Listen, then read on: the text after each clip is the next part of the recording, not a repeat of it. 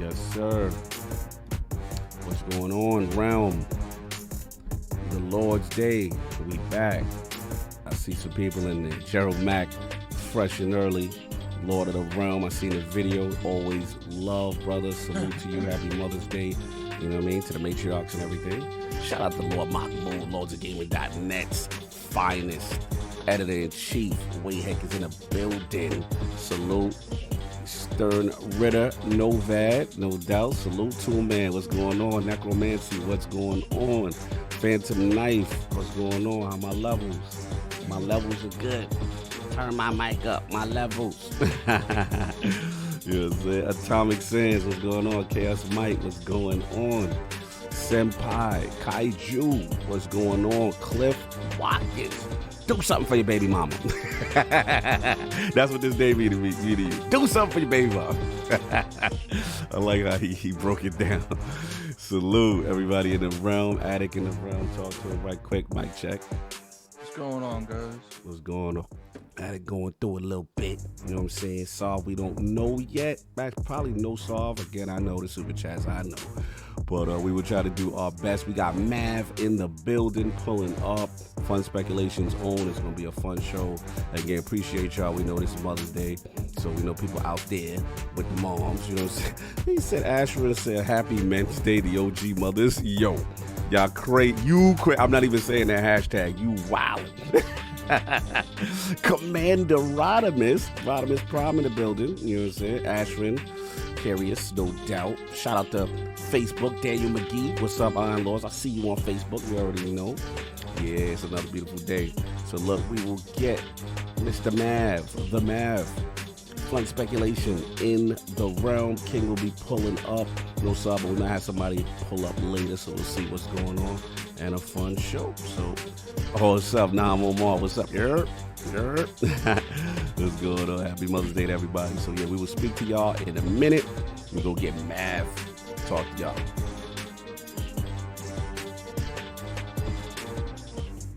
Hear ye, man. Welcome to the show. If you would not mind, go ahead and find yourself a spot, get comfortable, grab a snack, do all that good stuff that we need to do, and we're about to get started. It's not important who I am.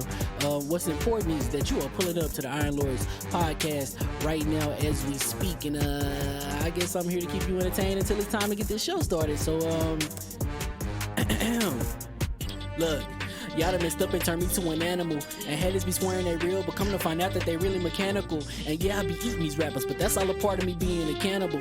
And they say I'm better than money because you can bank on me being accountable. I know a million rappers that don't want to be on a song with me, that's understandable. I kill a beat and they want to compare me to Freddie and Jason. I'd rather be Hannibal. They be like, why use a video game? Just be original, y'all too dramatical. I know it's random, but I am addicted to flipping the sample and making it flammable. This is that yoga, fire, flame. They think it's arson up in the apartment. They call it department and I get the blame. Still I be running, collecting them rains. You just a target when I'm in the range. I was the hardest to start regardless back when you was messaging people on AIM.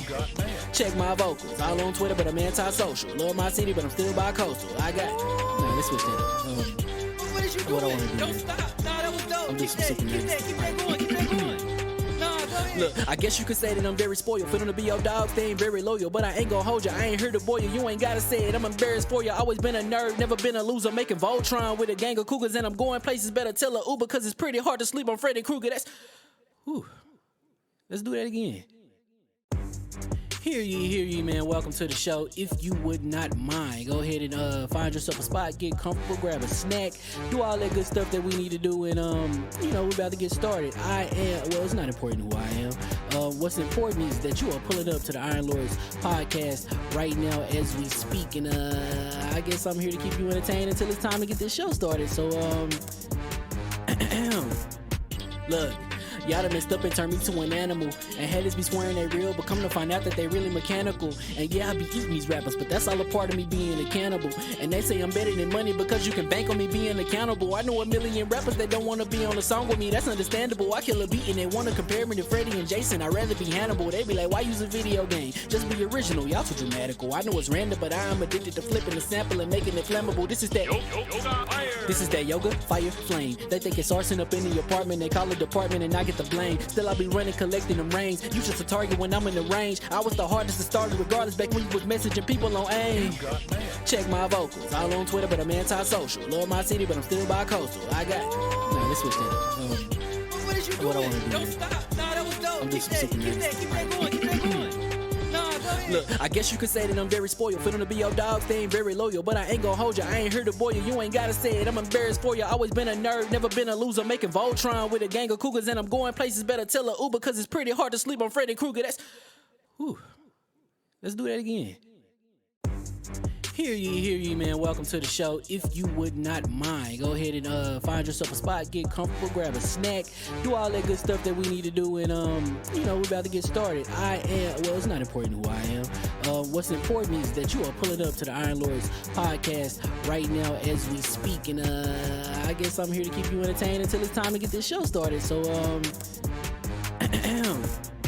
look. Y'all done messed up and turned me to an animal. And haters be swearing they real, but come to find out that they really mechanical. And yeah, I be eating these rappers, but that's all a part of me being a cannibal.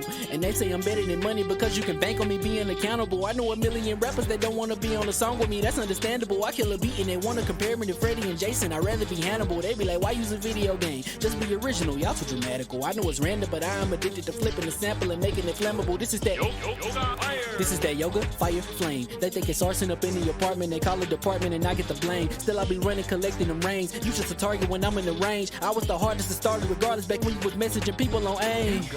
Check my vocals, all on Twitter, but I'm anti-social. Love my city, but I'm still bi-coastal. I got, nah, let's switch that up. What is you What I doing? wanna do? Don't stop. Nah, that was dope. I'm Keep just that, super keep that, keep that going, keep that going. Nah, go ahead. Look, I guess you could say that I'm very spoiled. For them to be your dogs, they ain't very loyal. But I ain't gon' hold you, I ain't here to boil you. You ain't gotta say it, I'm embarrassed for you. Always been a nerd, never been a loser. Making Voltron with a gang of cougars, and I'm going places. Better tell a Uber, cause it's pretty hard to sleep on Freddy Krueger. That's, whew. Let's do that again. Hear ye, man. Welcome to the show. If you would not mind, go ahead and find yourself a spot, get comfortable, grab a snack, do all that good stuff that we need to do, and we're about to get started. It's not important who I am. What's important is that you are pulling up to the Iron Lords podcast right now as we speak, and I guess I'm here to keep you entertained until it's time to get this show started. So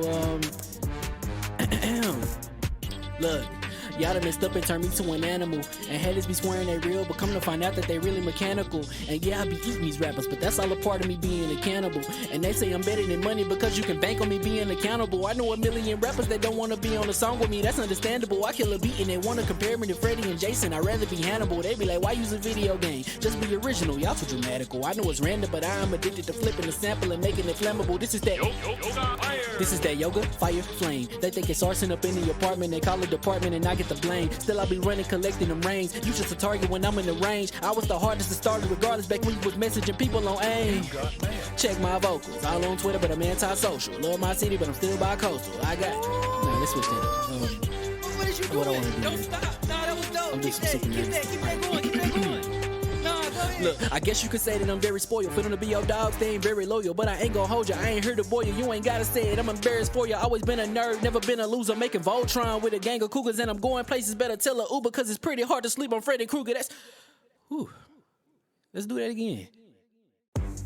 Hear ye, man. Welcome to the show. If you would not mind, go ahead and find yourself a spot, get comfortable, grab a snack, do all that good stuff that we need to do, and we're about to get started. It's not important who I am. What's important is that you are pulling up to the Iron Lords podcast right now as we speak, and I guess I'm here to keep you entertained until it's time to get this show started. So look. Y'all done messed up and turned me to an animal. And haters be swearing they real, but come to find out that they really mechanical. And yeah, I be eating these rappers, but that's all a part of me being a cannibal. And they say I'm better than money because you can bank on me being accountable. I know a million rappers that don't want to be on a song with me, that's understandable. I kill a beat and they want to compare me to Freddie and Jason. I'd rather be Hannibal. They be like, why use a video game? Just be original, y'all too dramatical. I know it's random, but I am addicted to flipping the sample and making it flammable. This is that This is that yoga, fire, flame. They think it's arson up in the apartment. They call it department and I get the blame. Still I be running, collecting them rings. You just a target when I'm in the range. I was the hardest to start regardless back when you was messaging people on AIM. Check my vocals, all on Twitter, but I'm anti-social. Love my city, but I'm still bi-coastal. I got, nah, let's switch that up. What is you What I doing? wanna do? Don't stop. Nah, that was dope. I'm Keep just that, super keep that, keep that going, keep that going. Nah, go ahead. Look, I guess you could say that I'm very spoiled. For them to be your dogs, they ain't very loyal. But I ain't gonna hold you, I ain't here to boil you. You ain't gotta say it, I'm embarrassed for you. Always been a nerd, never been a loser. Making Voltron with a gang of cougars, and I'm going places. Better tell a Uber, cause it's pretty hard to sleep on Freddy Krueger. That's. Whew. Let's do that again.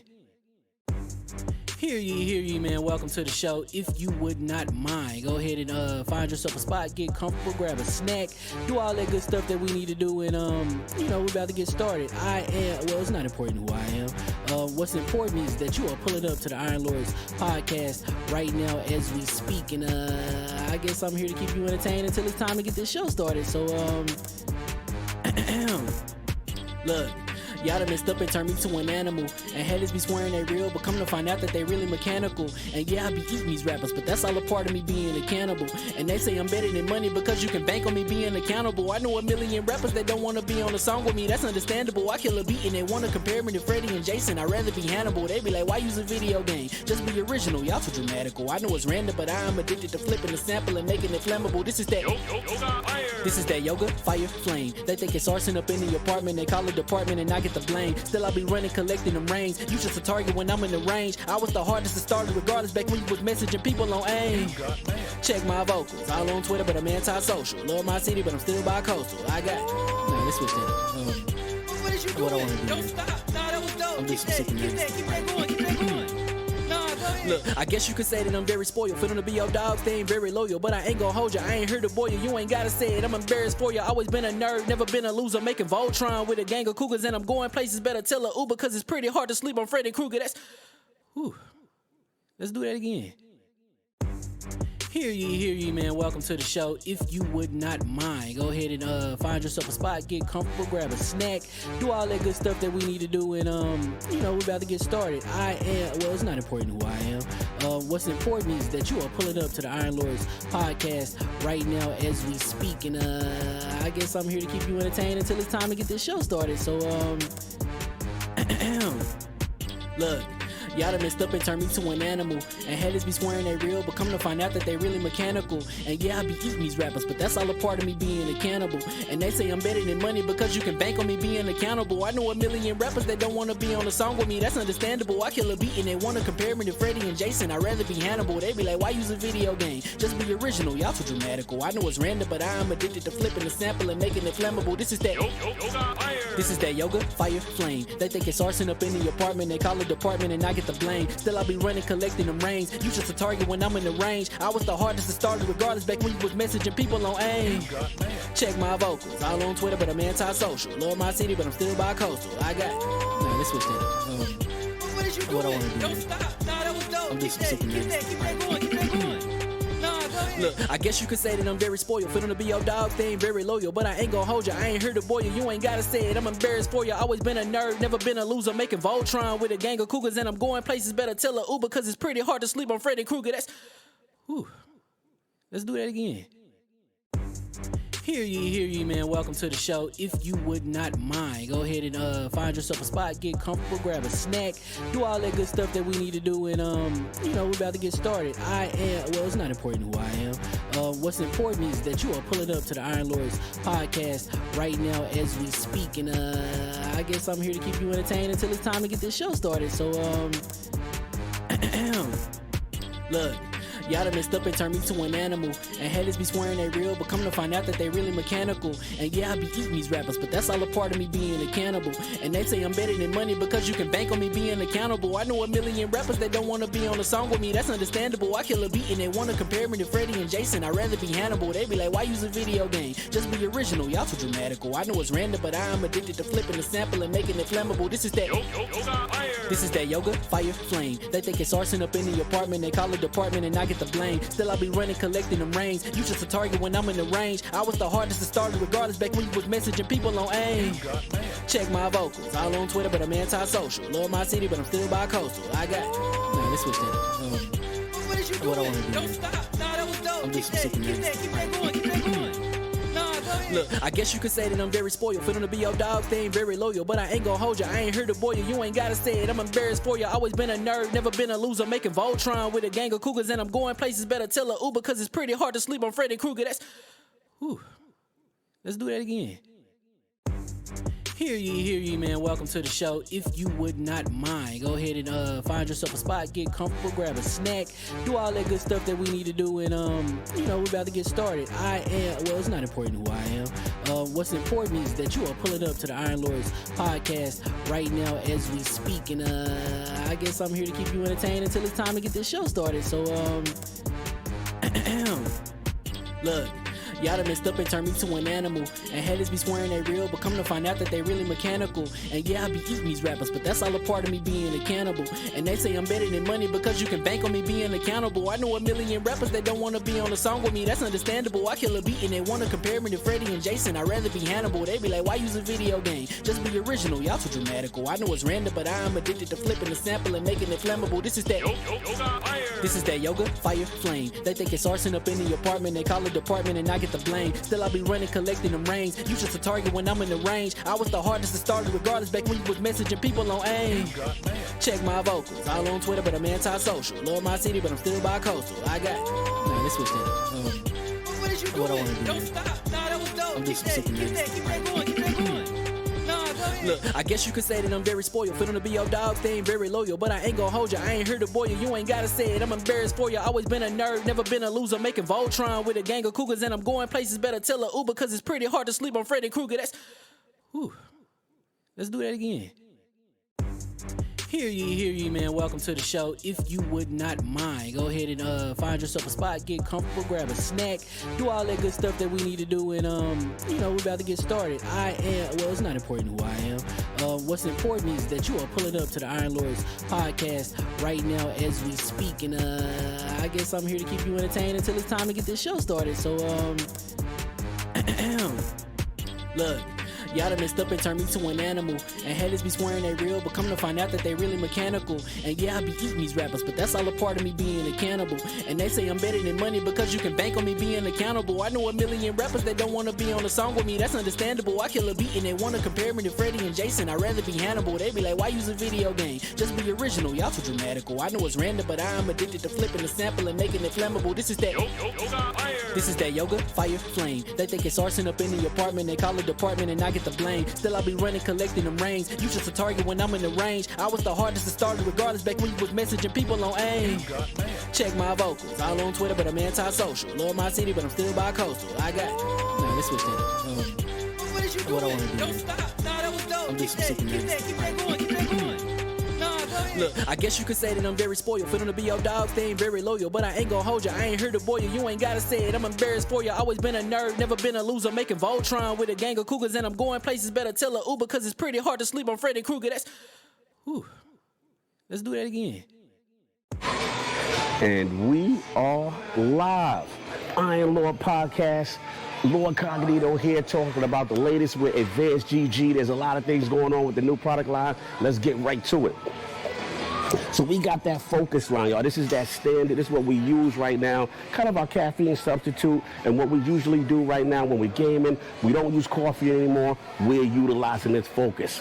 On deck number 2, you already know this is my favorite right here, the energy line. You already know birthday cake, one of my absolute favorites. Completely delicious. This is a pre-workout equivalent. And also doesn't use beta-alanine, so you don't get the jitters and stuff like that. So it's really good for that. And then the new, we got that hydration line, y'all. This is really good for people who don't like caffeine, who want an electrolyte substitute, and it is really sugar-free, absolutely delicious. So you got your 3 choices. Once again, you know Cog Lover is sour. You already know, and we're doing this right now. So go get yourself to advancedgg.com. Use code IronLord on the checkout. This is something I use all the time. We got to support Advanced GG. Great products if you want to get your workout on. Even if you don't work out, you're just gaming, you need that focus. And again, the hydration line for those who don't want caffeine, no sugar, electrolytes, you're good to go. LordCognito here, Iron Lord Podcast. Peace.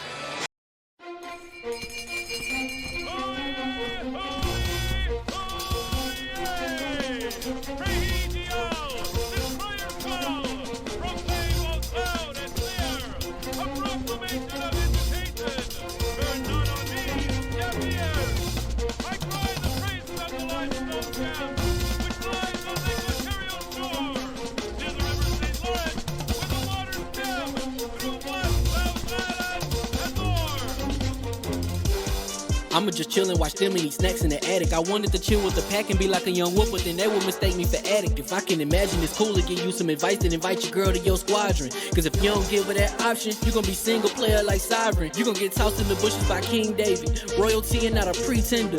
Detrimental to an elemental, what's an avatar to a knee bender? I gotta be me though. I know it's my destiny, word to Cognito. Who cares if you fly, if you still a mosquito? You swear you ain't stunting, but really be Steve-O. You like to collect stuff and that's cool, but I got bad news. Even if you really was that dude, King David still be the king of the statues. Since a juvenile, I've been cursed with a curse to be musical. And if you hate it, we'll meet in the crucible. Other than that, then it's cool and it's beautiful. We let you know that your dreams are pursuable. Whatever you wanna do, then it's doable. If you got work on a Sunday, it's suitable. Cause you can listen to this in your cubicle on the Lord's Day. Woo. If you got work on a Sunday, it's suitable. Cause you can listen to this in your cubicle on the Lord's Day.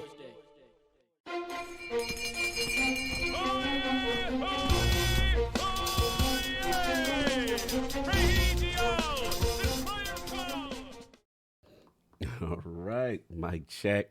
Mic check. Make sure the levels is good. Yeah, I see levels. Hear ye. Yeah, we good. Hear ye. And we are live. Happy Matriarch's Day. And salute to all the great mothers in the realm. And also, welcome to the ILP Podcast, LLC. And also live on lordsofgaming.net. Episode number 256. And it's another glorious Sunday. We're back at the round table on the Lord's Day. I'm very excited about our special guest, and we've got EmbracerGroup acquiring Square Studios, SummerGamesFest 2022, and Furi DLC to discuss, so we're going to get right into it. I want to introduce a Lord who is not only a true student of our games industry, but whose unique combination of informative podcasting, dedicated live streaming, and passion for pop culture easily makes his platform a fun watch from the AM to the PM. Introducing the creator of the FunSpeculation YouTube channel, host of the XboxUltimate, Fun Pop, FSP, and PM to the PM podcast. The Lord of Games, Movies, and Comics, whose recent born day was properly celebrated with Halo streams and El Phoenix Mexicano. Live from the Dallas area and making his debut into the realm of the Lords, my man, Lord Mav, a.k.a. FunSpeculation. How we doing, sir? Hey, I'm doing great, man. That was fantastic. You know, I gave Pong a little crap the other day because he was doing some of our guests on PM and the PM, like COG-style intros, and then he goes and introduces me because he's the host of PM and the PM, and he's just like, and here's Mav. You know what I mean? Say that to me. So, they say that to me. They do that to me. Yeah. And so I had to get on here so I get one, so I could get it proper. You know what I mean? I love it. Can we get that trademark COG style intros? Yeah. You're the trademark. It's definitely like, you know, there's an art to it, I believe. You know, you put in your work. You actually do something ahead of time before just letting it come off the top of your head, man. It's great. I appreciate it. It's great to be here. I've been checking out y'all's show for ever since I kind of started content creation on my side, right? And always something to like, okay, these guys are doing it right. You know, these guys are setting an example, an inspiration. You know, so it's kind of surreal being here now after seeing you guys and being like, wow, like because you guys keep it fun. You know, we're all gamers, right? Facts. And we all love to talk about this stuff. We have a passion for it, but you don't lose the sight of its video games. Yes. Right. And it's all about having fun and having great discussions with friends, right? So that's what it's all about. And I'm excited to be here and have a great show, man. Oh, that's love, brother. Thank you, man. It means a lot. And like I said, for us, it's one of those things that it's kind of sobering sometimes, King. I don't know how you feel about it, but like when you hear someone says, yo, when I first started, I was listening to you guys. And it puts in perspective that we've been doing it for a little bit now. Because I still sometimes feel new. It feels new. So Yeah. It doesn't feel like I've been doing anything. I don't. I feel old. Oh, my God. At it. Guess who's twinning? Oh, yeah. Look at us. Hold on, let me go change my Y'all shirt. doing the red? Oh, y'all the red brothers? Oh, okay. Y'all woke up this. Y'all double bit twins today. Who's your OG? Idiot. First off, we ain't twinning because you don't got the beanie on. So keep that in mind. You got to have the beanie to make it official. Cry hat, man. Stop messing with That me. don't matter. Does that look like an ILP beanie? No, it don't. I got the ILP There you go. There you It's go. There you baseball go. There you go. season. Now y'all Bada said bing. partico. Bada bing. You ain't out here with the bada bing. Bing bong. It's baseball season. I'm done with you. Anyway, that's very, very Dominican. Moving on. Well, I was gonna say shout out to Mav. First of all, what you been playing, sir? What's been going on with you? This and that. I played Truck to Yomi yesterday, and it was kicking my butt. For real. Like, I made the mistake of starting it on hard mode because the descriptions that they had was like, okay, you know, this is like just a story, and then the normal's like, you know, for gamers that just want to kind of get through it, and then the hard mode is like, you know, for gamers who like a challenge, you know, I used to see this all the time. So I'm like, okay, that's the one I'm gonna go with. They were not kidding, dude, on the challenge aspect, because I've probably died like 50 times already. Elden Ring got him gas. Addict, talk to him. The Souls type No need games, to talk like, to him. I don't He really played like. himself.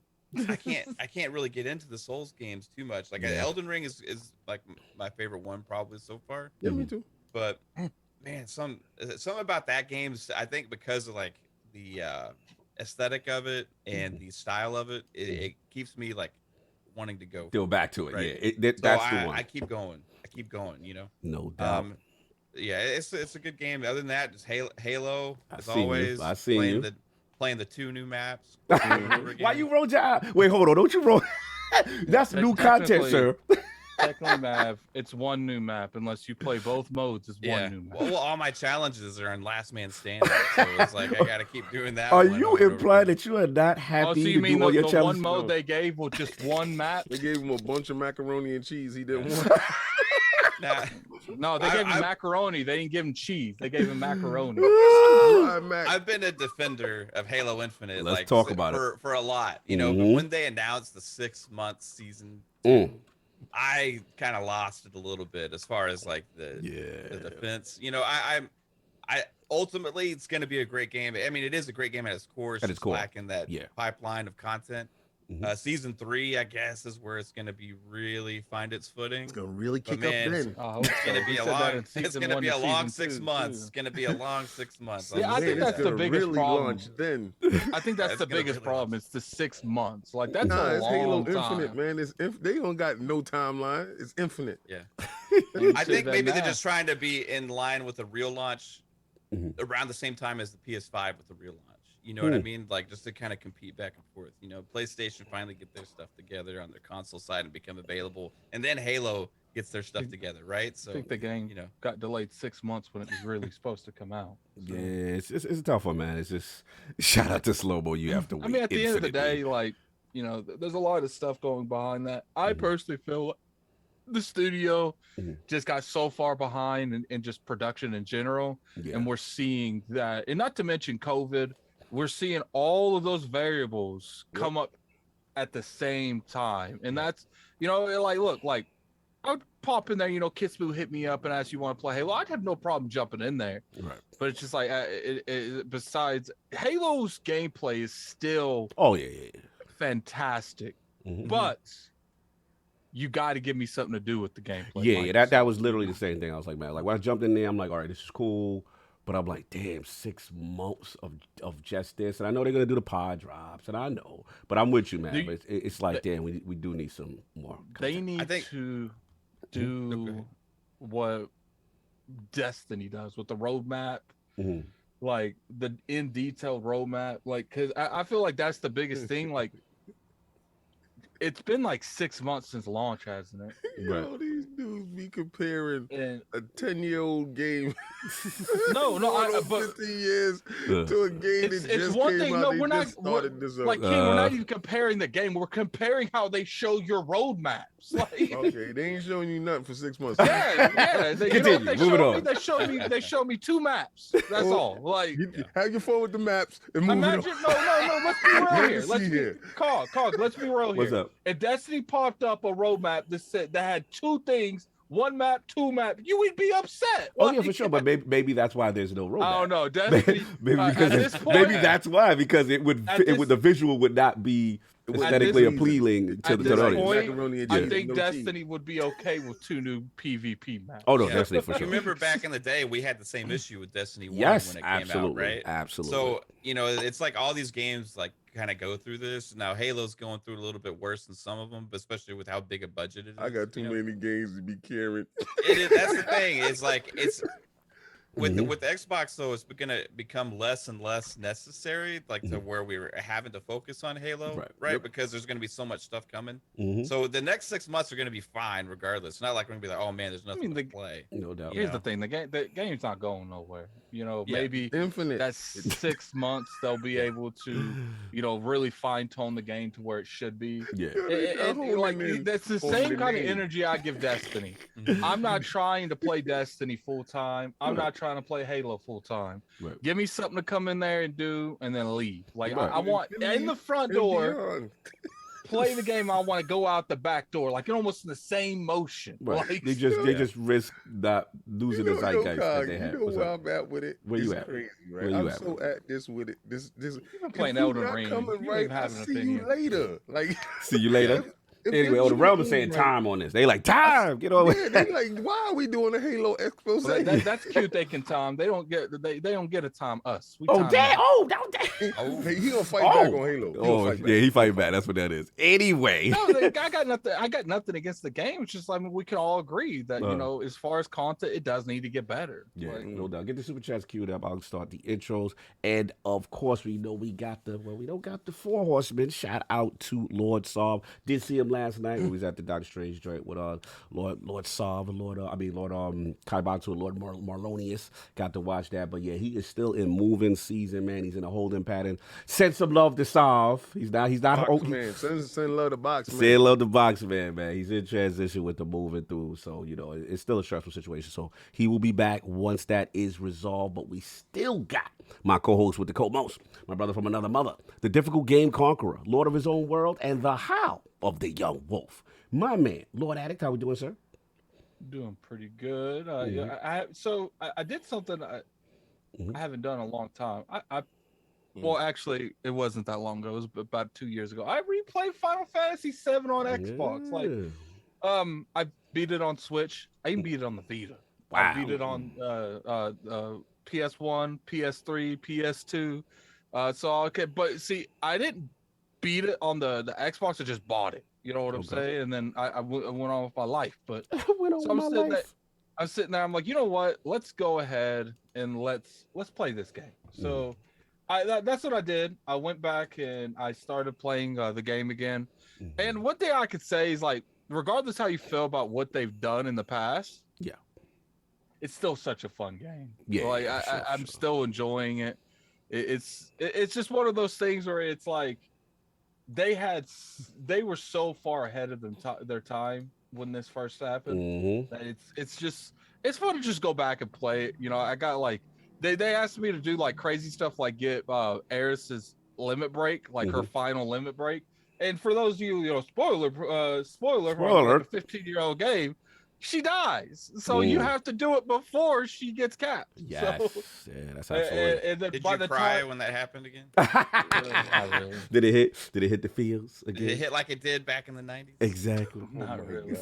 But it was a pretty good example. No doubt. I am playing another game. On the 10th, there'll be a review up on the channel that you're currently watching. Yeah. It is in Game Pass. That's all I'm willing to tell you guys. So definitely look out for that when it shows up. No doubt. You already know. And of course, we have the Incredible Hulk of this, aka the Excess Gamer. Ooh. The prophet of Xbox. Swami. King of the statues, who demands nothing less than that premium experience. It is the leader of the Fraud Alert movement. Ooh. Beloved. Lord King, how we doing, sir? Late on your ooh. Yeah, it was kind of late, like Canelo. Very late. Oh, yeah. Yeah, like Canelo, Canelo. Yeah. What happened? That's when cherry picking going wrong. So I didn't have no cherries today, so I had some strawberries. You know, me and Canelo doing the same thing. I pick my opponents. And I hope they can't fight back. You never know. this thing might choke me. Like Canelo choked last night. So you picked the wrong one? Big Boy was too much? You thought it was sweet? I told dudes, Bibble had a style, and he did certain things that I didn't like. But I said if he can keep his jab pumping up all night, I can say a 12 rounds split decision, to be honest with you. Yeah. And he definitely got that straight decision. He beat the brakes off Canelo yesterday. And Canelo should have fought Benavidez or fought DiCarlo. He had a deal on the table for $115 million to fight Errol Spence and Charlo in 2 fights. He chose to fight Bivol and Gennady Golovkin. And again, easiest road is not always the easiest road, brother. If you want to dare to be great, you're gonna have to, face that fate. You can't run from these men. So now you made a built-in excuse because he's a bigger man. Right. That's why I lost today. He was just too heavy for me.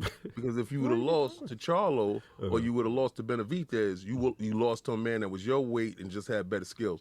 So stop making up these excuses. You're not a diva. You're a fighter. Get out there and do your thing. But we had some passings lately, and these passings affect everyone. They affect the people that love them. They affect the people that they touched along their path and their journey on this earth. And I just want to, take at least a 10 count for these 2 individuals that passed. That's DJ K. Slay and Kevin Samuels. Yes. Untimely deaths in both accounts, and my heart goes out to their families. Let's just get a 10 count on them, please.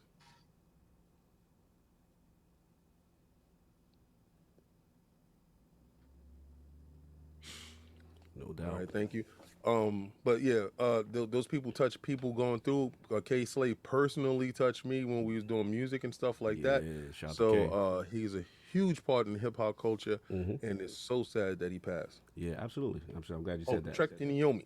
Yes.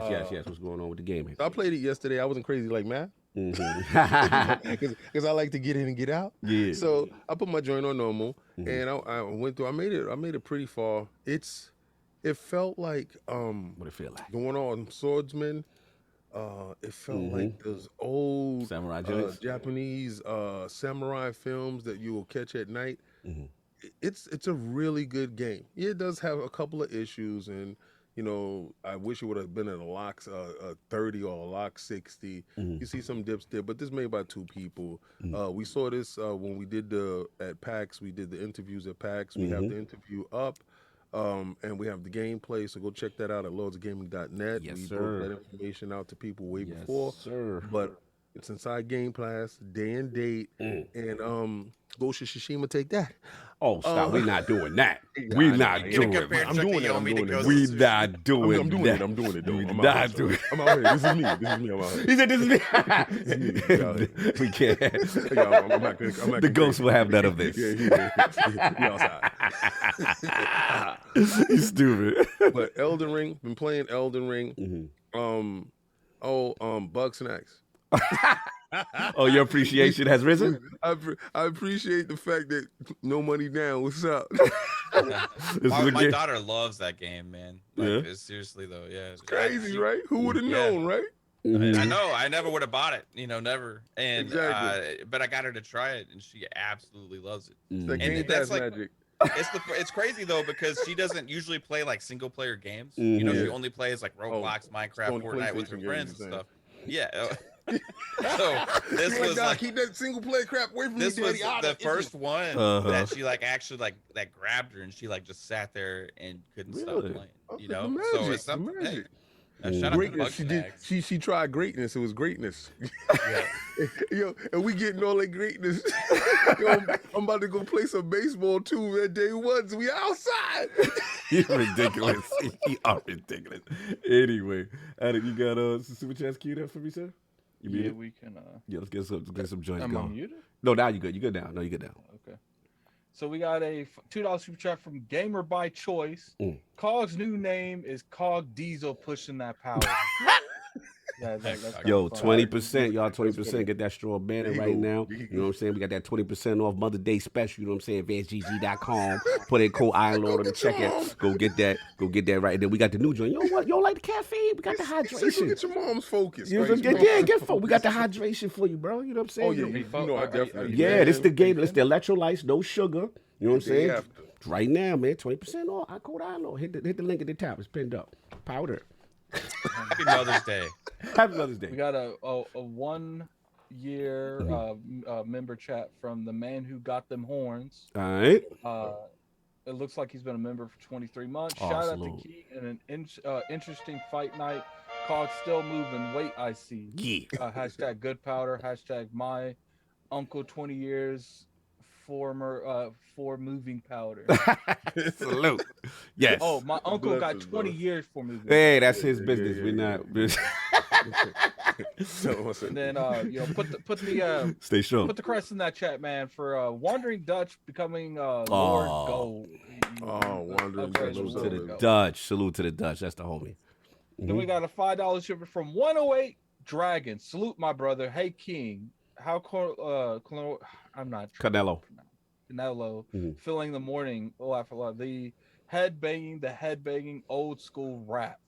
Mm. $5 shipment from Don go Otaku. ahead with crazy.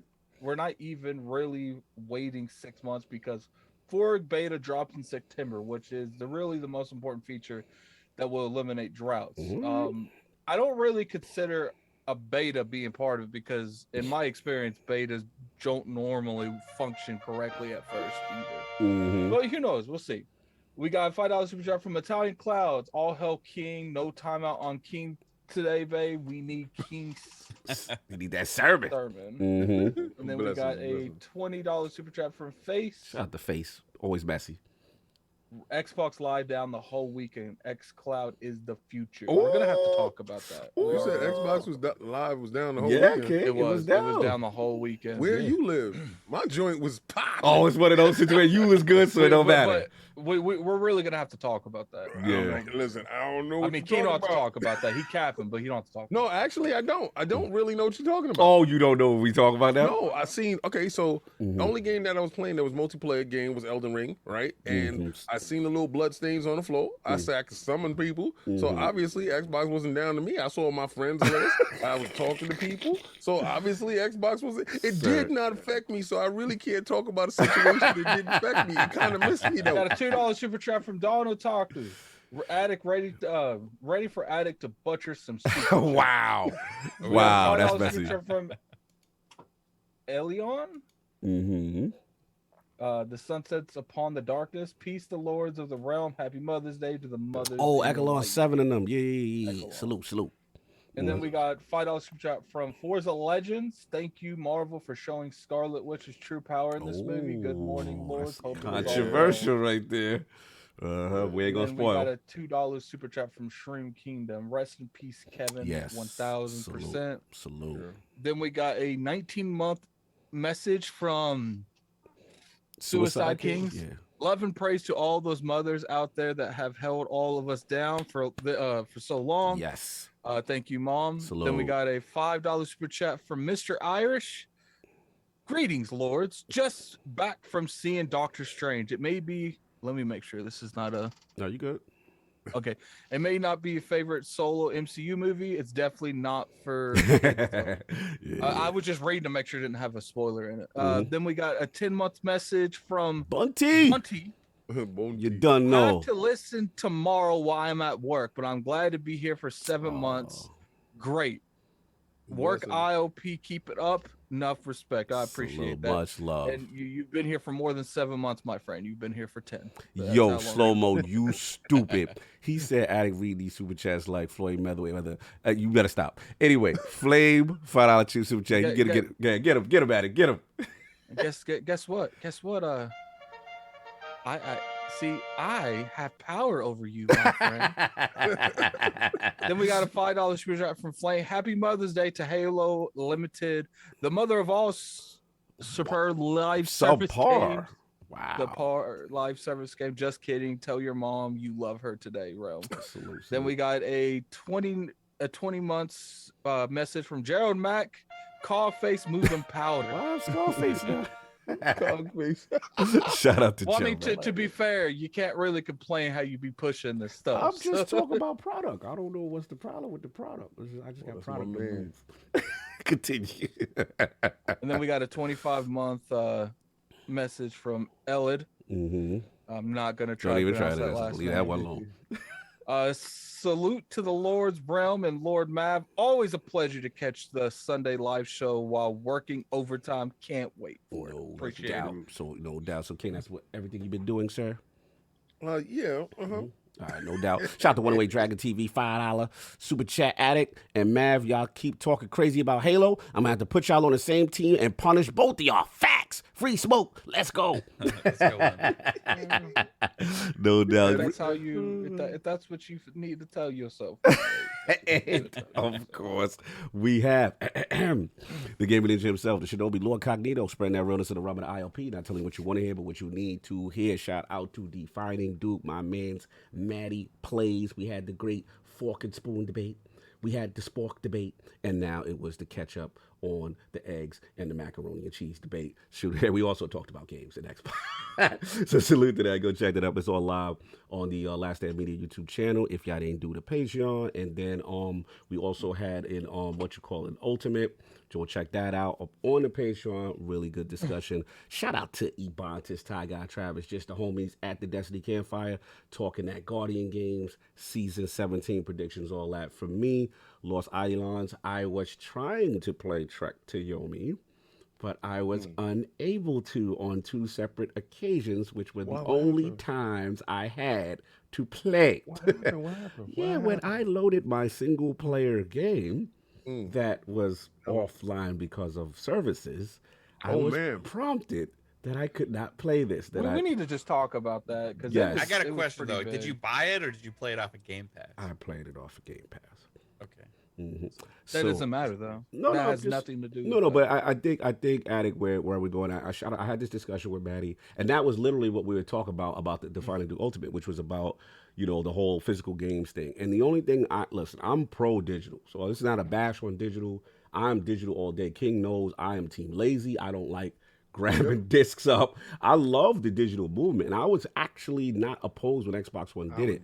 But yeah, my only thing is for single player games, there has to be some type of thing and system in place where there's not a required online check and you can still play that. Because I look at a game like, let's be honest, Halo single player, you can't really do that without, the disc is a glorified DRM check, let's be honest. Yeah. And then, I look at a game like Hitman 3, took that on the X screen, there's content that's available, there's content that's not available, and this is a single player game through and through. So I just hope they come up with a solution for those type of scenarios, because that's where the physical games people really, beat their horns like, yo, we have to address this. So that's all I want to say. I want to come at them crazy. Look, outages happen.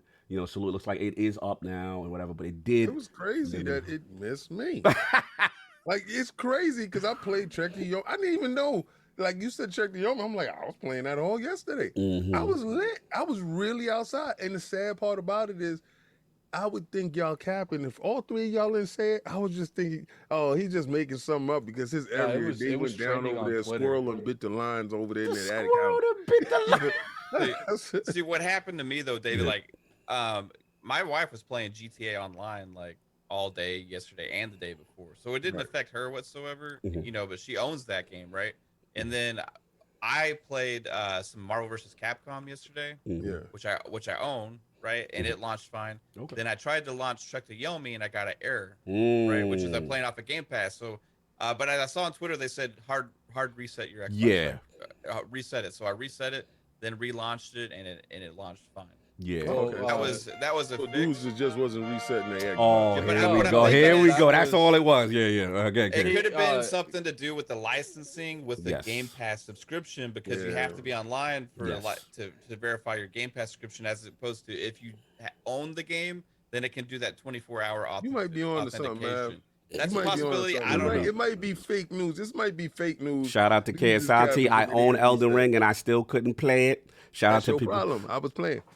Oh, so it doesn't exist. Got it. We put our head down because you didn't experience it. It doesn't exist. You know what? Listen, I'm with y'all. No, but I can't be with y'all. No, you're not. Y'all got the mean face and I'm the only dude in the back like this. Well, at the end of the day, go ahead.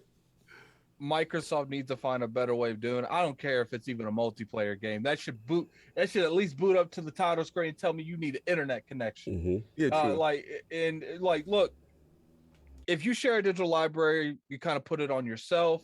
But I was seeing people that don't share digital library, that have their stuff at home, and it was still messing up. And for those people, not for the digital library stuff, because that is a feature that people have been using differently for years. So you kind of set yourself up to have issues if something like this were to occur.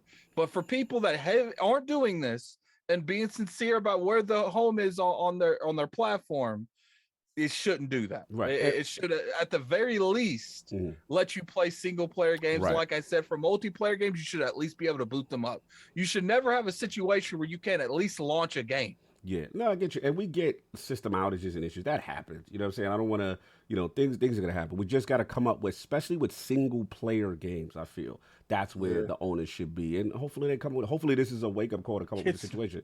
What happened? This was like, I ain't had access to my game in 2. Like, it was literally like a good 15 hours. Smooth couldn't play anything. And I was mad. It was hard resetting, everything. And I know people who had the not my home Xbox thing, did the reset. So look, hopefully it's a learning thing. Let me ask you a question. I'm sure they'll fix it. They'll figure some kind of. What's up? Was the PlayStation out this weekend? No. Was the Nintendo out this weekend? Not that I don't know of. No.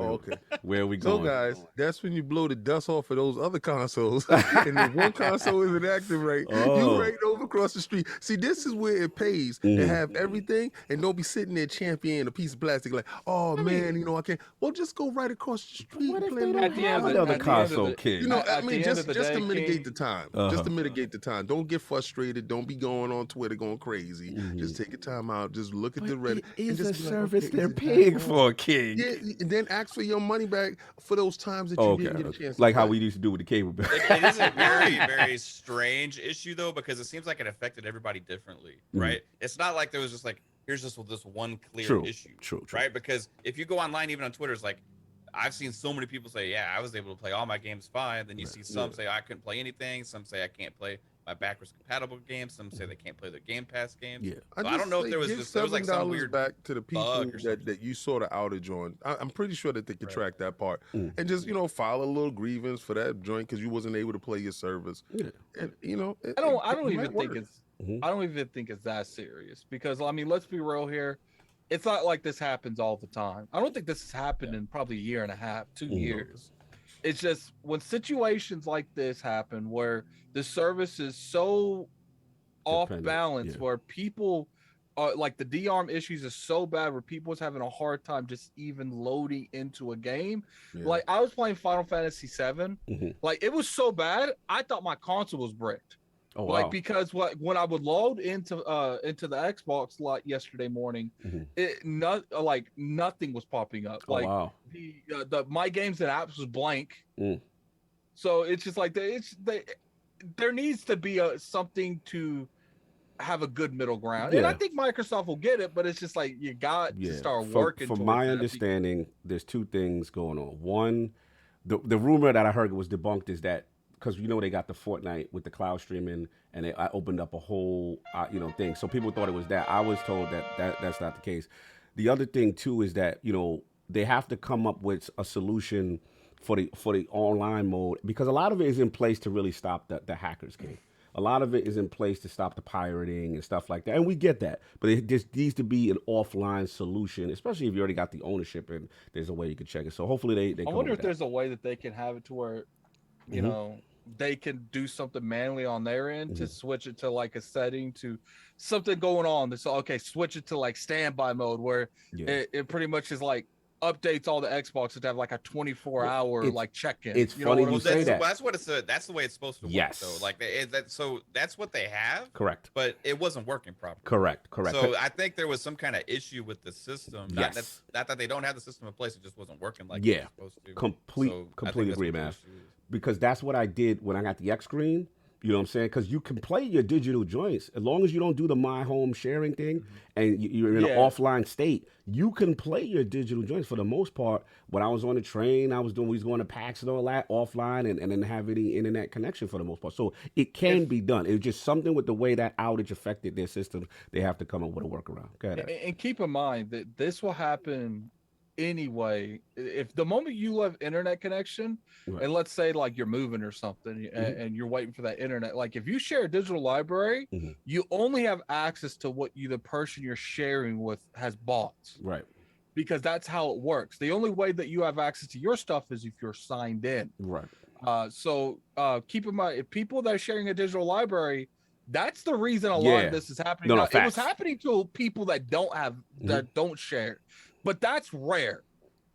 But most of the time when stuff like this is happening, if you are sharing a digital library and you're seeing stuff like this, it's because you have agreed to let the other person use your license, so that's why they can launch your stuff, and you can launch their stuff, because that's how the digital sharing stuff. And the way you have access to your stuff is by the online, because there's pretty much the Xbox reads the license from two different ways. Whoever has the home and when you're actually signed in through your actual gamer tag.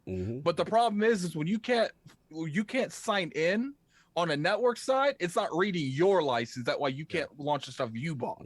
The other thing too, Addict, I seen a lot of people say, well, I only own one Xbox, but like, you got to double check, because if you owned an Xbox before and you didn't go change it, like say you traded in an Xbox One X, or you traded in an Xbox One and you got like a new Xbox, if you don't go and actually set that as your home Xbox, it's not going to change automatically, right? So no, that's a good point. You need to make sure. What's up? You finished what you're going to say, man.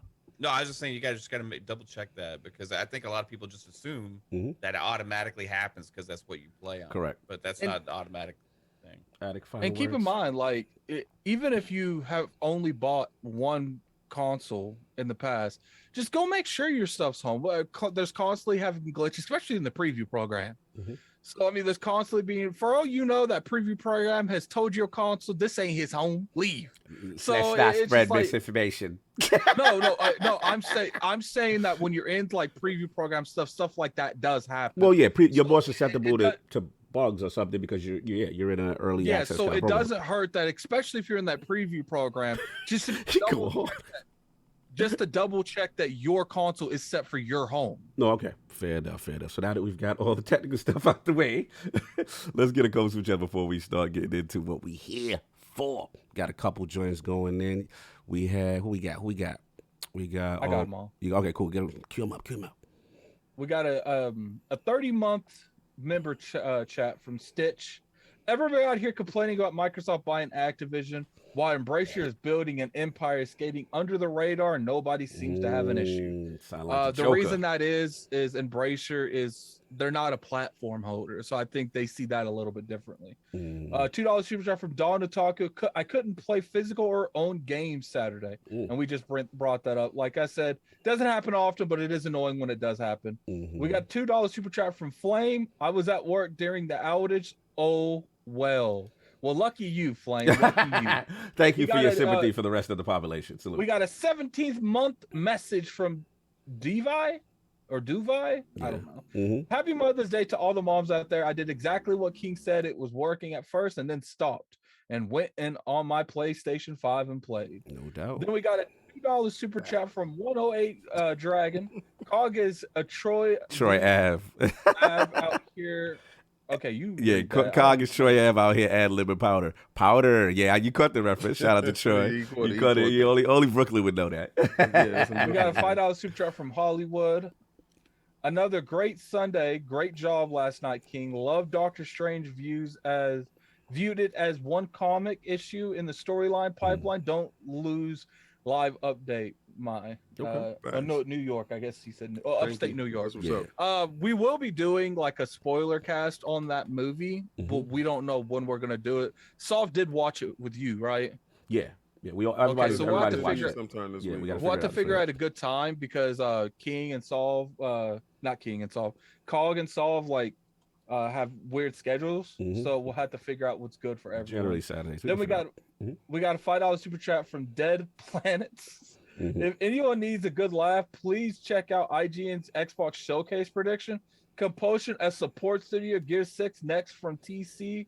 What's TC next from the Coalition? The Coalition. Plus Starfield delay. Ooh, I don't like how I'm hearing there. I don't know about that. Then we got a $5 super chat from Duvi. Doovie, whatever. I'm sharing with my son, and I think that's Shout out to that's what happened. It happened after I started helping him on Elden Ring. No doubt. Salute. So we pretty much caught up for the most part. One last joint from me. Want to shout out some merch. Shout out Anonymous. You got the snapback. You got the ILP wall hang, but you got to put a comment when you guys copy the swag. Just make sure you leave a comment so we can shout you out, give you the proper That was me. thing. You know what I'm saying? Oh, that was you. Oh, okay, that's what I'm taking someone's, someone's glory. Taking someone's glory. They don't want to say something. I'm gonna say something. That was me. That was me. All right, right. That was the whole team in there. You know what I'm saying? Do what we do. So now that we got the super chats, all that stuff taken care of, we got to focus on Lord Mav, his video game system history, his journey into content creation, and of course, what led him to creating the amazing FunSpeculation YouTube channel. So, Lord Mav, let's start from the very beginning, man. What was some of the first video game systems you had, and what got you into gaming? Oh man. So I was born with an Intellivision in the house. Whoa, OG Yes. talk. Okay, So listen up, Adam. it was Pay something attention. we would pull out, the closet, hook up to the big wooden TV in the living room. The wood you know? joint? The Oh, joint yeah, that big looked old like Zenith. furniture, the Zenith? Big Ooh! Zenith. Everybody had that Zenith. And it was one that became a TV stand for a new TV years later. You know what I mean? Yes. I know So what we would hook that up in the living room, play, games like Burger Time, Snafu, Wow. Astro Smash. Mm. I grew up on that, and it was easy for a kid to play because it had those like plastic sleeves, with the Yes. pictures on the buttons, right? Yes. So it was really cool. I was able to get into gaming, and it was like some of my favorite times every time we played all those games, right? But then like the first real console like we got after that, like a new one that we brought into the house, was a Sega Master System. Ooh. It wasn't my choice. I probably would have went with Nintendo at Easy. the time, but my brother was a little older than me, so he got to get what he got. Maybe the Master System was a little cheaper. Yeah. That may be another reason, but I had a blast. It was like Double Dragon, R-Type. Two-player Double Dragon. Don't The forget. real Yes. Double Dragon. Mhm. Yep, Double Dragon. There was so many, like Space Harrier. Wow. Get ready. Alf, dude, so many great games back in the day. And then just always been gaming ever since, dude. I mean, I got an SNES and a 64, PlayStation. Now, slow down, PS2, brother. Slow Dreamcast, down. Hold on. all that. Transition from the Master System to what? What was the next one? Because that was the brother. So what was? What was after that? Was it NES straight through? Because for you, or you guys missed a gem? 9-year-old my 9-year-old birthday, I got an SNES Ooh. for my birthday. Right, that was my request, What and that was was the your first game you one got that with was like for me. For you. Yeah, like, talk about it. What games? Like King said. yeah. What games you got Oh with? man, I was all over Super Mario World. Mm. Like, I played through that game probably like 50 times. Yoshi's debut? Yoshi's debut, y'all? I can't remember. Yeah, Yoshi's Okay. debut, That was man. when Yoshi came out. That was when Yep. Mode 7 hit. Yes. Continue. Yeah, Super Mario World. Dude, I mean, there's so many games back then. There's a lot of games on the SNES, but that was the first time I started really kind of getting into RPGs and stuff. Okay. So what was it, like Mother, or was it Final Fantasy? No, it was like, I think it was like, but it was some Final Fantasy, and there was also like Chrono Trigger. Oh, yeah. So Chrono Trigger, I yes. do want to point out that you guys would be proud of me. My aunt was throwing these away. This is the Lord's Yeah. work Someone right was here. throwing those away. Wow. Wait, hold on. I gotta pin that. Hold Wow. on. Wow, Attic with the OG. Let's go, Attic. Let's go. That was the game right there, and I remember blowing those cartridges Let's like go crazy. to Mario Kart OG. Let's get it. What else we got? Who is throwing all that all-star? Who's throwing these away? Yes. Classics. Oh man, My I'm aunt remembering was- man. My memory sucks. I'm remembering a lot of this stuff. There's like 15 more back there in the actual NES itself, Super NES itself. Wait, where Oh you my got it God, from? I would've Attic? kissed Who her. got this from? What's going on? My aunt Auntie. was throwing them away. Wow. Salute. Wow, really? That's crazy. Throwing those away? Those are gems. Those are gems right there. And Yeah, thanks for saving them. Yeah. she called me and she was like, "Do you want this suit?" Because she used to have an obsession with playing Dr. Mario, Yes.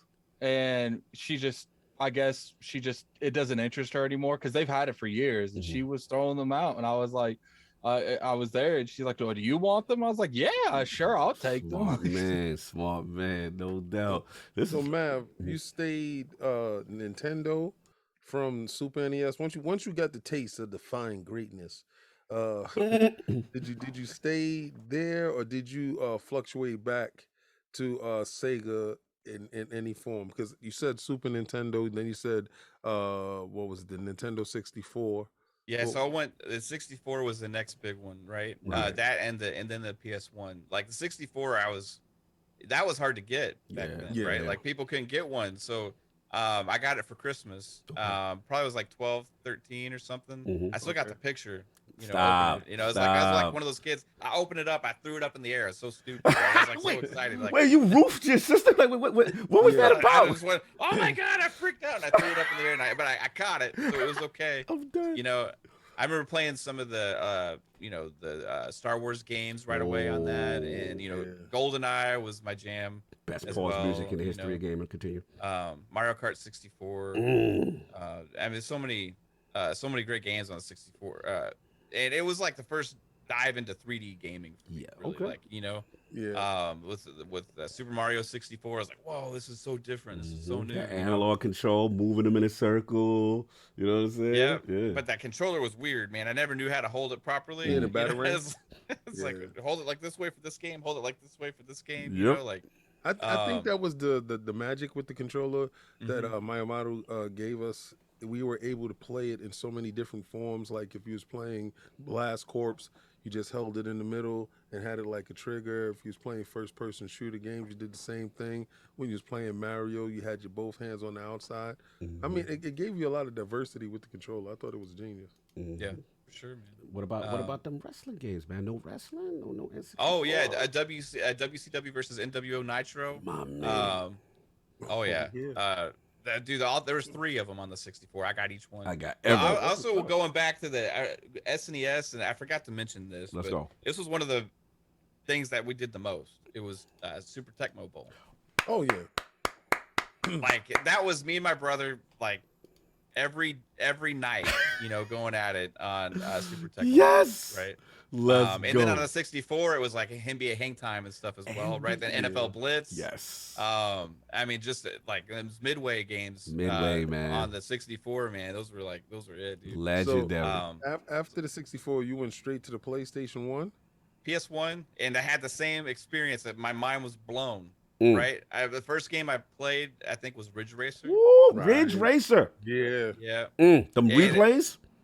The music. Woo. Just like it just grabbed you. It was like different, Yes. like nothing like that before. So let me ask you a question, right? Yeah. Okay. This is a huge question because this was a big debate, and I don't know if Nintendo won this fight or lost this fight. Data versus loading times, and the cartridge versus the disc, right? Yeah. How did you feel going straight from cartridge? Because you did back-to-back cartridges, Super NES, and then you did Nintendo 64. Load times like that instantly into the game, get into the next scene, and now you jump over to PlayStation and it said loading at the bottom when you had to do your Ridge Racer. It was worth it when I got into the game. Yeah, you saw them graphics. Okay. You saw them graphics. He's like, I saw those graphics, and I was like, Nintendo ain't doing that. I'm gonna keep it real. I'm a fanboy. And that PS1 had some of my favorite games of all time. Talk to me. Oh, we share this. Tell me why you love the PS1 like I love Final Fantasy 7, as Attic was saying here earlier. Yeah, for me though, it was Final Fantasy Tactics. Oh, Attic, he won you over. That's it. Go ahead. Attic. Tactics is a good game. Tactics is one of my favorate games of all time, bro. 100%. I almost like when that, because clearly that GeForce leak is pretty accurate at this point. When they officially announced that Tactics remake, I'm gonna lose it. I hope it's not for like Switch or something. I don't mind if it comes out for the Switch, but I just don't want it to be nothing but the Switch because I want it to perform good. So it's just like, because I played Bravery Default, that I really realized how bad it's not coming in hot. Because when I played Bravery Default on the Switch, it's pretty bad. Like, yeah, but it's still a good game. I want to see that game done in a good way. I'll be upset if they literally just like, oh, we're gonna splash a little paint on it and not take a good amount of time with that game, because that game's pretty old. So it's just like, I felt like that that kind of grid-based style. Obviously, you know, the original XComs and stuff, those are there. Yeah. But that game's what brought me into that genre. So that brought you into turn-based. What like The so? job system is still better in that game than any other like RPG like attack. I don't know. style that Final I've played. Fantasy V, I thought had a fantastic job system too. So So Love it. would you say, Mav, that because tactics gets lots of love from Addict, would you say that was your introduction and maybe fell in love with that genre, that style, or would you play in those type of games before? For tactics games, for sure, Okay. right? But like RPGs, that was more like came from the SNES and going into like the PlayStation. I didn't play as many RPGs except for like Ocarina of Time on the 64, Right. Like I feel like I don't know, maybe I was missing something, but Okay. the RPG thing kind of skipped the 64 era for me. Gotcha. You know, as far as the JRPGs and stuff goes, at least. Okay. But PS1, I had my best friend that pretty much lived with me. You know what I mean? Like he lived down the street, but like he was always at our house. So he would stay at our house for 2 weeks at a time, and we would just sit there go home and play the PlayStation. Shout out to you Ken know? Tank. And we would go through and rent all those, like, I don't even remember a lot of the names, but we would, you know, go to Blockbuster and just rent all these RPGs and stuff, and, you know, play them over a weekend. Nice. Go and swap it out, play a different one, you know, swap it out, play a different one. Wild Arms, Wow. you know, stuff like that. Yes. You know, Salute. just a great. I fell in love with the tactic style, and I love the turn-based JRPGs. And we like teamed up with strategizing because like Final Fantasy VII and these other Final Fantasy games back then, like once you get to those like bosses and stuff, you got to think like moves ahead. Yes. You know what I mean? Like, hey, do this, do this.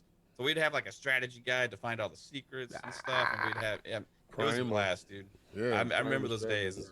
Oh yeah, Best days. Salute, man. I love it. I love the love for PlayStation 1. I don't think it's enough credit. I know the other PlayStations are great. All right. What? So, PlayStation 1. Did you stay PlayStation? Dreamcast, baby. All the way. Oh. Because I was going to ask you before you get into Dreamcast. I was going to what happened, Attic? it feels like every time if we say PlayStation, I feel like, you know, the moment we say Dreamcast, the podcast just completely get derailed. Like almost every single time. Every single time. That Dreamcast love. Before we get into the Dreamcast, I did want to ask you, Sega Master System, and then SNES. Then you go in N64 and get to PlayStation. But I noticed Genesis wasn't there. Was it because your brother, someone had it? Or it was just like, yo, I'm so entrenched in the Super NES ecosystem, that was where my heart was? At that point, it's more of just like we could afford like one console. Gotcha. You know what I mean? Like I had a single parent household, I feel right? you, brother. I feel you. And so for me, it was like you got to pick one. Yeah, decisions. I played a lot of Genesis at my friends' houses, right? I was into Sonic, and anytime we'd go to like Target or you know whatever, Walmart, wherever they had a kiosk, Sonic was there. Yeah. I was playing Sonic, you know, while my mom was shopping. But yeah, I never lost love for Sega. Didn't not have love for Sega, but because decisions and the NES time came, and I was playing all those NES games at my friends' houses. You know, when it came time to pick the Genesis or the SNES, I had to have the SNES. I respect that. That's real. Right? That's real, King. So because we got to be real, Sega fans. NES was outside. Like Nintendo was the guy. When I got that Famicom in the house, oh my God! The first time I jumped down that tube, that tunnel, and he had an echo. Yeah. I said, "Oh, it's over." Acrazer for me when they had a live orchestra on the chip. I said, "That's it." I said, "Oh man, Sega, you done, son?" I looked over at Sega. I was like, you better get something going over there." And then that Mode 7 and them RPGs, and we was like, Sega came with their CD. So now we fast forward to where Mav is at, because we made the family business decision, which I respect. You know what I'm saying? Back in the day. Dreamcast. And then now, what made you get the Dreamcast? Because technically, like I said, you were NES into PlayStation. So what was the attraction to the Dreamcast?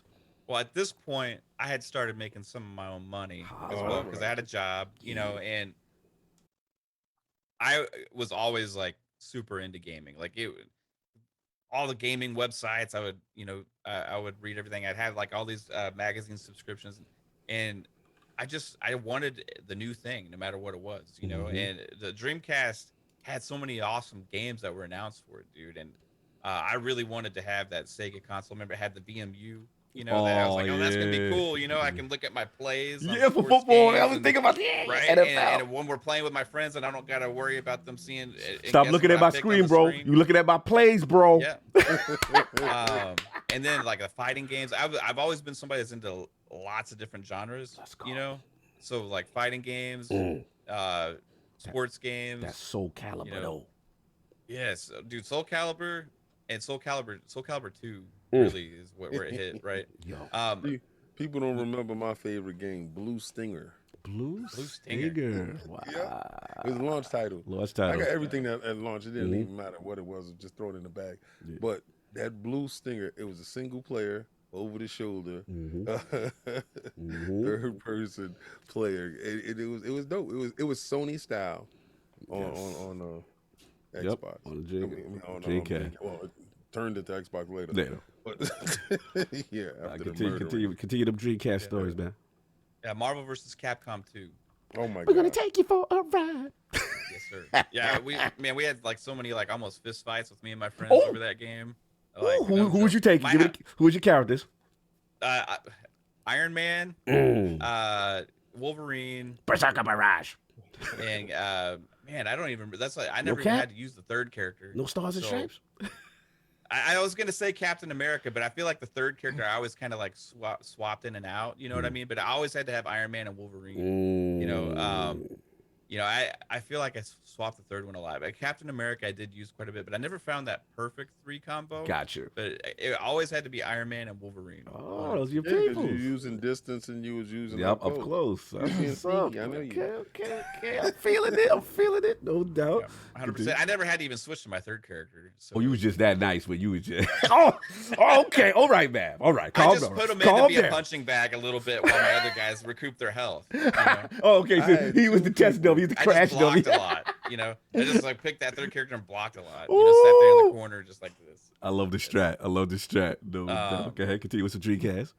Yeah, but my favorite Dreamcast game was Tokyo Extreme Racing.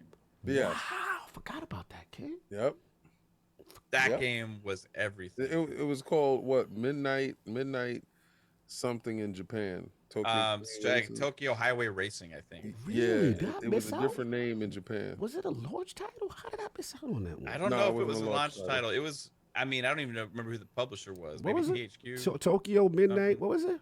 Yeah. Tokyo Extreme Racing. Oh, Extreme Racing. But in Japan, it was something else because I was buying imports. So I was not waiting that period of time. So I would get the Japanese game and figure it out when I get to the house. So.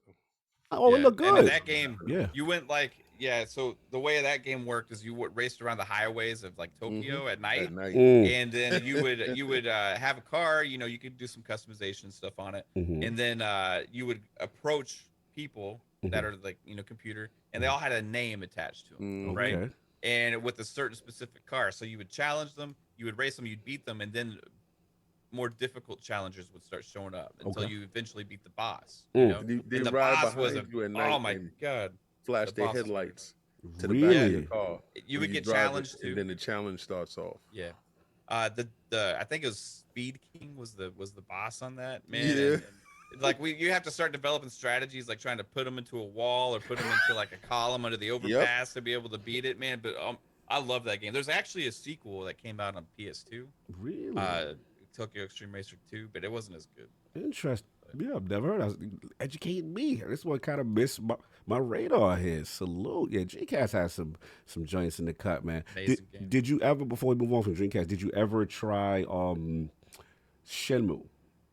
Yeah, I like Shenmue. Okay. You know, as one we played, like me and my friends would kind of come out like, hey, let's go do this stupid thing.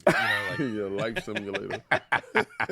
Go sit in the driving train. a forklift. Driving a forklift. Getting the job. Did you go to the arcade? Get a whole job. I'm like, what? Yeah. It was different, man. It always amazed me, King, to go to the arcade in Shenmue to play a game within the game. I was blown away by that. I just thought that was like amazing. But salute to Shenmue, salute to the legendary Yu Suzuki. So now you're in that Dreamcast ecosystem. You're rocking and rolling. Then what happens? The wheels fell off. Besides that, They closed the gates down. PS2, man. I also had the GameCube, but the GameCube never really clicked for me. I kind of like, I feel like I got it and traded it in like 3 times. Oh, you know damn. what I mean? Like, Oh, one of those? Yeah. yeah, it's kind of like the Switch. It was the fire. Damn, man. It was a successful Switch. No, like the GameCube, like the GameCube for me, like I wanted to be into the games, and I played probably more Mario Kart on that than anything else. Yeah. You know, I had the first great wireless controller on it. Yes. Yeah. The Wavebird. Wavebird. Everybody remembers that. Yes. I still got that. So I did like it for some things, but I could never really get into. You wasn't walking down the street with your little purple lunchbox. The lunchbox? Going to your friend's house. I got games. Remember the discs was like they finally went to discs, but they were so small and proprietary. Yeah, they was trying to make sure that they didn't get pirated. Yeah. So fast. It's like if we do this. Joint, the Star Wars was the best. Yeah. That Star Wars game, that launch title, that was exactly what. Which one was needed. that? You remember? Was it like one of the flying ones? Or? Yeah, it was like the X-wing fighter or something like that. It was one of the best games. Salute to the game. It's funny, me and you share that. For whatever reason, I just couldn't connect with it like everyone else did. So I was in that same boat where I had it because I felt as a gamer I should have it, but I didn't have too many games that I was like, all right, yes. That's the only Mario game I never played was Mario Sunshine. Oh wow. They came out with Wind Waker. I was like, oh no. Really? I gotta respect they hustle, son. I don't care what's going on those little discs. No doubt. So then from there, what we doing? Yeah, PS2. Yes. And a Dreamcast really the 2K sports games came out on there, right? And then so I started playing a little bit online on the Dreamcast for the first time. Mm-hmm. And then PS2, I got the network adapter for it as well, right? Nice. So I was able to play sports games online on there as well. Okay. Mm-hmm. Just played that era was like my teenage years, right? Yeah. As well. So I was like always out and about, but when we came home, we always played different games and GTA or man, there's just too many. The PS2, there was like 1,000 games, late dude. night, I feel like in the corner with the sniper rifle, waiting to see somebody foot. MLB The Show. I really started getting into it then, but I remember those 989 sports games. 989. Sony Wow. was on deck with 989. Wow. NBA Shootout was underrated back then. NBA like I loved NBA Shootout. Shootout. Wait a second. 343 989. No, 9. You're funny. Yeah, 988. That's 343 989. What's up? nah, man. That What's listen. going on here? NFL Game Day. Game Day. That's what the Hunt. And Yo, King was champion and them to try to kill Madden. I remember this. We had arguments. Okay, so I'm one of those people that I'm gonna go against the norm. Yes. Right. If everybody is down for one thing, I'm gonna be the different dude. You know, everybody wearing Adidas, I'm gonna go buy Pumas. Right, just like that. And I really did that too. That's crazy. Anyway, so it was Madden. It was launch. Yes, and we were seeing the videos. We was looking at the magazine, and they had Madden versus Game Day. Game Day. Yeah. And I ran out and brought that Game Day. I was so mad because that's the year Madden had the real bald head dudes with the whole with the hollow eyes. Yeah. You know? But that was like the big 3D sprites moving with the replay. We was like, oh my God. Yo, we slept outside in front of the Sony style store, New York City. The line was wrapped around on the floor, on the concrete. And if you really think about it, that's really torture what they did. Because they didn't care. It's like a midnight launch, but we're looking at a glass screen where you can see they had the PS2 on replay. And it would just be the Madden and whatever other launch games. And we're sitting there salivating, knowing we got like 6 to 8 more hours to wait on this line before we can get our consoles. And that console was very hard to find, especially in New York City. My dumb behind thought that Game Day was gonna beat Madden. Well, I had to finally concede, but I had to be ridiculed. I don't know how long, Mav, that every time I come in the house, they go, the Hut. We didn't like the Hut sound because it just sounded weird. We like, why they sound like the Hut? It's like, whoa. Oh my God, it was horrible. Continue, man. So you got that Game Day. Salute. Just tons of that was another era of like great RPGs as well. But they also had like 20 different fighting games that came out, like random stuff. You know, like there was just Bloody so many different games, man. Like so it's hard to like just pick some. But Gran Turismo, I was really into Gran Turismo back in the day when it was good. Whoa. That was a game changer. Gran Turismo was a game changer. It was. All those cars, the simulation. Yeah, real cars. And then seeing, again, those replay. Like how you talked about Ridge Racer.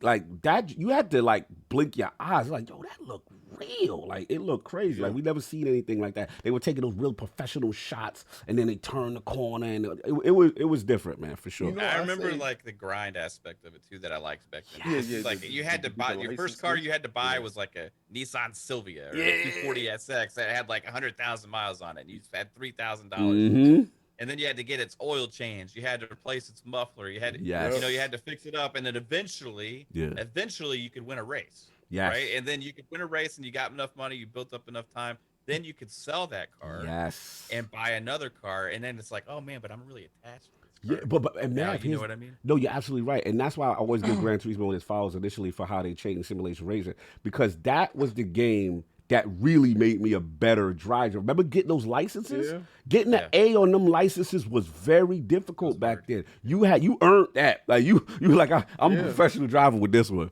Salute. And shout out to the walls. Wheel with the 3 pedals, you were definitely a professional driver. Oh yeah. You said the walls? And shout out to the walls for always being there for me, you know, to get by my opponent. To get through. You know what I mean? You doing a little bumper cut. Because for the real driving simulator, that's the only one thing, man. You could just like bounce off those walls like it was nothing. You know what I mean? Like, it was great. Mav out here with the exploits. Continue. Yeah, right. But then dude, like then my friends brought over an Xbox after it came out. I wasn't like excited for an Xbox. I wasn't really on my radar. You know, I was like, what is this? I was probably like 18 years old, you know, something like that. And I was at my grandparents' house, and I heard my older cousins, like husbands, talking about it. And I was like, okay. It's like, okay, like these guys I don't even think these guys play games. What are they talking about? This game called Halo? Like, I was like, okay. And I had kind of dabbled in PC gaming a little bit around that time too. It was like I was really into Neverwinter Nights and Command and Conquer and all that stuff, right? Yes. But you know, my friends, like, they had got an Xbox and they've been playing Halo a lot. They brought it over. I played Halo. We played with like that 4-player, you know, multiplayer on the, you know, Hang 'em High and all that stuff. And I'm like, let's go. Life was changed. That's it. From that moment, it's over. Yeah, you took your PlayStation to the store and it was like, bye. No, seriously, like the next day, I went and took that to the store. Wait, Hold on. I took my like 20 games. Wait. I gotta know this. So King got this right. So wait, you go over there. You see that Halo, you hear that music, the Gregorian chant. I had to have it, dude. I didn't have enough money to go buy one outright. I did have a PlayStation 2 and about 20 games that I could go to GameStop. He walked in the house and was like, all right. Yo, that's what you have that, King. And that was such a leap, though, right? Yes. It's so funny as gamers when you see the next gen thing that truly is transformative, and you don't have the money. So you go home and you really evaluate all the things that you know you love in this house, but what has to go? Gotta go, baby. Right.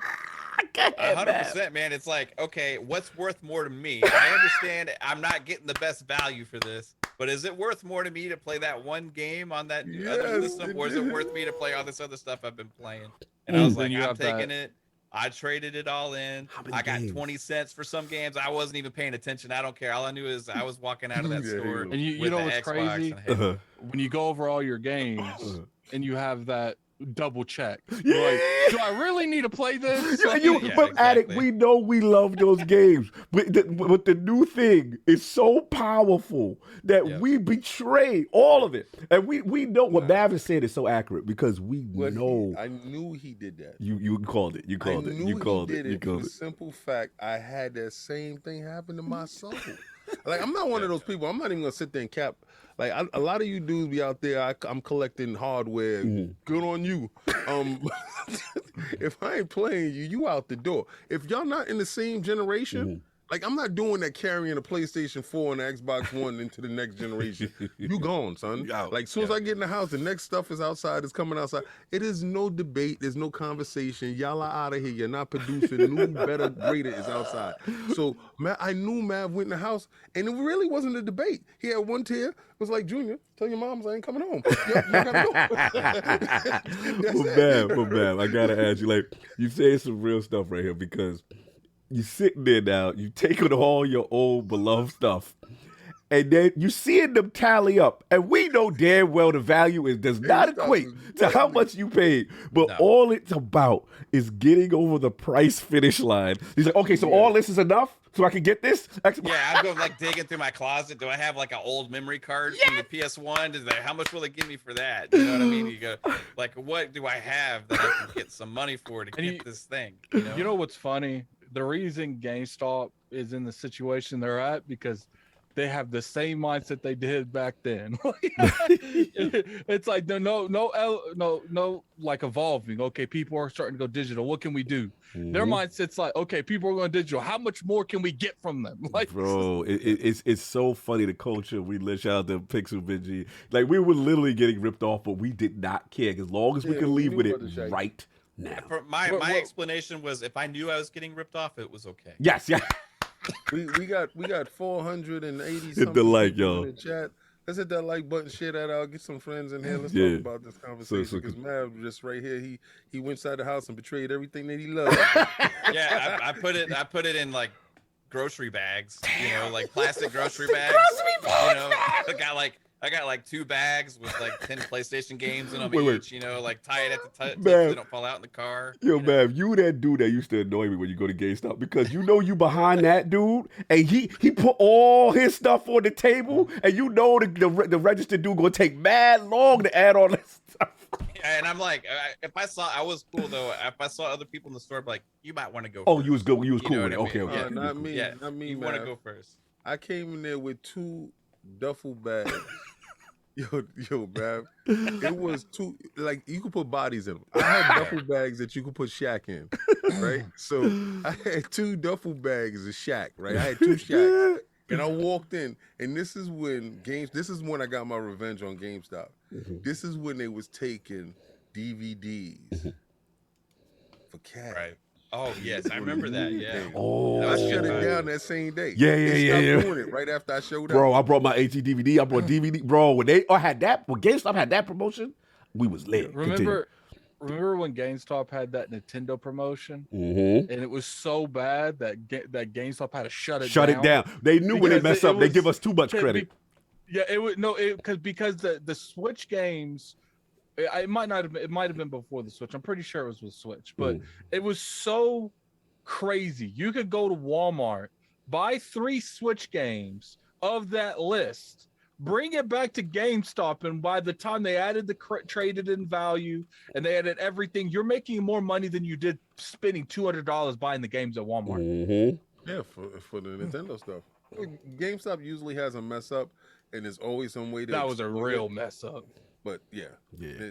Continue. I think I saw people like paint off like whole consoles with it. Remember? Oh yeah. It was because it was only in trade value. You couldn't get it in cash. Yeah, they wouldn't give it in cash, but your trade value was super lit. So continue, man. You bring it all up like there. You got if you did it at the right time too, you got like an extra percentage for trades and all this stuff, right? Oh, you remember? Yes. Oh yeah, like it was like I've probably got like 500 something bucks or something for that, all that stuff, But then I got Xbox, I got a few games, Halo and Project Gotham Racing, and let's go. I can't remember what fighting games, I remember getting when Ninja Gaiden came out. Oh my gosh! Oh my god! Yeah. There was so many great Xbox games, dude, and it was transformative at that time because like a PS2 to an Xbox felt like it was a graphical jump. Oh yeah, people sleep on the Xbox. It was a graphical jump because they was doing RGB. And then we was kind of introducing HD gaming, even on a 720 level. The hard drive, the custom soundtracks. It was a lot going on, and Ethernet. You had like Xbox Live wasn't out yet, right? But had the promise of that coming, and you had the Ethernet port in it. And I remember like, okay, I got broadband. I'm ready. I'm ready for this. And when Halo 2 came out, That was you talk about life changer, right? Yes. With the Xbox. Yes. When Halo 2 came out, that was the real deal. That's when it became like another level, right? I think Because I think on 2, Mhm. that's when they were really pushing that envelope to dual welding. The dual welding. This is 2. This is 2. Yeah. Isn't that the one where we had to play the Arbiter? Mm-hmm. yeah. Mm-hmm. And Yeah, that's the then one I wanted to for throw my multiplayer, controller what out. blew me away, Mav, was I remember being in there on Xbox Live, right? You're playing it. Because before it was Yeah. kind of like, yo, you only could play local, and then you Local. playing this. Unless you rigged it with like routers and stuff. Yes. Like log into like XB Connect. Yes. That. Like, we did that too back then. Salute. But it's like I remember being in there and being in a room and hearing proximity chat in a game for the first time. And I was blown Splinter away. Cell, when you get that hand around when you get that arm around that neck, and you get like 5 seconds to talk crap however you want. You know what I mean? Gotcha. Oh my god, the Splinter That Cell was the it Wild too, Wild man. West, and that was the best. That was the time in best. Xbox. Spies versus Mercs. Yes. Yes. Yes. Talk that talk, man. So I know, I had Halo this 2 one really set dude- it off. Mm-hmm. This one dude grabbed my neck, and he said, "I know you like chicken and watermelon." Yo! What? You had to And race he it. killed me. Yo, I said, I'm gonna kill him. Bro, that you want to talk about toxicity? This before integrity rules are in place. You had that. You had them Call of Duty rooms and search and destroy at the post match. Oh yeah. Oh boy, don't lose. Don't lose. Ghost Recon. Bro, you would hear all types of joint in them rooms. They told me. He said, "You eat your fried rat with your crack." Wow. Because I was from New York. He's like, "I know you from New York. Hey, You be dude- eating fried rat and Bro, smoking crack." it was I so said, "What?" bad. Like, dude, like, because you now you're introduced to a whole gamer set from different Yeah. regions, different accents, different countries, Best and friends, that's when the toxicity They, started to I get don't there. care. I don't care how you were. Uh-huh. I mean, at the end of the day, it's who you exposed to, right, True, man? true. If you're not exposed to a certain demographic of individuals, Mm-hmm. when you come across them, us as individuals, as humans, Mm-hmm. we try to destroy what we don't know, what we don't understand, right? Mm-hmm. And then you find out, oh, he don't break, he don't fold. I like him. And you always in his room, and you're like, why But you in here? you like I the smoke, though. You were a different type I of love gamer. the smoke. You Yeah, I love like the the smoke. I was in a room, and I don't know if they was from a certain group of people that was terrorizing other groups, but they accepted me, right? They accepted me into that group, Uh-huh. and those were some of the best friends that I had, because I would call them like, "Yo, what you're playing right now? All right, let's all group up, let's get together. Hey man, King David coming through, man. This is my man King David," and it's so dope that he was like, "I got a black friend," like, and it meant something. It really feel you. did I mean feel you. something to him. So it was just like Xbox was breaking barriers That for is true. me, That is because I true. remember that one dude that was in Africa when we turned on our Xbox that day? Yeah, I remember. It was one person in Africa playing. I said, he must be rich as hell. Yo, King, stop. I'm just saying. Focus. It was just one. We saw everybody across the world, and it was just one It box is. inside Africa. And I was like, wow, he must got wild bread. with you. Like, I can't with you. but it was Continue. because everybody else was lit. But Yeah, no, he for was sure. one person. Continue, man. King's right though, man, because like I remember like playing with people from around the world, my mind being blown. Yes. You know, like Halo against people from Japan. Yes. You know, Forza Motorsport with Man. people from the UK. Mm. You know, all of that, and it was like, wow, this is like a bigger. You know, it kind of opened up your world because you're actually having Yes. verbal communication Yes. with all of these people, right? And it was like, wow, like, this is pretty cool. And I always loved the social aspect of gaming, even when I was before playing single player games and stuff. But like I always played like with my brother, my friend watching, you know, and or going to the arcade and we'd talk about it, you know. So or talk about even just talking about the games that you just played is always like a social experience for Absolutely. me. So multiplayer gaming, when it came online like that, it just changed everything for me. You know, Halo 2 Halo 2 is the first one that had like matchmaking, really like that. You know, absolutely. So you know, he's the guy that invented that is head of Certain Affinity. Yeah. Right. Yep. Now they're making that new mode for Halo Infinite. So shout out to Max Hoberman. Shout out to Max over. No, man, you're absolutely right. And I think that's what, you know, people don't realize, and there's a lot of people that don't understand why some people are in love, or ourselves are in love with the Xbox ecosystem, is because if you are a person who likes co-op multiplayer games, if you like the social aspect of gaming, they pioneered the space, and everything you said was why I fell in love with the ecosystem. It was kind of like, oh wow, like I'm outside of my bubble for the first time. There's a whole world out there that I didn't even know about, and then you meet, and then the coolest thing is when you have the positive experience. And you like, yo, you add a person to your friends list for the first time. You like, yo, what's your game tag? You add them, and then that's your man. It's people that you become lifelong friends. Pop up. Yeah. And then they invite you to the party. Yes. Yo. Okay. Is it just me? Time out. Let's go. Let's just talk amongst us friends. Let's go. Just us. Ain't nobody else. Yes. No one's listening. Do you feel a way when somebody pop online and they don't send you a party invite? I was like, is there something wrong with me? I'm like, I see them in the group with people. Man, send me a party invite. What's going on? That was the way it was back then, because you had like now it's like there's like 200 people online. It seems like it's so many. Like back then you had like your group of friends, right? You had like 3 or 4. Yeah. And shout out to all of them. I still have friends that I met playing Halo 2, like the first month from way back. That are my friends today, and like. We all have kids now. Yeah. We're all married now. Salute. Like no, it's dope. Back man. then, we were just like 20-year-old losers that just like hung out at our mom's house. Like before you go inside the room, there's no kids running around. You're just talking. Now you go inside the room and you be like, Tommy, go and get the dishes. My son's over there. No, it's real, man. It's real. So yeah, you rock with that.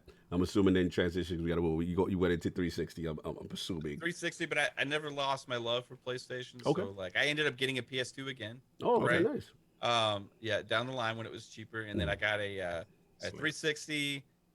One of the best consoles as far as games go ever. PS3. I got that as well. I paid the $1,900 it took to get one. It was like $700 or whatever. It was real. How much it was? I got that, but once that happened, PlayStation became a place to play specific games. Yes. Yeah. For me, and Xbox is when I got home. That's what I turned on first. Right. And then even with the Xbox One generation, that was like really down. Like it was still my primary place to play. Yeah, because all my friends are there. Like I got this whole social thing going with everybody. Of course. Playing everything, and then this new game came out. I'm gonna go play it on the PlayStation. You play it, you're done with it, then you go back to the. Gotcha. That was your primary. That's kind of that's what's always kind of been for me since then. No, I feel you, man. I feel you, man. Yeah, dude. Tremendous. Series X though, gonna be the best Xbox generation. I feel like I don't know. I think it's headed that way. Look, it's got a tremendous potential. A lot of people are saying the same things, and the arc is good, and we just like I said, what they're doing now is pretty impressive. And obviously, we know the first party situation, but yeah, man, tremendous game history. We could talk on those stories for really long, but we got to get into the content creation aspect of what you do. So now you doing all this gaming, you got everything. So it's like, what inspired you now to say, okay, I want to get into content creation. I want to make a YouTube channel. So I always wanted to do something like.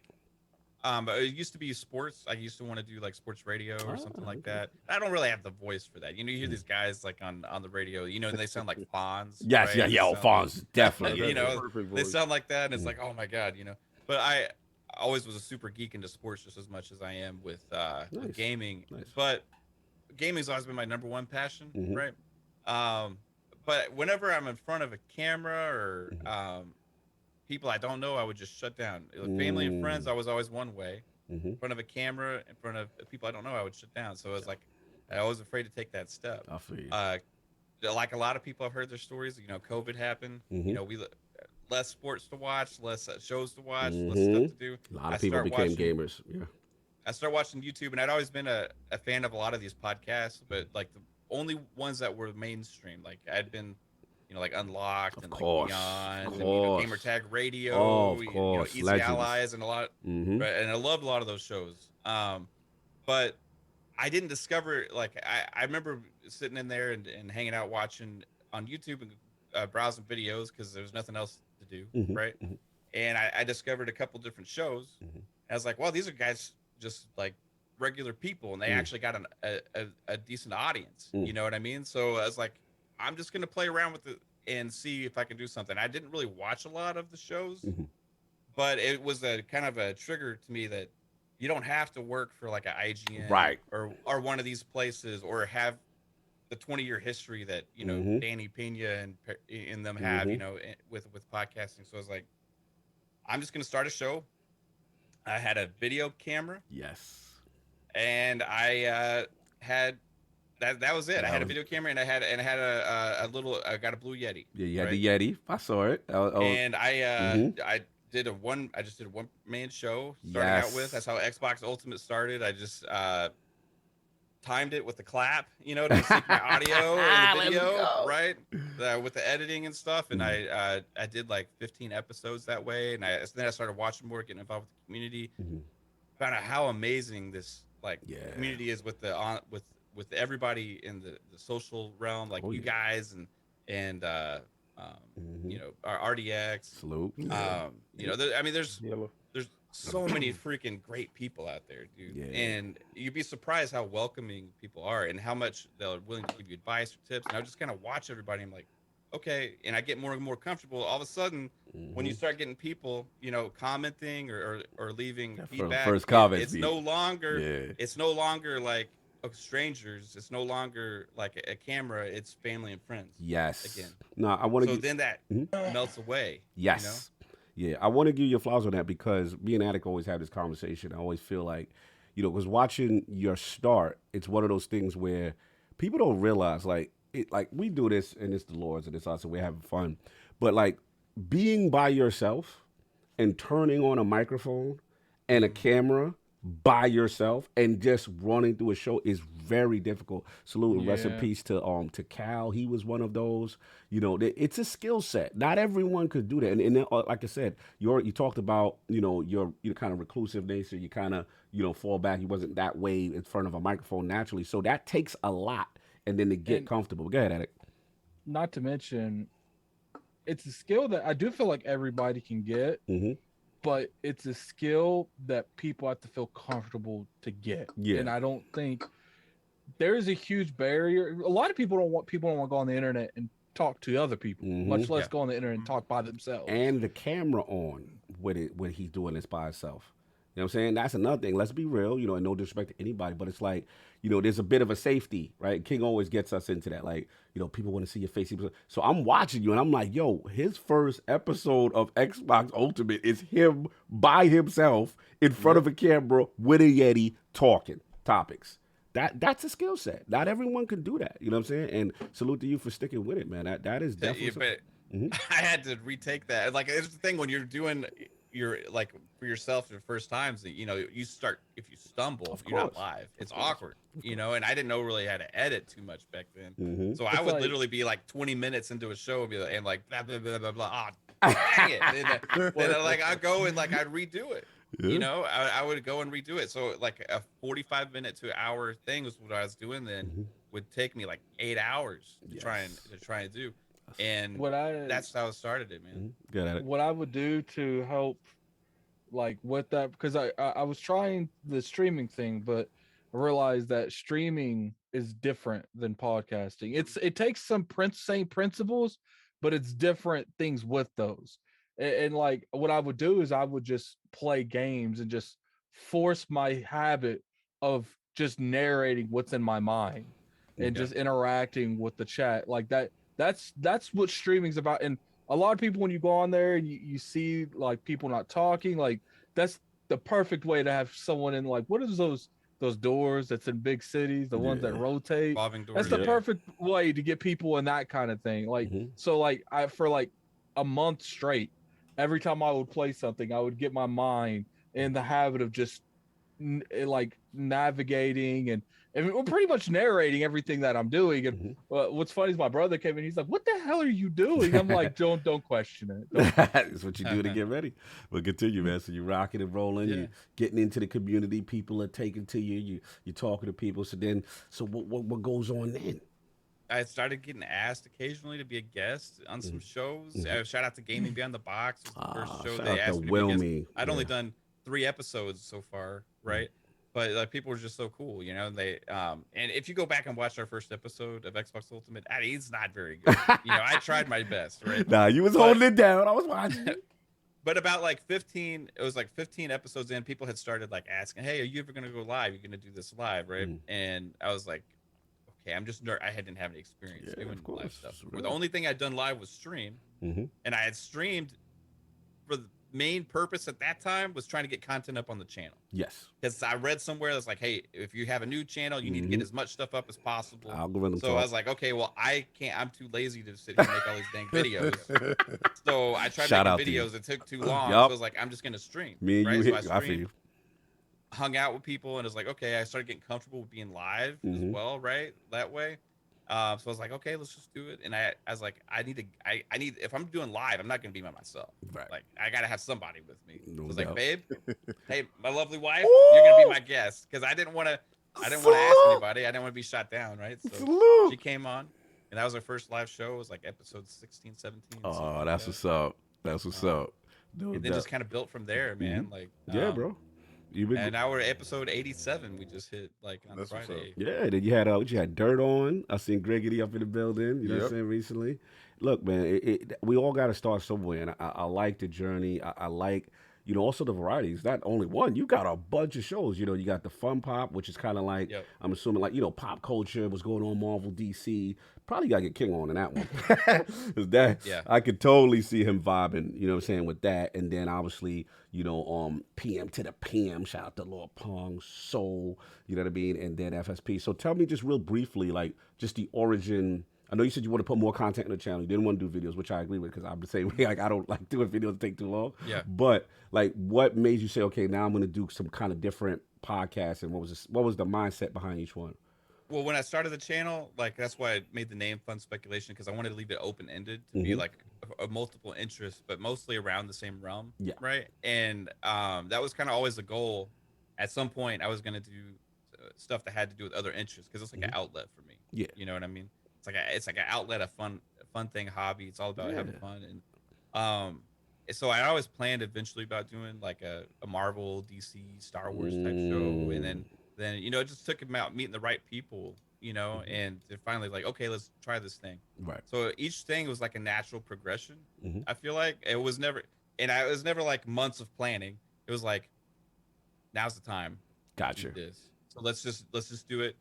My wife is amazing with you know, graphic design and about that. Art stuff, and so she makes all of our, you know, for the thumbnails for the shows. She makes all that stuff. She makes the overlays. She makes, you know, all this stuff for us, right? Wow. And it's like, hey, we're gonna do another show. It's gonna start in next week, you know. And she would get it done, you know. But it took about meeting the right people. Like, we have an amazing group of people. Shout out to the panel. Shout out to the panel. Come family, on. Shout them out. Call them Fun Speculation fam. We got, you know, Psychonauts, call him Mellow Fellow, Pong Soul, the Encyclopedia of Gaming, dating back to the very first game ever created. Everybody knows Pong. Shout out to Pong. He on every podcast. Shout out to Pong. Yeah. We got to get Pong in the room too. Assassin Lupa, everybody's British mother, right? Happy Mother's Day, Lupa. Then you got, you know, 3-Bit. Oh, I love 3-Bit. Crazy talented, freaking insanely talented. I want to try and make sure I'm not forgetting. We added Jasper on there, who's like, talk about skill level in gaming. That dude is insane. Beast. I mean, he will pour through games like crazy. He built Elden Ring in like a day. Damn. Like, it's crazy, dude. I mean, it was. I mean, I'm exaggerating. Probably like 2 days. But that's really still 3 beast. days. That's still beast. Yeah, I mean, he's insane. Yeah, we got Lady AF has been a part of our channel. Fuzzy Belvedere. Oh, shout out to Fuzzy. Then my wife Caitlin. Of course, you better shout out to wife. You didn't go home. Yeah, we just got. Get that right, sir. We just got a great crew that just kind of became family. So, you know, Ultimate is a show where, like, you know, we have a larger panel and things can go left a little bit. You know, we have, you know, that's kind of what it evolved to from that one person show. She put the heart emoji in the chat. You good. You remembered, and she put the heart emojis right in the chat. Shout out to Lady Caitlin of the Realm. Salute. But yeah, man, it's just grew to all those amazing people, man. It's Key. Shout out to Gaming Key out there. He's kind of been on a hiatus, dude. But he was somebody that's like, you know, streams, got great setup and everything, and he was hanging out in the chat early on when I was just like streaming to a few people, you know. And, he was one of them day ones from the beginning. Yeah, but I've had the pleasure of meeting people like you, Cog, King Salute, David, Addict here. You know, we've had lots of guests and on multiple shows now, so it's kind of growing like how I envisioned it originally. It's like kind of like a network for fun discussion, right? That's what it's all about. Love the name, love what you're doing, tremendous work. You know what I'm saying? You guys are having fun. And it's just growing, man. It's good to see your journey go that way. I definitely want to shout out, you know, as far as respecting the channel. And, like, I love the aspect. It's like you got this kind of, like, married power couple in gaming where it's kind of, like engaged. Because let's be honest, that's rare. Like, a lot of relationships, and King can attest, is, you know, they don't necessarily support the hardcore aspect. But to have, you know, wifey engaged in it, you know what I'm saying? Like active. You talk about like designing thumbnails, doing that. You know, I loved it. And I shout out to y'all. I watched your Take Two stream you guys did together. That was kind of funny. I was seeing that, and you know, how cool is it to kind of be part of like a gaming power couple? How's that feel? Yeah, I mean, it's crazy now. She's like that started, you know, stepping more into like other stuff too now. She got like her TikTok going. Yeah, TikTok popping.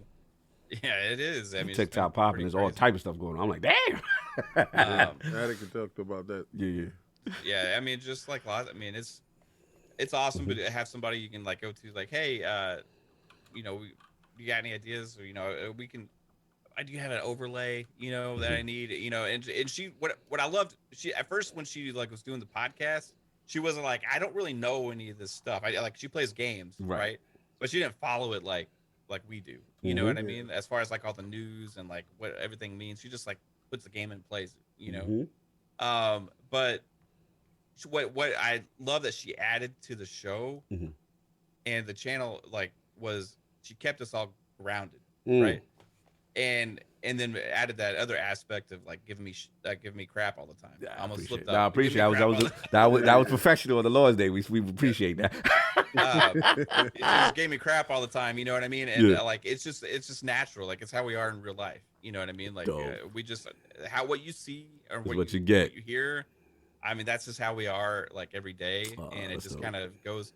You know, I'm lucky that I have her to be a part of that, and also all the graphic design and all that kind of stuff, because I'm not very good at that stuff, you know. Salute. So, but she is. So salute appreciate you, babe. Happy Mother's Day. Happy Mother's Day. Salute, Lady Caitlin in the realm. We seen her up in there.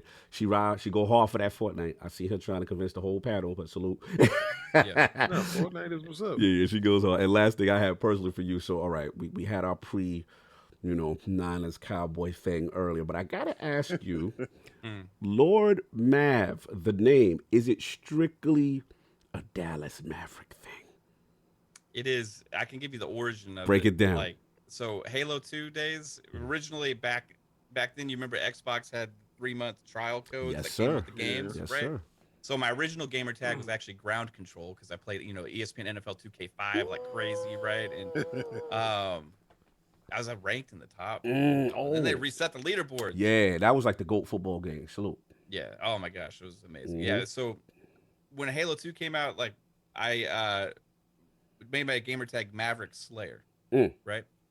And then every 3 months I'd have to change it because I got a new code. And back then there was no achievements or anything, so I didn't really care. Right? I kind of regret it now because I would love to see that 20. Yeah. They had a number. Yeah. But like basically when I bought a game that came with the 3-month trial code, I just whatever. When it ran out, I just made a new gamer tag. So it was Maverick Slayer, then it was like Maverick Slayer 2, and then that guy. People that guy that pop up. It's me. Yeah, you be like, yo, where you at? Yo, I'm back. I got a new car.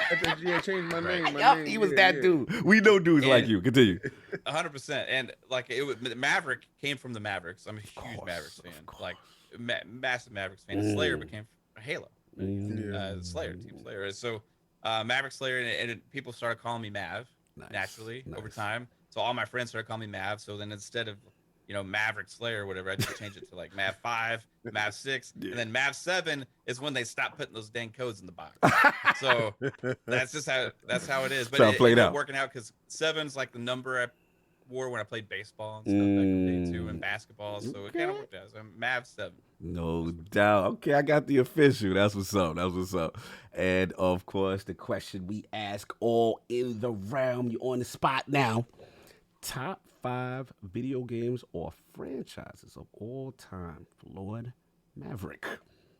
Halo, Splinter Cell, First Splinter Cell. Let's go. Final Fantasy, but Tactics. Ooh, Addict, do we approve? Tactics in the list. Sorry, I got a lot of stuff going on. Oh, that's cool, brother. It's cool. Tactics is in there. What else?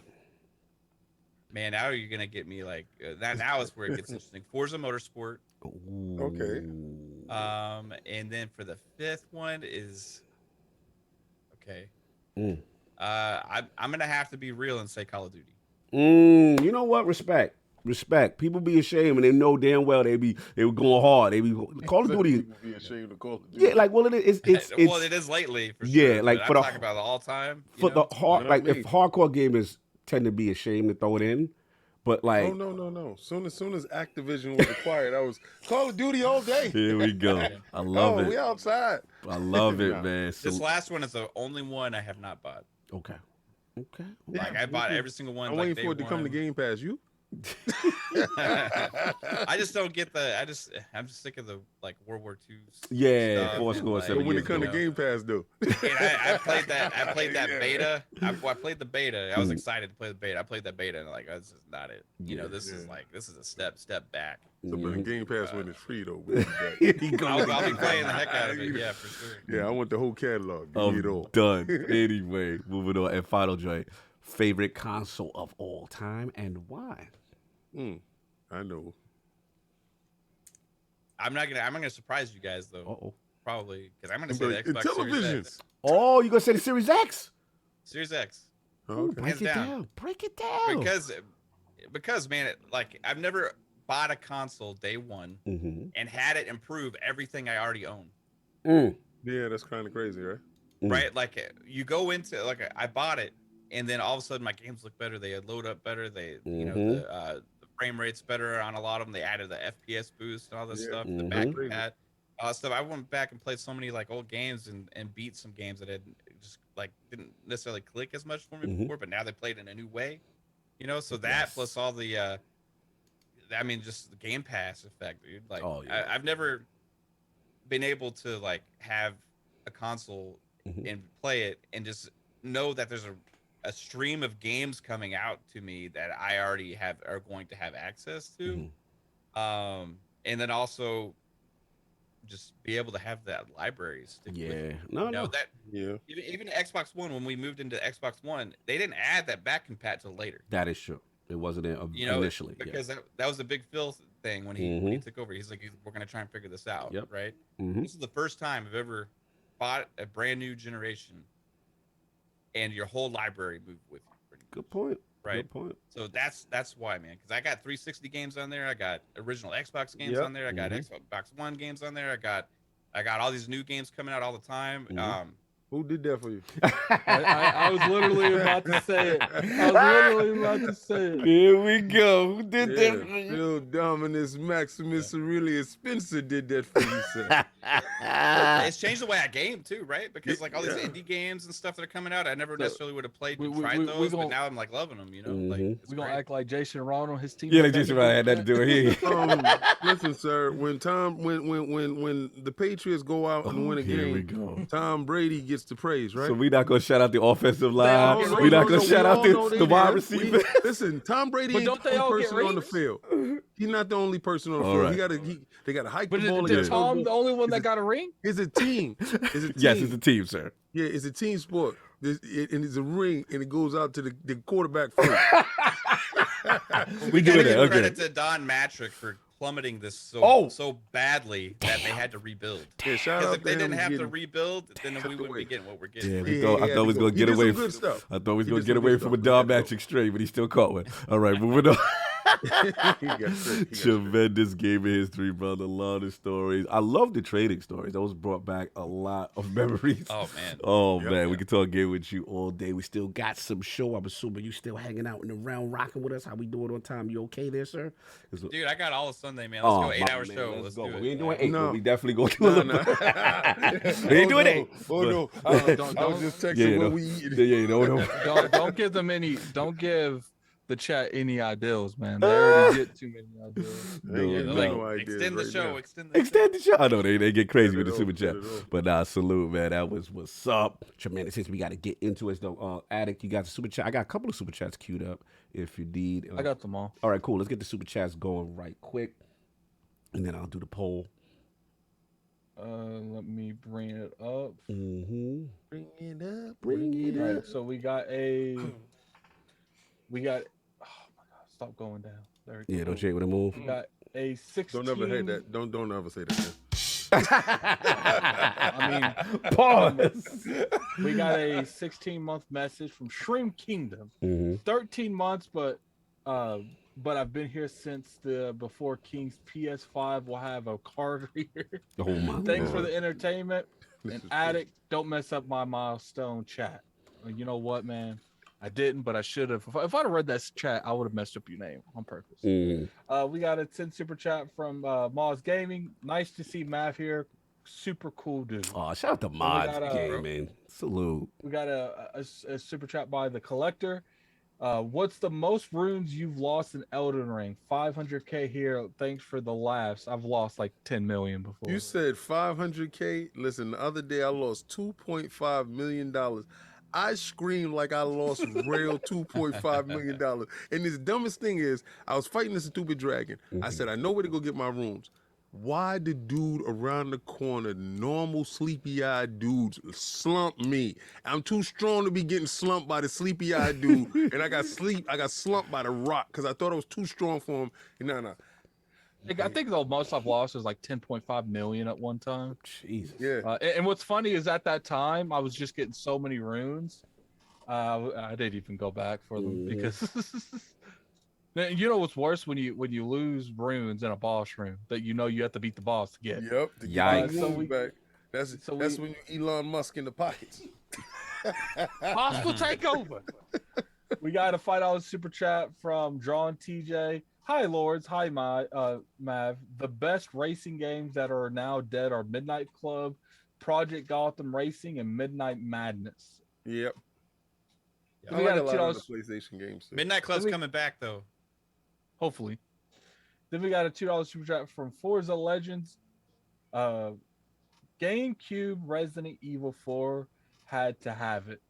God, I remember that. Wasn't that exclusive at first to the GameCube Yeah. Resident Evil 4? Yep. Resident That's a Evil 4. crazy exclusive because a lot of people consider that the best Resident Evil. No, it was really good though. Oh, my man, then we True got- Gamer said, "What's up, Mav? He likes that you on the show." Oh, appreciate it, bro. Then we got a $2 super from Dubai. Just shy of 500 in the chat. Hit that like button. Then a $2 super chat from Suicide Kings. Shout out to the earlier days of gaming. Classic. And let me double check, make sure that we didn't get any wild. Huh? What's that little black dot beeping at the bottom? Okay, so We good? we seem to be good. All right, no doubt. Shout out to the Little Lord. black dot. Slomo pulled up in the realm. How we doing, Slow? Just make sure the mic check you good. Yo, what up? What up? What's up, y'all? Crispy. Salute, Slow. So we got What's the up? poll. What's up, fellas? No doubt. Hold on. I'm still putting in a request for his camera. I'm just. Okay, yeah. That You camera. when you that filing a camera is complaint? on I'm Hold on, talking hold to on. a PC right now. Hold on, Hold on, people- hold on. with GTA People are 6. coming.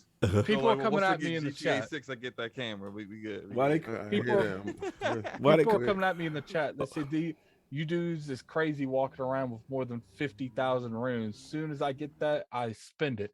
I Here's hear the that. thing. Once you're in the 150s or 200s, Mhm. you can't buy a level with that much. You have to have a Yeah. lot more than that. Like It comes and with you after- need like 1,000,000 runes Yeah. to upgrade. Yeah. yeah, and after you have bought everything that you possibly need, there will be some times that like I will buy stuff just because I know it will go to my chest. Like the arrows that you get from I will literally buy like 2 million worth of that. Because once you're on like all these higher new game pluses, you get crazy runes that you really realistically ain't using. Mm-hmm. Yeah, That's why I be going to people's room, but like, yo, drop me some cash. What you got on my drink, homie? You stupid. Yo, you stupid. Moving on. I'm crying in the car. Let's get this poll, man. Last week, poll was on to end, and people have spoken with sources hinting at required 2-hour game trials by developers for the PS Plus premium service. Do you feel this is a pro-consumer move by Sony? The winner in a 3-way ILP poll with a dominating 88% of the vote. No, paywalling game demos and making mandatory requirements of devs is not a good look when Game Pass exists. Coming in at second place at only 6% of the vote. I don't care. I'm still trying to stack my PlayStation Plus subscription vouchers before the Spartacus feds come and get me. In last place at 5% of the vote was yes, the ability to try a demo for every game is just an additional feature to a service providing back compat, cloud streaming, and discount value. Shout Go ahead, King. You ready to talk? How do you feel what the rel said? It's on the premium tier. The premium tier allows you to play demos. What the hell? How is that premium? Like if somebody came to you and they said, okay, so if you buy the club package, you get ice cream. You get two-hour demos on ice cream. You're like, what's that? And they come and they bring you a little scoop. You know how when you go inside Baskin Robbins and they give you that little pink scoop of ice cream? And you gotta fake the funk with that face. Delicious. That's a demo. You demoing that ice cream. So we beta boy is we back with a beta boy tip again? Oh man, it's absolutely disgusting. And I see the narratives, and you guys aren't complaining because you can't complain. You gotta take it. First of all, y'all didn't like streaming, but now y'all like streaming with demos. Y'all are out here capping for 2-hour demo. Beta boys is outside. It is what it is. Anyway, move. Go ahead.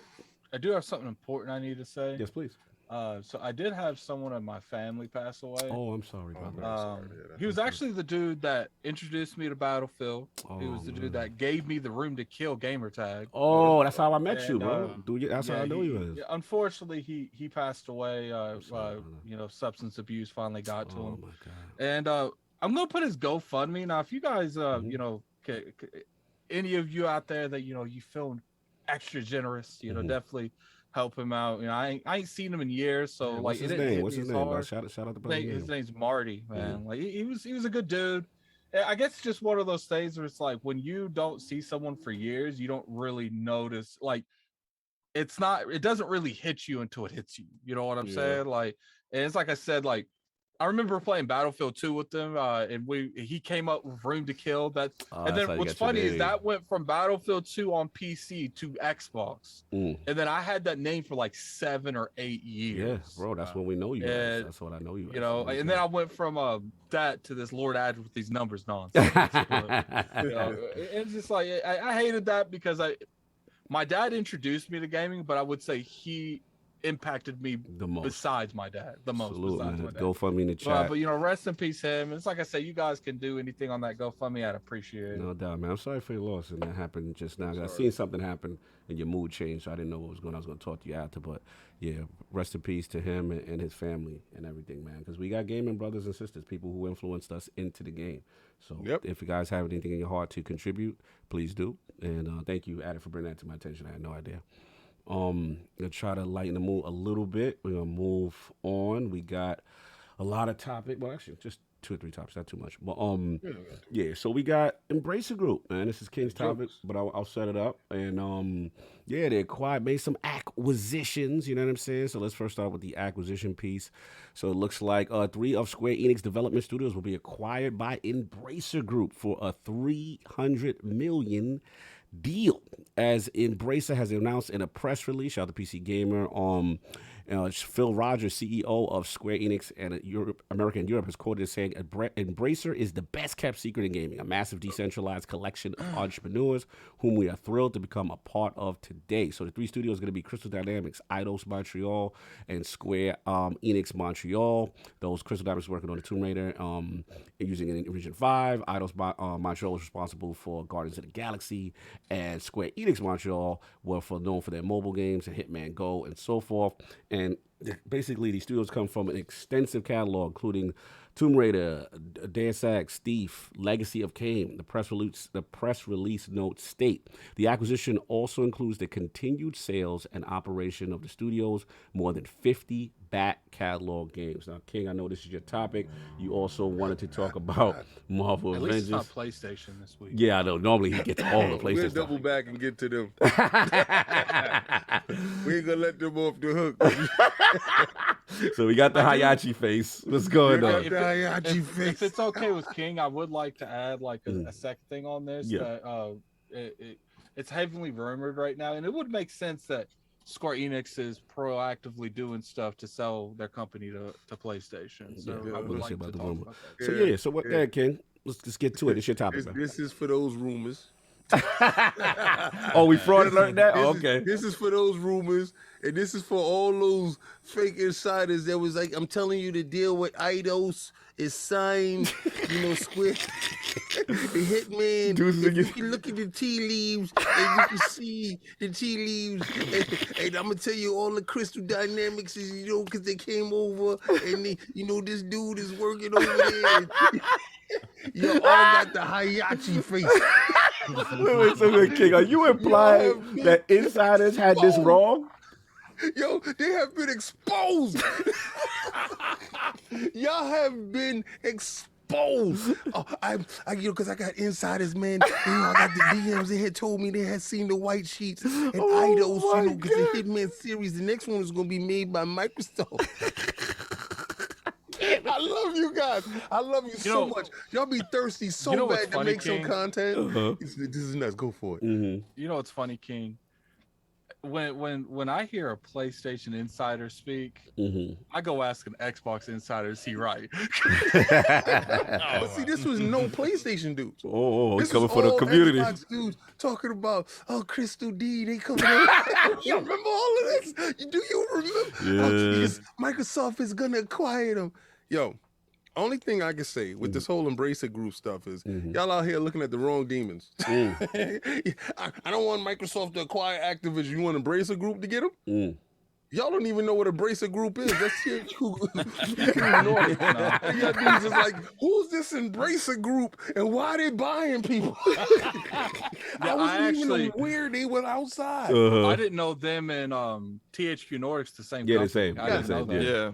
They took some lumps, they went back in the bushes, took some steroids, and it came out a whole lot stronger than they went in the bushes with. And these dudes, THQ Nordic, y'all used to be a joke. Y'all used to see that label on the box and be like, that's a mediocre game.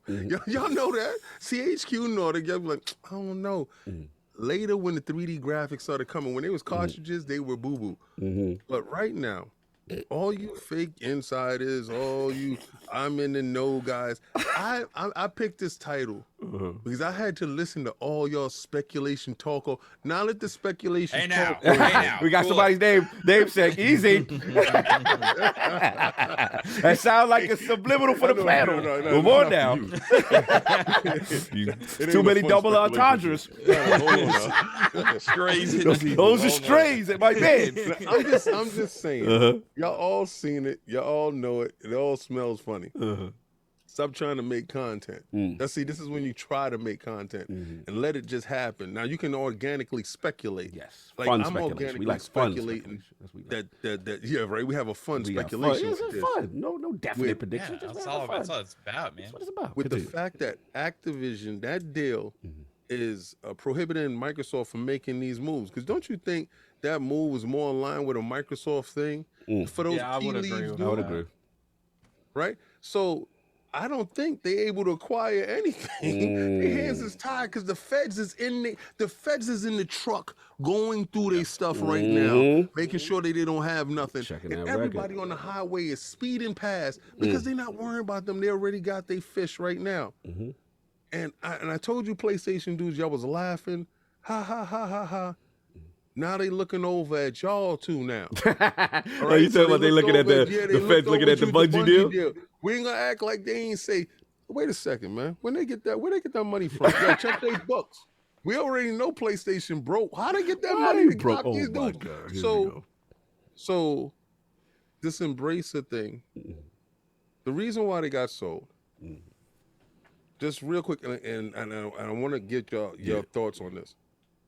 That IP from Avengers and Guardians of the Galaxy was very costly, and they probably had a budget, and they probably had a forecast of at least 10 years because it was a games of a service game, like a Destiny. They said they lost $200 million. $200 million. And it was the butt of the jokes at every earnings call every time they went there. So the writing was on the wall for the seal. Just like Addict said, they allowed CrystalDynamics to go and work on another which was title. unheard of. We were just like, to get them out the building. Yeah. It's like they asked them to go work on another title, and the moment CrystalDynamics left, they just shut the door and locked it. Yeah, pretty much. What was that joke? That joke we had, they gonna change the codes. Who these dudes? I'm just saying, was it destined to be if Microsoft wasn't tied up with this?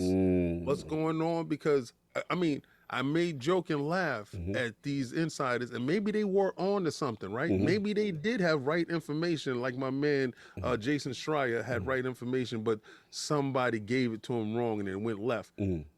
That's my man. But I'm just saying, maybe they had right information, and this Activision deal came in and messed up everything, and they couldn't acquire them. No, let's hear it, man. Let's get up. The biggest question I would have for you is, do you think that would you, as you King, would you go back on wanting them to buy that if it meant they bought these other companies? No, get Activision now. Interesting. Let's get the speculative one himself first. What we thinking, man? When this news hit, EmbracerGroup, man, Embracer. Yeah, I'm guilty of a lot of speculation. He's like, that was for me. That was for me. We love talking about this because that's also the era that we're in right now, right? Sure. This stuff is happening. And that's literally our job as podcasters, is speculate. Right. Like that's 100%. But there's a difference between speculating and saying, I know. Saying that you know something. Yeah, what's about to happen. I'm not talking about them people. I don't know what they be drinking. Yeah, that's all I'm going to refer to. How you going to them people, though? No, you're going to come out there and say, everyone, Square Enix is being bought by Sony. And then when it doesn't happen, all we're going to do is point and laugh. But the sad thing is that they have no shame. Because after they do that and everybody laughs at them, like 3 weeks later, they'll say something else in the same vein. It's like, as if no one already being a liar. It's like, bro, come on, bro. Yeah. It's like they went through that phase where you're scared of rejection at first. But now since they're not scared of rejection, they just out there. They outside with that info. They saying everything they can. You should never be afraid to fail, is their motto, right? I'm done. Because one day One I'm of these going to go say ahead. something that's going to end up being right. Yeah, messy. Continue. I mean, so for real though, I don't think a lot of us knew exactly how handicapped Microsoft was going to be, right? Because there's certain studios, are they publishers? That was off the table, 100%. Lord the whole Ubisoft rumors out there, all that stuff. I'm down for you. Hold on, I got to give my flowers to me. Cog said this. Continue. Once Activision Blizzard thing happened, it's like, okay, well, can they pull off a studio, right? Because there's so many studios that have been kind of linked and tied to them, like now Certain Affinity, that's the most thing that makes the most sense for me, because they literally have been a support studio for so many IPs that Xbox is going to own now, including Halo, right? They've already been a support studio for them for a really long time. And then also, they're working on another project supposedly for them. So with all of that stuff going on, it makes sense. But then it's like, you see this deal go through and it's like 300 million, and you get the studios of a studio that's already working on a Xbox project, plus you get all that IP. You know, even just for the Tomb Raider IP alone, you know, you would think it's like approaching somewhat around that level. Like, I don't know 100% how much those go for, but man, the that 300 million so, tag was crazy. That was so low, man. I'm calling the bank too, man. Can I borrow $300 million? It's like this might be in my buying range. I love how we all say only 300 money. Like we got it. Exactly. Yo, it's only 300. How come Microsoft ain't do that? It was only 3. If I would have known it was going to be that much, I would have put that bit. Right? You know, like what's wrong with them? It's only 300. No. I mean, we could have gotten some investors together. Let's go. I mean, but we're looking at the bigger deals. I know. The 40 and the 60s. Yeah. In comparison, it seems for the IP, because what usually drives the price up is the IP. Yeah. And this came along with some pretty good IP. Now, well, you're not apparently getting a lot. They bought some debt too, so we don't know how much that debt I was. think the debt was 100 million of debt, and it was 200. I think it was 100 million in debt. I think they split the debt. What it seems like to me is they just bought the IP and they were willing to take on the load of the studio. Right. Yeah. Because the studios were about like breaking even over the course of like the last several years. Like supposedly that the financials came out of like one was like 0.5% profit and the other one was like 10% or something like that. But it's like one. I was gonna say it's like one of those things where they're looking at the contract and they forgot a zero, and the lawyers just sign it, just sign it. But I just have a hard time thinking that Xbox maybe wouldn't have wanted to make this move just because they already have them working on one of their IPs, and if they are considering doing a sequel, this guarantees you with that ability of a team that's already familiar with the franchise. So that's where I was thinking that maybe they wanted to. Now this lets me know how handicapped they are, and it's not necessarily that they can't do it. It's just about I think the Activision Blizzard deal is just too big to risk it. Y'all gonna love the poll question. Continue. It's too big to risk it. Like, so if they do that, it's like, is it going to add fuel to the fire? Is the FTC going to use that in their in all of this like negotiation of like considerations and all that? So now I'm thinking all these other rumors are out there. WB Games studios potentially being sold off. Like, hey, Microsoft, hands are tied potentially if they didn't go after Crystal D. Are they willing to make a move there? Then now the Ubisoft stuff's out there, and it's like, hey, I think that right now it's like the big dog is kind of preoccupied, and you're seeing a feasting from some of the other people, right? That's what's going on. I see. But I think, man, like what I would hate to see is certain studios that I think are a really good fit. Like, give me an example. Get like certain affinity. Who would you, based on your theory, right? If you said Microsoft's preoccupied, right, and the deal, the structure, and the stakes of the deal, what would hurt you, Lord Mav, if Microsoft wasn't able to acquire during this period of trying to land Activision Blizzard? NetherRealm. I'm with you, bro. I'm with you, bro. Hear that, King. Yeah. Feel that, King. Feel that, King. It's just like these other guys. It's just like Eidos and Crystal D. I don't see no more Crystal D in the chat. You're stupid. That was foul. You had to do it like that. It's not even there. It's gone. It's like it never existed. Messy. Because if let's say Sony goes out and they're able to make a play for they under watch I2 now. They are, but that's a $3.6 billion watch as opposed to a 70, right? Listen, so, if you got $1 and I got $1 million and we both spend our last right there, we spend it all. You spend your $1, I spend my $1 million. Who had more money? I will agree on King we that both spend our last. They're probably being watched too, but not anywhere the degree that Microsoft's being Let them watched. jump out the window and buy I do feel like they could buy stuff and they could probably most likely get away with it. But like Microsoft's being watched by the FBI, the CIA, anything else for some initiatives, man. Especially with Sony being a Japanese studio, and then if they acquire a studio that's not an American studio, then it's more than likely you're not going to see. Yeah, because y'all ain't gonna say anything. Y'all not gonna. I'm gonna snitch. I'm gonna snitch. I'm calling the Well, you gonna FTC. call the governor? I'm calling the FTC. I'll be right on the phone. I'll be like, them dudes over there that made a purchase again, and they had just made a purchase of budget, and I want to know what can happen. Mr. Biden, sir, could you please get over? Could you imagine if NetherRealm got acquired by Sony and they also got the exclusivity for Street Fighter and they got potentially Mortal Kombat? So exclusives on that telling like so you ain't appreciate dudes who telling you was Bing bong 6'9" face. I'm outside. That sounds like a fighting game Monopoly to me. I don't know. You know what Oh someone's my gonna God. do now?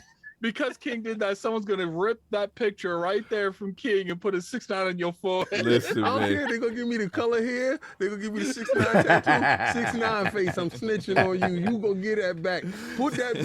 So King, you didn't appreciate another base questioning and going to legislation about Activision Blizzard. You didn't That's appreciate right. that? I'm a snitch too. You snitch on me. Hey, put that NetherRealms down. Put it down. Yeah, but do y'all think they would move like? Yeah. You think I like could the just movie see, games like- would move them all together or like individually? I don't care. I'm snitching individually. everything. I'm I snitching could on just the see- package. I'm I could snitching on see King right individual now. fries. Like Jesus. imagine like a store and you got Sony, Microsoft just browse and you got Tencent over there and King just sitting there hiding behind the I'm profiling Sony. he's hiding behind the them, you oodles see and your back. noodles line. He's hiding behind the oodles and noodles line with some magnifying glass. They pick up something and all you hear is a microphone. It says, "Put that down."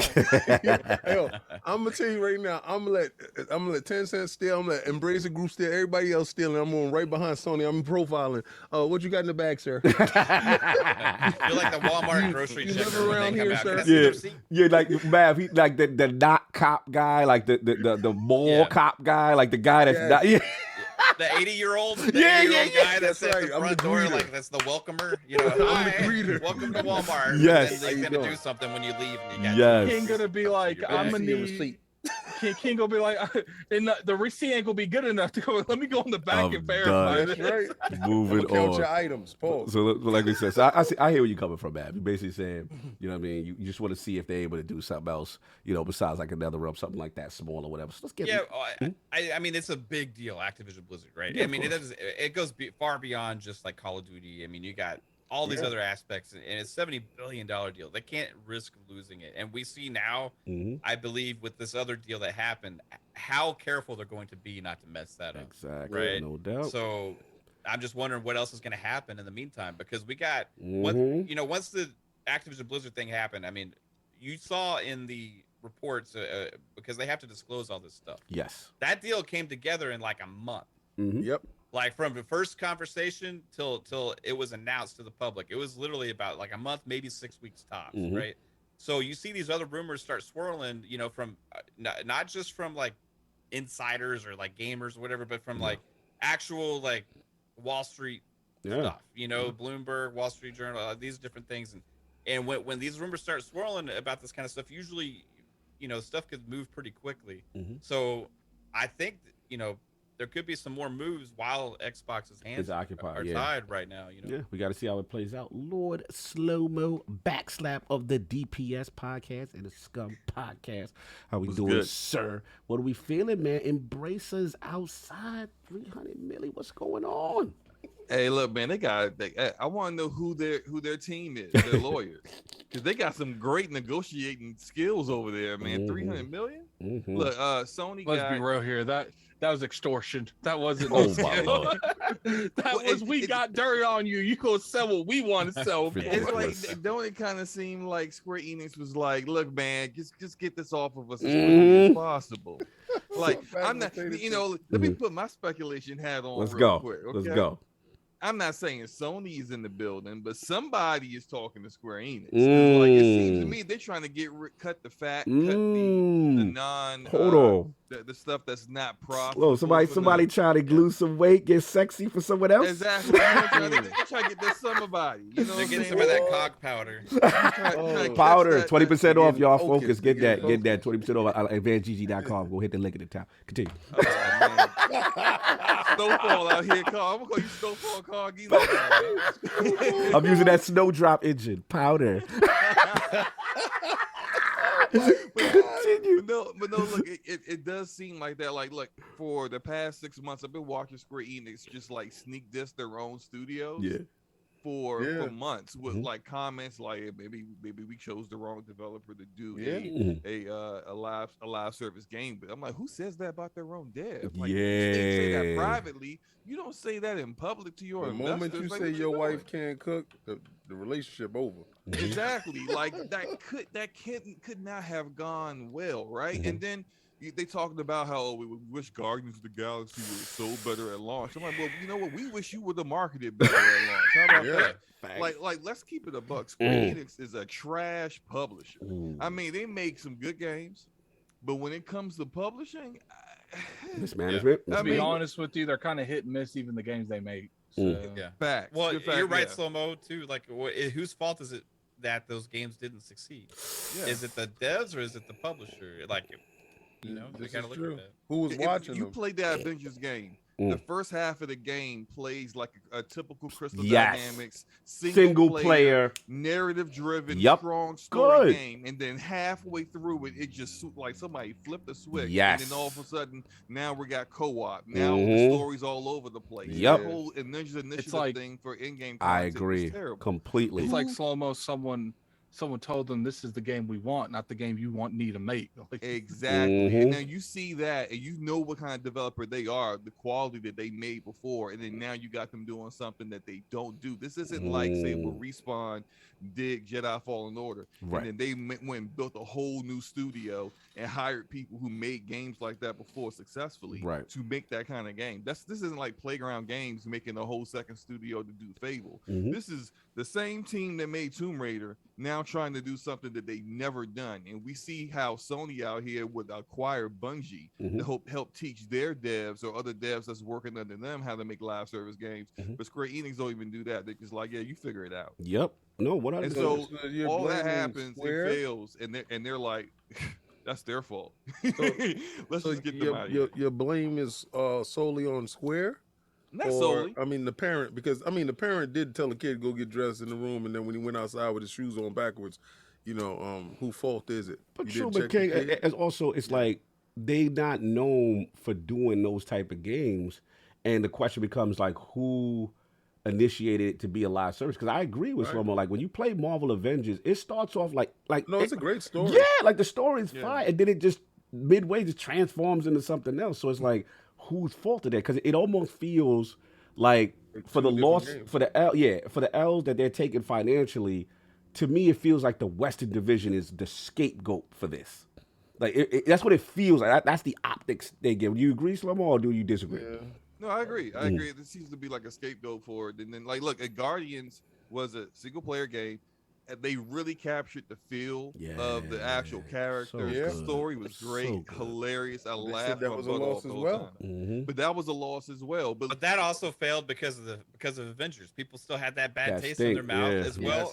And also the way they showcased Guardians at E3 last year was horrible. Like they just showed 20 minutes of the same gameplay that we just saw with Avengers without 100% touching on the things that make Guardians special, right? They did not sell that game properly to us, and also because they screwed up with a very similar, like another Marvel game from another Square Enix Western dev, we're assuming it's going to be another failure. And it wasn't until the gamers actually got their hands on that game and the gamers started speaking up, hey, this is good, right? I think it was mainly how they showed us to that game, because like the casual person, they're not going to know that this is made by another Square Enix studio. Like that marketing is so important, and even if you can waste a bunch of money, that's fine. But it's better to, if you're not going to go out there and spend millions upon millions upon millions on marketing, it's better the marketing you do to be effective and actually show your game in a good light. Like you can spend $500 million on bad marketing, it ain't going to do nothing. Or you can spend half of that on good marketing that's actually going to sell your game. And I feel like Square Enix has been looking for out for this game for a while. I feel like they've been, it's like one of those things where like, maybe it's just the Eastern to Western thing. It's like when you have Western studios working for an Eastern source, or the other way around, maybe they just didn't know how to appeal to a Western market. But then, like I mentioned earlier, like they're kind of hit and miss with their own games. Right. Final Fantasy 15 to a lot of people felt like it was disappointment. I ain't felt like they made a good Final Fantasy since 12. And that was an okay Final Fantasy, not a I'll good go Final back. Fantasy. I'll say they haven't had a good one since 9. Let's go. Like I 10 mean, was good. 10 was good. Wow. Okay, I don't care for 10, but no, seriously, like what you guys saying about Guardians is true, especially the marketing. I would say probably it's not bad, but the weakest part of Guardians is the combat. Everything else like is so much greater and better that the combat you kind of go like it was not great, but it's not terrible. But how did they decide to market the game to us? The very first thing they showed was the combat. And then like a 7-minute like unedited just tromp of like half of a mission. It was just like, what is this? This is, like, especially coming off of, as Bab said, the disappointment of the Avengers, clearly a lot of the audience just completely checked out from there. So when the game launches, turns out it's actually a really good game. There's nobody checking for it. It started to gather steam from word of mouth, but at that point it's too late. Again, this comes to Square Enix not really knowing how to manage things. We always hearing about how devs saying, "Man, I ain't got paid yet, man." Like, and it's not about that. It's been other devs that have said similar things. It's just I'm not shocked. I'm actually happy for these developers to move on and potentially not get ished on every time they drop a game. Hopefully the next Tomb Raider does really well. I want to see what EidosMontréal does, hopefully with a Deus Ex game soon in the future. But to touch on something the map said, I wouldn't completely rule out Microsoft never getting CrystalDynamics. Because again, this is a Embracer Group. They're not necessarily really a publisher like that. So like if they can make a profit by acquiring CrystalDynamics off a massive discount. And then to Microsoft, this is more valuable to you than me. I think there's a time out. I think there's a Pull that back. What happened? Pull that back. Why the So floor listen. So I mean, this is just some fun speculation. Okay. Okay. All right. So I'm just saying. I just want to back up to that point. So you think it's some shady, underhanded business? Like, listen, my man, Cops is watching this right now. I want you to hold this back. Oh my God! Until I get back, and I hit you off with a little extra. Just go get that. Let's go. So they holding Crystal D. So EmbracerGroup went in there and copped the stuff that they wanted and said, "Yo, when you finish with the feds, wait. I'll sell that back to you on double on the rehash." So wait, you can get Crystal D. So Embracer is the new stash house? What are we doing? Why not, man? Yo, I'm just saying, like, how he said it is, he said that EmbracerGroup went over there and was like, "I see the feds got you right now wrapped up."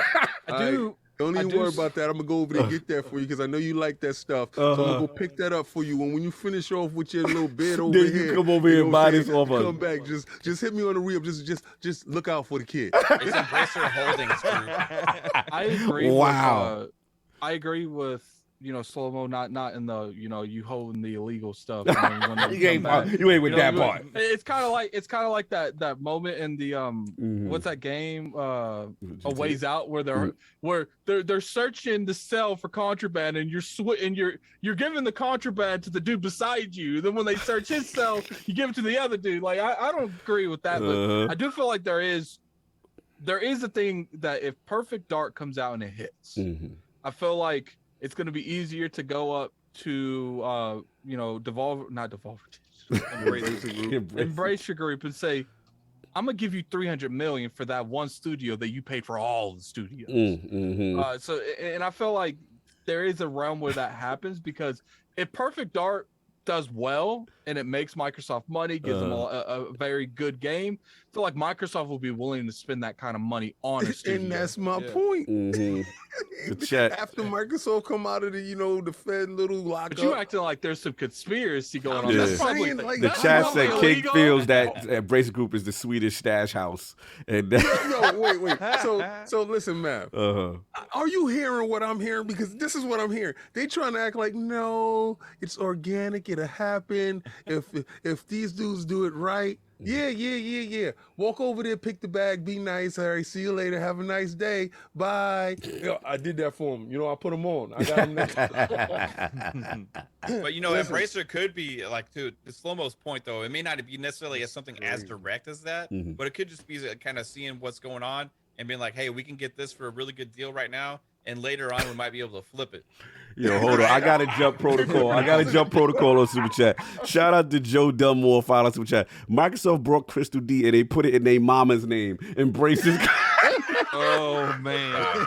Yeah, just imagine Crystal D just announced this new Tomb Raider game, right? Like at the Unreal Showcase.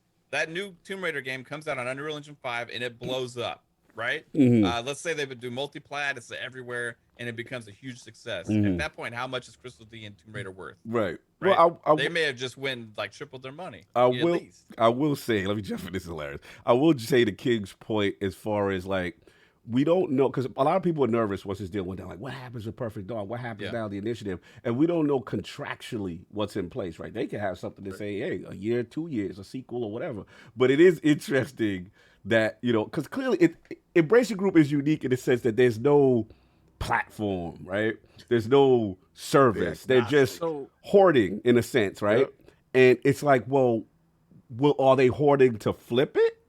Are they hoarding to eventually have? We don't know what the end game, so to speak, from Embracer. But we haven't heard anything super negative, like almost like a Tencent. We haven't heard any of that type of energy. So it is interesting to see what will happen with all these things they are acquiring. I do think that if Microsoft, say like a year and a half, 2 years from now, ends up like acquiring CD from EmbracerGroup, they're going to get the Tomb Raider IP with it too. Because like if you think about in terms of like, if you're Microsoft, my portfolio, what do I provide that is like, say, a counter to my competition?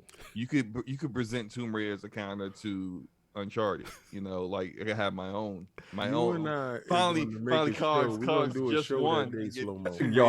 Bro, I wanted CrystalDynamics for that. When that day happened, me and you gonna do a show, and I'm gonna tell them how slow is the profit. The day after the deal of Activision Blizzard gets announced, then it's gonna come out. There will be an announcement of CrystalDynamics now being sold to Xbox. AKW said name the Snowball backslash. Here's the thing. I'll go ahead and go. I'm glad that this happened, to be honest with you, because I feel like Square Enix was never going to truly do anything with these Western studios. Yeah. I feel like for a while now, they've felt like they're a burden more than they're helping them.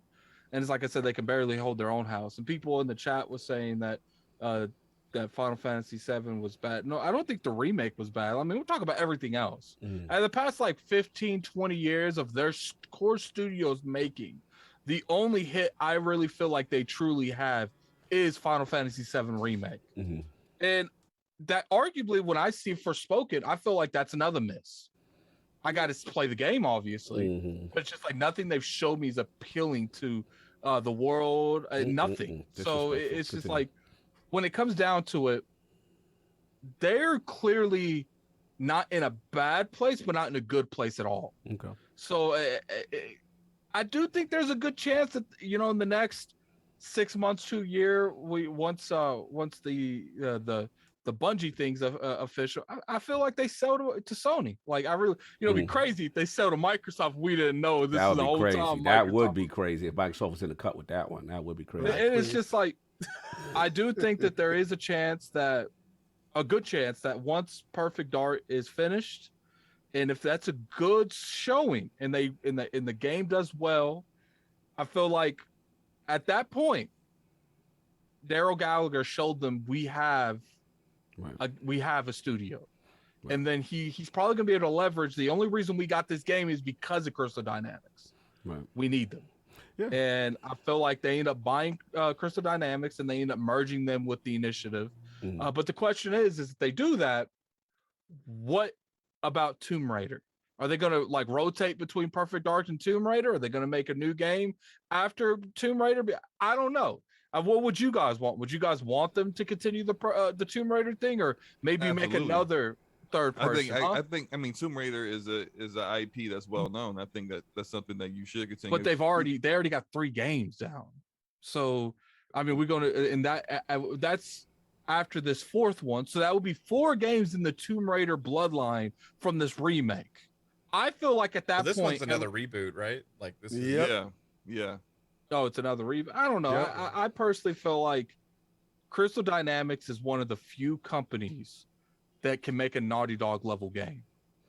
It's just, I feel like they got to be properly funded. Yeah, and they got just one flow. That's why I was excited. Yeah, they got to be properly funded and have that talent. And I honestly and truly feel like they can make that Last of Us type of game, but they got to make their own IP. Yeah. Because the only way that you truly make something like that is original ideals. And in Tomb Raider, you still got to go through a template. Right. You got to have Tomb Raider, Lara Croft. You got to do what she does. Like, I feel like if you give them the free reins to make their own, they can make a hashtag just one. You can get something on Last of Us level. No, I feel you. I'm in agreement. I mean, you know, they can still do all of that and just open multiple studios. You know, like we see. But then we're seeing doubling down on a studio. Is Microsoft willing to be doing that?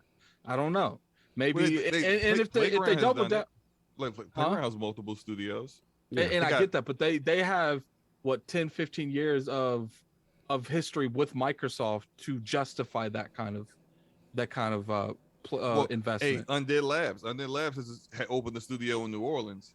Okay, and they've worked with Microsoft since the arcade version, version of the original 360 version. But do you need to have a history with you kind Microsoft? Of do. I don't think Microsoft's to get now that maybe kind of leeway. Maybe Daryl Gallagher could get the multiple teams, but I don't see Microsoft just openly buying someone and like, okay, here's another 500 million to make another team. Like, I feel like you're gonna have to dig into that. You're gonna have to work up to that. Undead Labs hasn't exactly made Microsoft a ton of money, you know, before. But they've been working with them since the 360. They had an exclusive State of Decay game on there. There was a lot of neither of them have sold like blockbusters, so it's not like. But they still know what's going on over there. They know this is a stupid argument anyway. Like we arguing. What if we argue about something that didn't even happen? Like, I'm like, where are we going with this? About hypotheticals. Yeah, hypotheticals. Anyway, let me get my balls off because I ain't talk. So, look,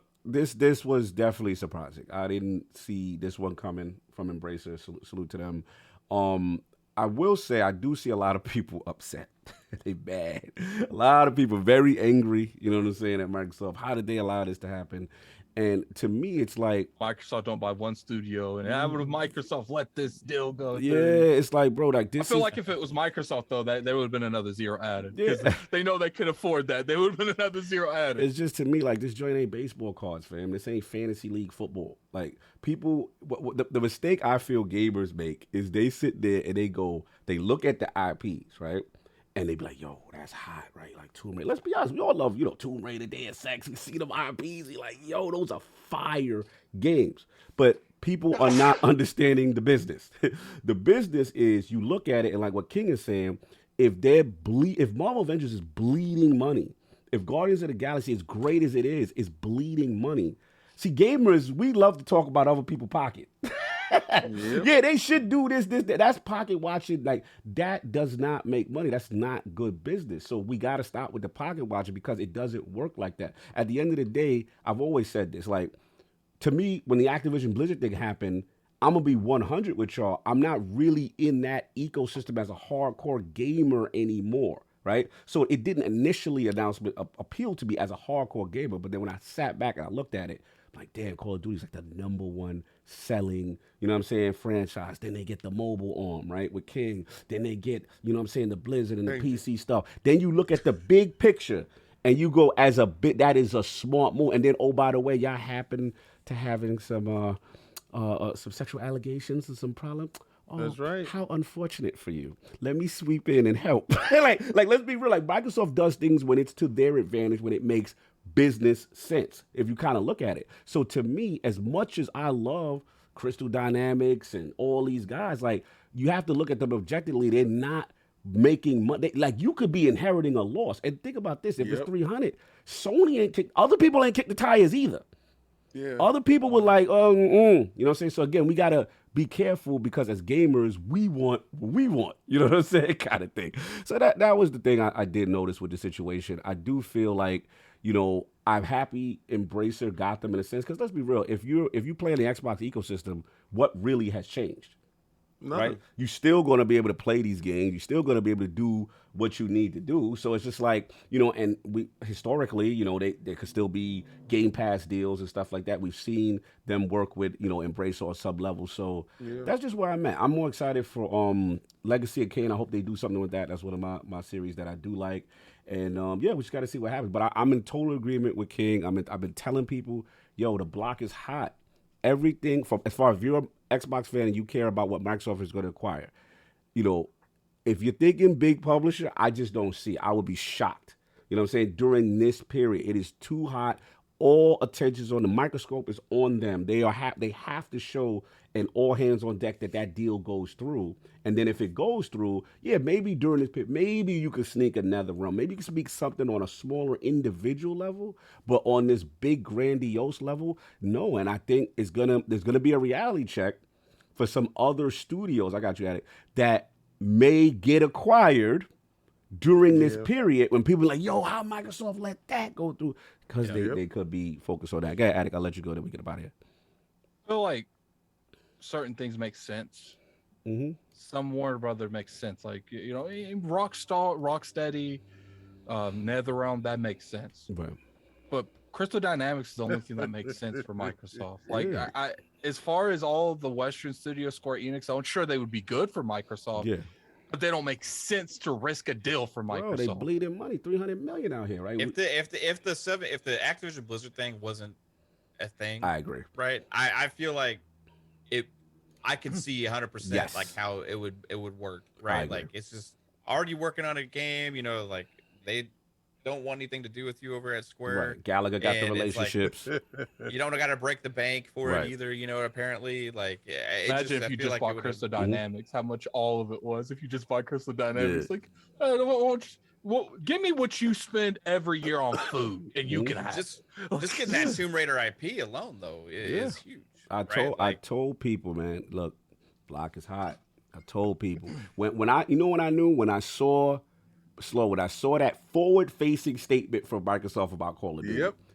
I'm like, what is this? Oh, we're gonna put this on all platforms, and we're creating an ecosystem that. I'm like, why you paint yourself as this holy Switch and everyone's gonna be? I'm like, that's right. Okay, yeah. I'm like, okay, and we know historically when they buy, it's theirs. They were quick to let you know Starfield was theirs. The Bethesda is theirs. Getting in on this. Right. So this was different energy. And I'm like, why? And then I'm like, okay, with the legislation and the political grandstanding and people trying to make an example out of big tech, the block is hot. Y'all keep telling people. I just hope at the end of the day, the bag is secured over there. Yeah. You know, they come out and they be able to go pick up their belongings from EmbracerGroup.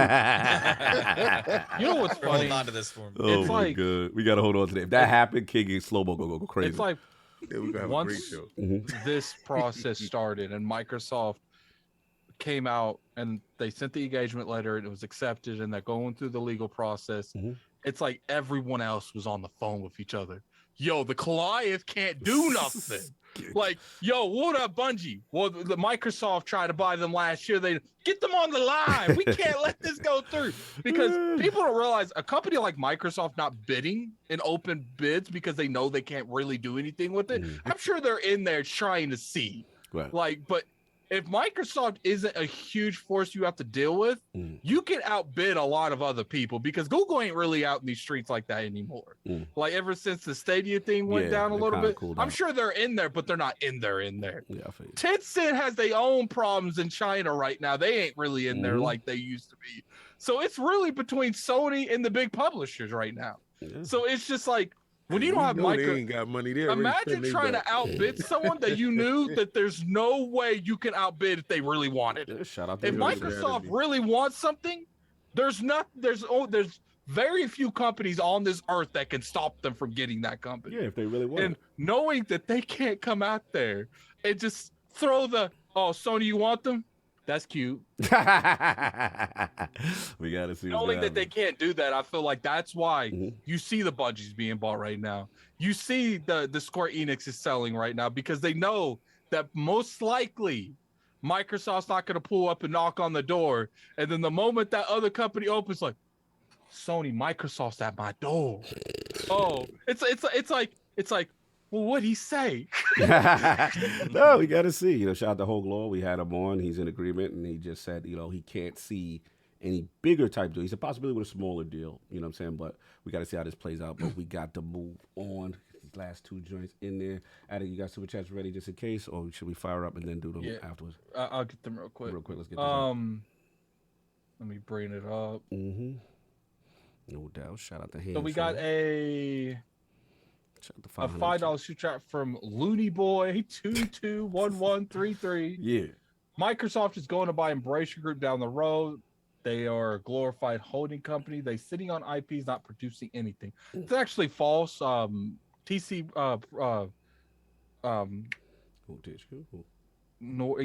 Nordic actually does make games. Yeah. So, and if they're the same company, they are doing stuff. It's just Yeah, they had a lot of games at the Game Awards last year. Right? They had like 4 or 5 showings, I think. Like Arc Raiders is one of them too. Oh yeah. It's just the part that benefits Microsoft if once this Activision thing's going is EmbracerGroup. They're not really a publisher, so it'd be easier to acquire that because sure they will use CrystalDynamics, but they don't need CrystalDynamics. And I felt like Square Enix, even though that they were being kind of disrespectful to the Western studios, they needed them to a point. We got a $10 super chat from Sage, Sajutsu Sage. Salute Sage. Microsoft can buy Crystal and Eidos. I'll probably butcher that, but we're gonna move past that.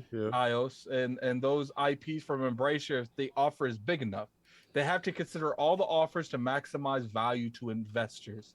The thing is when Microsoft's not in the room bidding, obviously that price is going to come down. The price of the brick is an expensive one. The person buying it all isn't there. Look at me. Look who pushing powder now.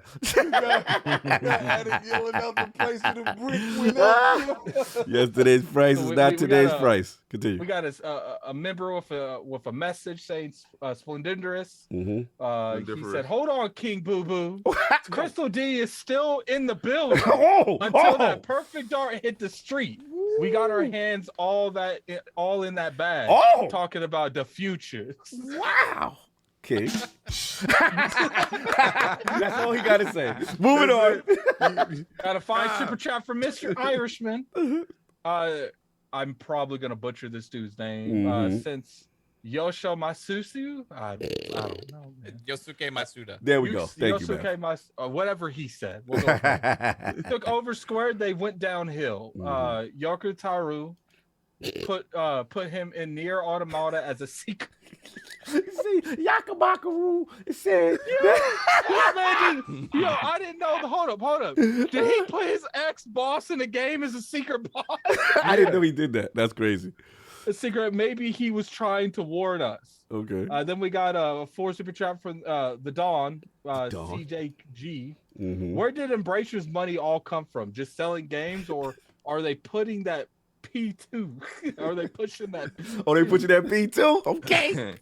Now, Embracer is into other industries as well. So their investment groups of they're different industries. They're another Tencent. They're in everything. What else we got? Then we got a $5 super from Joe. Microsoft bought Crystal D and put it in that mama's name. Salute. That was fire super chat. Continue. And then we got a $5 super from Lucius Augustus. Yeah. Embracer is hoarding the content for the upcoming content war. Embracer has all the AA games that fill up subscription services. That's money. True. He actually has a huge point there because I do agree that out of all the people, Embracer and THQ Nordic have those IPs that can easily be switched to a AAA product. They also have Gearbox.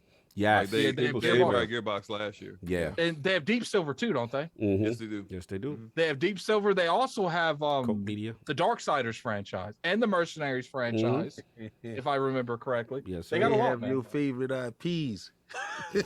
Continue. Then they got a $5 super chat from Sujitsu Sage. Obsidian got multiple teams. Obsidian has worked with Microsoft for years. Mm-hmm. But I'm not gonna argue with Slomo. You win that, Slomo. You win. Yeah. We got a $2 super chat from Too Much Opinionated. Mr. Too Opinionated. How about a Tomb Raider plus Indiana Jones spinoff? That would be lit. I ain't gonna lie. Tomb That'd Raider be plus tight. Indiana Yeah, Jones. that'd be fire. That'd be fire. That'd be crazy, but apparently that game is like multi-plat. Mm. I don't think they've ever come out officially confirmed that, but I don't know. I hope Got a it's not. $5 super chat from Gaming Forte. Alright. No, hold up. We got JD Gamer before. Yeah, JD before. Got a $5 super chat from JD Gamer. I don't see Microsoft buying all of EmbracerGroup with its 14,000 employees, but Elios and CrystalDynamics will be coming home in just a couple years. Get all that. I could see them going after CrystalDynamics, but nothing else. $5 super chat from Gaming Forte. Happy Mother's Day to all the amazing moms of the panel. Shout out to Max for joining the realm. So we all moms. Yeah. Shout out to Mav for joining the realm. Who is that guy? Slomo. And as always, hey King Boo Boo. Hey, there you go. And then we got a $2 super chat from Ham Solo Gaming. What do you guys think of all this buying will slow down? When do you think all this buying will slow down? When the money run out. Yeah, never. Because there's certain people like, look, the money ain't never gonna stop flowing. When you stop throwing dollars in the club, when the money run out. King, this slowing down will stop for some companies. Oh but my not God! for Moving others. on. You got Donataku run out. and Irishman said you missed his second super chat. That's what Irishman said. I missed a second. I got super while you chat. look for Irishman, I got Donataku. Remember, for 12 months, Embracer going to drop that subscription service soon, and they're going to have games. So dropping every month with how many studios and IP they got. Nobody buying no app called Embracer app. That sounds like a dating app. Who said I missed that one? Mr. Irishman. Mr. Irishman. Okay, so Yeah. Oh, I'm sorry about that. Mr. Irish with the 5 super chat. I don't want to see Sony buy Square. Anything other than Final Fantasy would not get made under Sony. Nier and Dragon Quest would not get greenlit under them. I think they would greenlit both of those. Look, Sony does. I feel like Sony has went away a little bit from its Japanese roots, but they still love that area. I just don't feel like they see it's lucrative as like the Western audience when it comes to something like Naughty Dog, the games that they make, the God of Wars. But I don't think they would just say no. Like Dragon Quest has been exclusive to PlayStation for a long time. Like I do think now, as far as like Triangle Strategy, Octopath Traveler, that stuff might get cut. I don't know. I don't know if that's the good stuff. I don't know if Sony acquired Square Enix, if they wouldn't treat it the way Microsoft treats or Xbox treats Bethesda, where ZeniMax Media still publishes itself. Like they still do their own thing. They just where it goes is determined by Xbox. Like you're not putting those games over there or anywhere else. But how you decide to make your games and publish and market it, that's still all on you. Yeah. I think that Sony probably would do the same thing with Square, considering that like even though they're the level of quality ain't where Sony is when it comes to Square for the streets. Moving That's on. right, Slow. You on to something. Since Jim is in town, everybody get to be purchased and still do what they've been doing. You're ridiculous. Anyway, moving on. We gotta go because if we take it too long, we gotta get this popping with this topic. Attic, I'll set you up. Furi is in the news. So shout out to Game Bakers, excuse me, look at the dev. They announced surprise new DLC drop for intense action game Furi. And they said this was actually 6 years after the first game release. But the bad news is that it's set to come to every platform except Xbox later this month. Then they took to Twitter. They cited that they're a small indie team and as far as limited resources, and they actually said that the game never captured a lot of attention on Xbox. So the first statement looks like it says, "We've heard all of you who play Furi on Xbox, and we understand your frustration. We're a small indie team, and we couldn't find the time and budget to make that port. Furi never captured a lot of attention on Xbox, and unfortunately, we had to prioritize platforms. We hope to be developing for Xbox again in the future. Thank you for supporting our game." So, this was a bit of a controversy. A lot of Xbox fans were upset. So, Addict, you had a lot to say. What's your topic, man? Where you at I with had this? a lot to say. Let's go. I'm gonna let Slomo go first because he's the only person I know disagrees with me. Yeah, I'm gonna say I think it's a bit of an overreaction. Okay, on this one. Let's get it. I do think that the Game Bakers is the dev. They're a like 17 developer studio. I'll use this example for another studio that I thought made a mistake in releasing some content on all platforms, and that's Night School Studio. Night School Studio made Oxenfree, and they also made After Party. When they made Oxenfree, which was I think a superior game, but also a game that performed great at launch. It launched initially on PC, then it came out on consoles later on, and I think it eventually hit Switch at some point later on. That was like a 12 dev studio that did that. Right. When they came out with After Party, launched on all platforms all at once. Game is not a demanding game whatsoever, but it was a buggy mess at launch.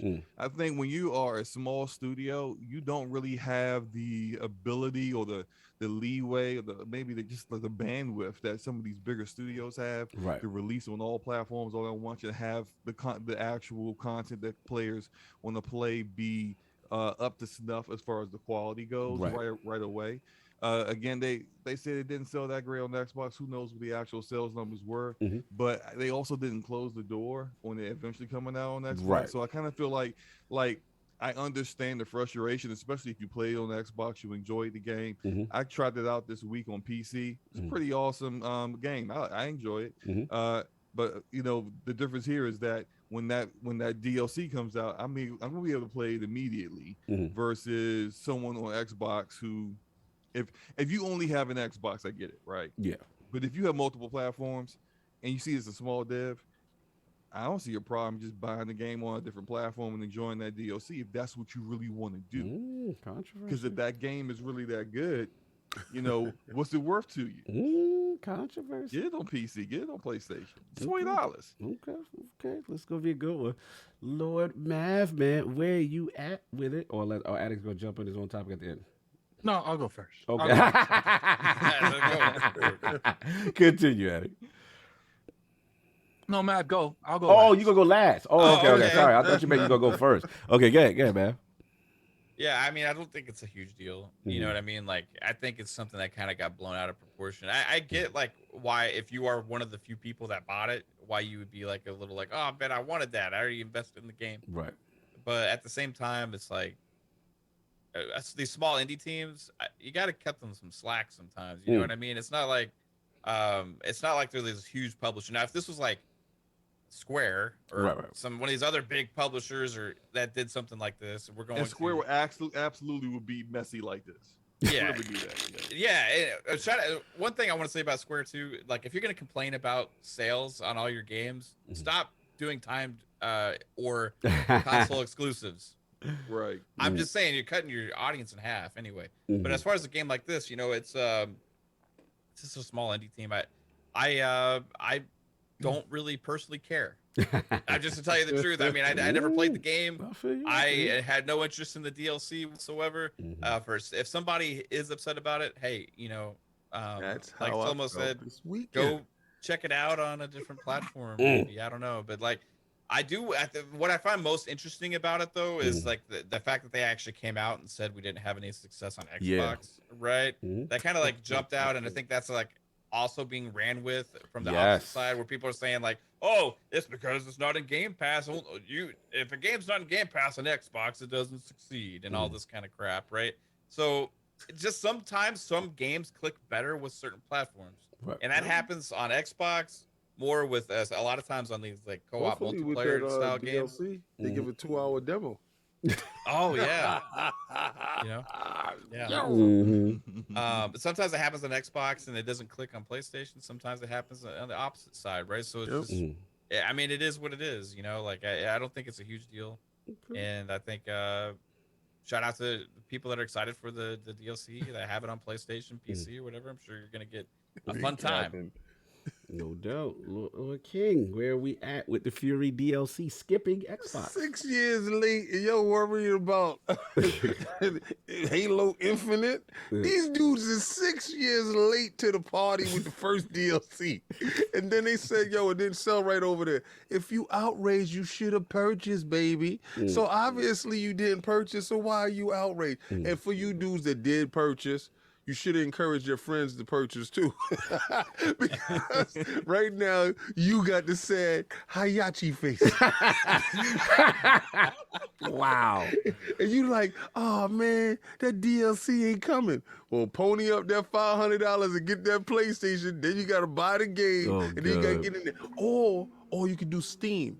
See, this is what happens when you expand your ecosystem and stop playing on the cheap. Stop playing on the cheap. Facts. All right? Speak on it. Speak on it. See, they want a game on the slide. You know, you see these dudes, they only got a PlayStation 4 because it was $100 cheaper, or they got a little man right now because he's $200 cheaper. This is coming from the dude that won't buy anything. Yes, play anything that's not in Game Pass. That's wait, time out. Elden Ring is in Game Pass. That's all I play. That was like right the now. first we've heard in years. I'm taking your whatchamacallit right now. I just picked up what was that? What? That's not Game Pass. It was a launch game for the Xbox. Yeah, that. Whatever. Ironically, don't know the name. No. I brought it for my kid. But see, I buy so much stuff and I leave it there. And this is the problem. So don't worry about my pockets, worry about yours. But I say this to say, But you're worried about other people's pockets. no, I'm Why not should I worried about care their about pockets. yours? I'm not worried about their pockets. I'm worried about them whining into my Twitter. So this is because I saw this. I'm like, 6 years, and you outraged now? Like, like that's like waiting for your food for 2 hours and then you upset. Explain to me the 6 years part because I'm confused by that. How long it took for the DLC to come out? I guess when did the game release? The DLC and I think coming out. It's been out for 6 years and people still didn't buy the game. Right. Oh, wait a second. You said the DLC ain't out yet? No, the game came out in 2016. So What? wait, Did you think the DLC came out 6 years ago? no. I said the DLC is coming out now. Right. The game launched in 2016. Yes. Yes. That's 6 years. Yes. Yes. That is correct. If you're standing waiting for your Uber for 2 hours, you gonna get upset at the 2 hour mark, or you gonna get upset when he's late 15 minutes? What happens if I pay for the Uber and it still ain't here? Oh, that's your problem. You should get your refund back. And that's what I told people on Twitter to do. This is Whoa, hold up. years. When you paid for Fury, you paid for the game. Did you know there was DLC coming when you paid for that? That's my point. All right. Okay, You got but your still, I'm going to jump in. If King is finished, I'll jump in. I'm gonna wait last. Yeah, I'm not finished yet because you got a complete experience, and they decided to release DLC. If your block ain't hot, I'm not going over there to work over there. Why should I go over there on your block? Your block is trash. I'm gonna go over here where PlayStation get it popping, and they buying games over here, right? This is what they saying. They saying Switch is buying games. They're saying PlayStation is buying games, and it's not cost effective for us to risk making DLC for a platform that didn't support the game 6 years ago when it came out. Facts. And they did just go into their demographic where the money is. Right. I see that, and it makes sense to me. I'm gonna jump in. I'm gonna surprise y'all. I'm a little bit with Addict on this one. Right? No I'm a little bit because this is where I'm at. You guys are absolutely correct from a pure business standpoint, right? You're absolutely right. Gamer, get my feelings out of it. Right? If you look at all the platforms and you say, yo, we got the numbers in front of us, Xbox numbers wasn't it or whatever. I think where I struggle with it is just that the optics from the fact that if you're a small team, right? And you say they sold the least, whatever, but you're still making it on PC. You're still making it on Switch. So I struggle with the small team part with this. Like if they'd have been like, yo, the DLC is coming to PlayStation. They buying the whole block. Yeah, like how you got enough time? Again, I don't want to pocket watch resources, but how you got enough time to still do these other platforms, but you can't? It just the optics. Sound like a choice. Yes, it's just it is a choice. It is a choice, and I respect them to Mav's point, and that's why I'm not going to go hard. Is that they did say, yo, the numbers over there wasn't what it was. right? So normally you don't get that. And I respect that. I respect that you said the numbers wasn't what it was. The reason why I'm empathetic to Attic on this, because part of me is like, well, if the numbers were on PlayStation or whoever's the number one, and you're the small team with limited resources, how you got time to do these other dedicates then? Yeah. Well, Yeah. there's two things, right? Yeah. So like it was on PS Plus. Yes, at some point. that helped So tremendously. they probably got a bag from Sony. Okay, hold on, put it stop right there. Stop right there. And I love that you said that. Because that's where I want to go on my second point. Because I see a lot of this narrative. This is why you got to buy games, people. This is why subscription services are bad. But that game benefited from being in the subscription platform where the lead joint is, where the lead numbers are. So we can't have it both ways with this. Oh, it's evil for last gen too. Exactly, where it's evil for the industry. So again, and then the other thing is, this game came out before Game Pass existed. Yeah. So you got to think about 2016 when it came out. Like that was the lowest of lows for Xbox, right? That was like. Thank you. That's all. bad And time. people still didn't buy it. Look, Thank you had nothing else to play. Stop being messy, Slow. Don't you Playing do that, Dash Slow. Forward, Don't you man. do We're playing Madden. We're playing Call of Duty. Come on, Don't there's do plenty that, of stuff Slow. to play. But I do understand the point. And that's all I wanted to say. We got to be, I'm seeing a narrative that this is wrong. This is why. If you don't buy the games, and this is why, not that you don't buy the games, excuse me, sales do matter. But this is why subscription services are evil, y'all. See, this joint came out before the joint existed and benefited from being in a subscription service over there. Yeah. So that's all I'm trying to I say. did also want to add. Let's I put it. think, and shout out to Agent Deli that was Yes, on Scumcast yes, with us yes, yesterday. 'Cause salute. we were having this discussion, and Deli found the numbers. Let's go. The game Fury sold a total of 700K, and 40% of that was on Steam. So it did have a nice audience on Steam, Nice. which makes sense why on Steam Salute. you're gonna put that out there. We had the Then you got Nintendo numbers? Switch, which is Yeah. which is I don't know about the Nintendo numbers, but the Switch is like hot in the streets for some reason. Yeah, I don't definitely know why. coming in hot. If I were a guess, Well, let me hear these numbers. Let me hear these numbers. They They don't have I mean- numbers for individual stuff. They got a No, I just wanna hear what- hypothetical number for all of them. No, I just want to hear what the stuff that Slomo's guest was talking about in reference to the breakdown. Continue. Yeah. He's the one. It was 700K total sales, 40% on Steam. I don't know about Switch because it came out December 2021. I mean, sorry, 2016, which is like not too long before the Switch. The Switch came out in 2017, right? Right. So like, I don't know if it must have came out on Switch at some point before now, and it probably did a decent amount of sales. But all that said, look, if on Xbox it didn't sell great. Again, they didn't close the door on the DLC ever coming out on Xbox, right? True, that is true. That is true. They didn't close it. So I mean, it could still be a possibility, just I'm that not it a had to be a PC lower gamer, I ain't priority depending upon Okay. And my last where the point, numbers I feel at. what you say. My last point for everyone, I get on a game level, but on a DLC level, it's kind of hard to be like, yo, you started this game on one platform. Now I gotta go buy it on the other platform, start it from the beginning, then get the DLC. From a game standpoint, it do feel a little weird, but I get it. Addict, you've been patient. I know you're ready to go, so I'm gonna let you go.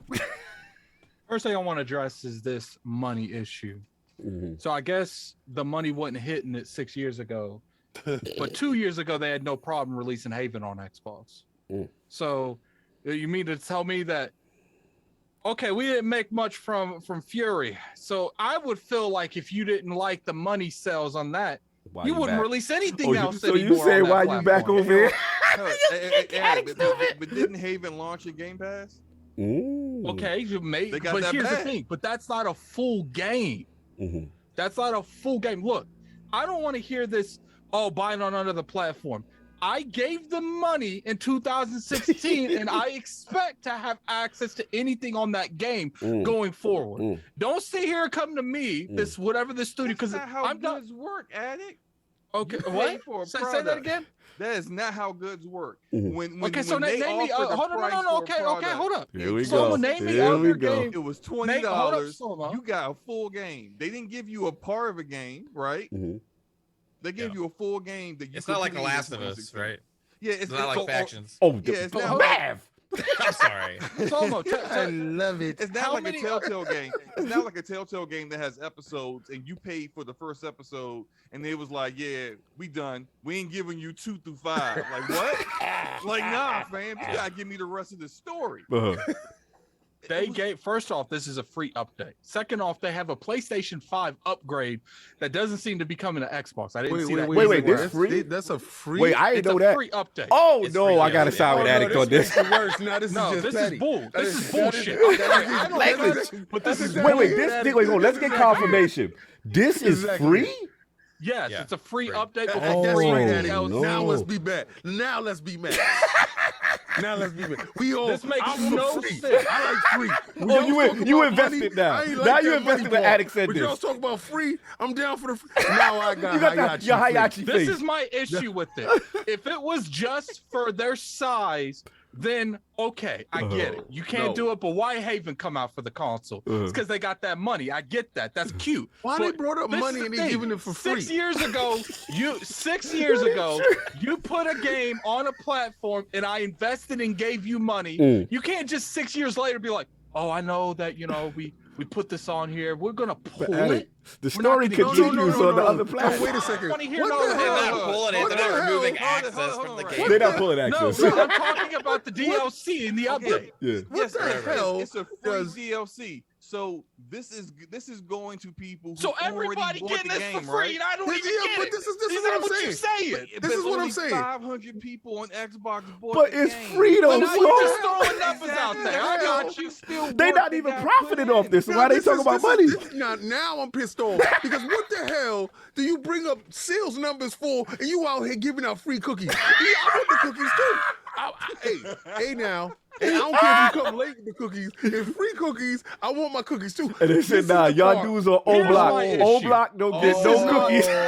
If you look Xbox back don't through, get no cookies. Hold up. Yeah. If you look back through the history of this podcast, you have never come at me and complained about exclusive DLC. I've went out and bought the Final Fantasy VII remakes. I've went out and bought everything else Went on to the other PlayStation. platform. I played stuff on Steam. I Talk to went him. out and bought stuff Wolf on Nintendo. That doesn't bother me. What bothers me is you initially did a game on a platform. That's right. And then 6 years later, you come out there and say, I know we took your $20. We get everybody stuff but you. That's my right. issue. This isn't some regular game that's going on. This is a DLC that they already took my money. 6 years Hashtag ago. give me my DLC. So if we Don't can you get start these the movement. 500 It people is together Change.org. and they can raise a lot of See, you hell. guys- No. you're throwing out We this need to number. go to change.org. Change.org. They They gave our gave money. you full Go- value hey, of the Yeah, game. let's slow go. They gave you full value of the game when you bought it at launch. At Okay, no Slomo, point hold did on, you- hold Let's on, slow hold on, finish. hold on. Let's slow At finish. no Let's slow point finish. did you know there was a DLC coming for this game back in 2016? But now I know. Nah, we Okay, don't. so Slomo. Let me ask you a question. When this DLC and this expansion, whatever the hell you want to call this, comes out, is my $20 investment more than the PS5 investment? Is it equal That's what to I'm the saying. PS5 investment? Why, Does it even? why they money worth Is, more than no, mine? Slomo, answer my question. Does my King's on $20 hit the flip same side. as the PS5's $20? King flipped. It is not the same. Then No, why it's not. are you capping for this company? I am Bing not bong. capping for this company. What I'm telling Let's slow you, finish. What I'm telling you is that you cannot expect a company to support something when they're on the platform. They're wasting their time in doing so, and you It's may free. feel bad. It's not the work they put in for their. Apparently, their it's staff free and on the what- How they getting PlayStation. On paid, Steam, you man? have to pay for it. It's How free they on the getting paid, though? PlayStation. Okay, so Steam they gotta pay some cash. I don't PlayStation know. get it for free. How about Nintendo? Nintendo got this game?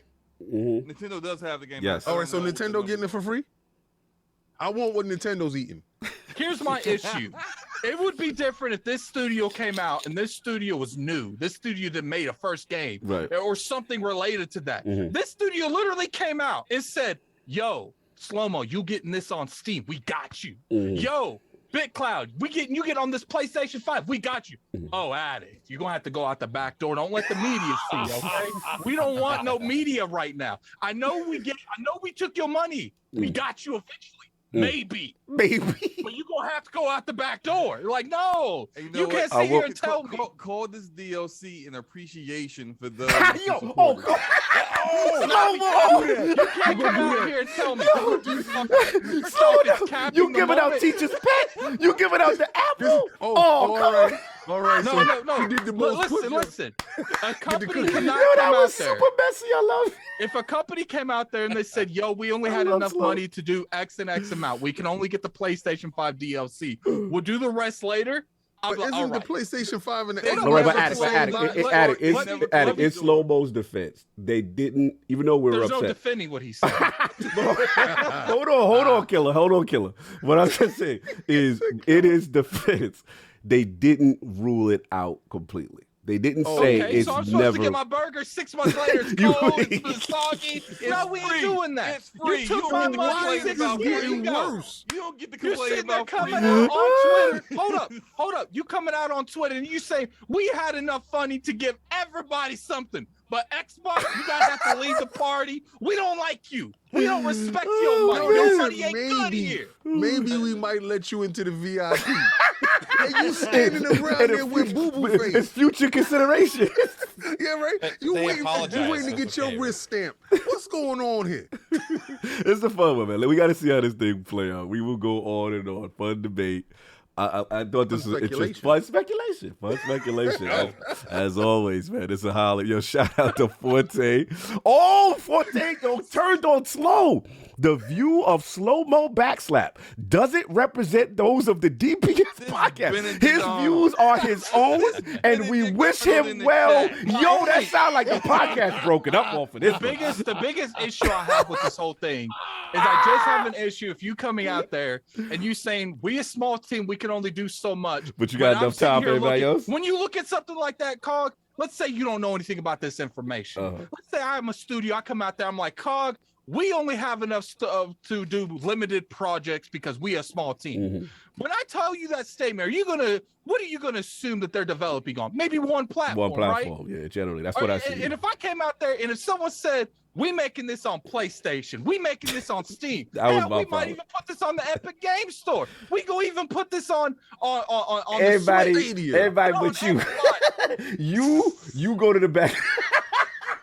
No, like you know I how, like, said, you know when they take the Numbers King at the club, Yo, they be like, all right, you good, fam, you got You the stare. good, you Oh no, good, no, but you no to the back. Chill, take your hat off. Go stand over To there. me, Take your hat. to No, me, you the got on. moment You don't they got. took- You got on sneakers, seems fam. to me- Well, this is a club, but everybody Nah. else went through sneakers. Nah, but your sneakers, nah, fam. You got your Yeah, sneakers. exactly. Look, what it seems to me, right, is the game bakers, they got a long memory. Okay, they got a long memory, and they remember. Long memory that they completely Wait, let's slow forgot finish, about. let's Hey, slow we finish. got you. Let's slow 3% of finish. sales on Xbox. Yeah. So they said, all right, They hold it at. 3% effort. But slow, I feel you.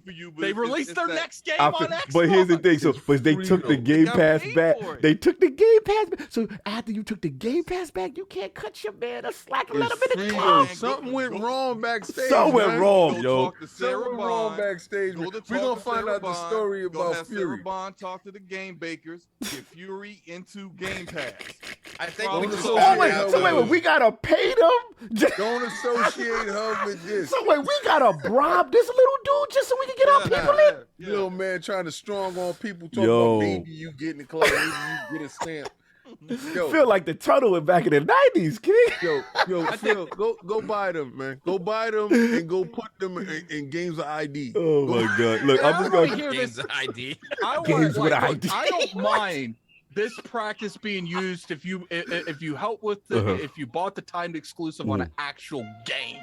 But I'm like Phil Spencer. I don't like when this is used for DLC because it doesn't make any sense. Man, but look, If I invested into you 6 years ago, I expect you to take me and everyone else that bought this game on Xbox into consideration when you do anything with that title. If you made a Fury 2 and that's only on PlayStation Switch, I'd be a little frustrated, but I'm like, yo, I got a PlayStation. I'm gonna buy that on PlayStation. But if you sitting here coming out for DLC and telling me your money wasn't good here anymore, they acted like the check balance 6 years your later. money ain't good. Look, this is gonna be. Did you feel like you got your money's worth for what you've spent on the game before? Yes, but I want my money's worth. That's with all Slomo I games. need to Why hear. you getting The mine word, too? yes, you got your money's worth. You enjoyed So, the game. bro, I feel y'all. Y'all I saying, do look, feel like they I said learned in something. 2016. Why I y'all- don't get sprinkles? In 2016, that was the value sprinkles, meal, man. and It's now in free, though. 2022, we giving you a McFlurry with it, and those dudes over there just get the McFlurry, and you stay with the value meal that you had. This is not right. This is not right, and I feel like you're punishing us for something that happened back in 2016. You don't do that. That's not how But it goes. King, they had I'm no acting like I problem purchased the taking game. King. They had no problem taking my money in 2020. Yeah, 2020 they came through with that Game Pass back, and that didn't absolve One that. person on the panel was getting punished. Everybody else ain't no. Look, 99% of the people who are upset about this didn't know this game existed. Listen, a don't week act. ago. So what? I didn't know about it. Now I do though. I know about it today. I woke. I woke want now. Slomo. I Did want you my know about Shamrock this? Shake. Slomo, did you They did give you me my play Shamrock Shake, bro. Slomo, did you play this game back in the day when it came out? No, I didn't even know that game existed a week ago. See, right? That's my And guess point. what? You Guess got a what? bunch of people up here that got no connection. connection to this game whatsoever. guess I what? expected me Guess to be what? okay Well, with not getting it. here's the thing. I Hey, think we all guess know where I who bought bought it, it on though? Xbox. Guess Adam. where I That's bought it. it, though, He's the only Adam? one. Yes. I bought it on Steam. This is that PC magic. Moving 6 on. years It's later, getting messy. It's getting messy. And you know, Look, how guess does it who's getting feel, that free Slomo, DLC? to know that your money didn't contribute to the Steam people getting it? listen. How much is it now? I'm gonna go buy it on We Steam. gotta $20. support Fury. Everybody go I'm buy. not still supporting $20? them. Now you Great ain't game. King ain't It's a supporting it, right? great I'm not game, man. supporting You them should because play I it, man. want It's the awesome. sprinkles. It's awesome, Yeah. man. You should I want a play it. Shamrock Shake with Is McFlurry. it? Is it good? Okay. No, look, we gonna move on. We gonna get to this. We'll do this. Everybody getting a free game tag meal to them but me.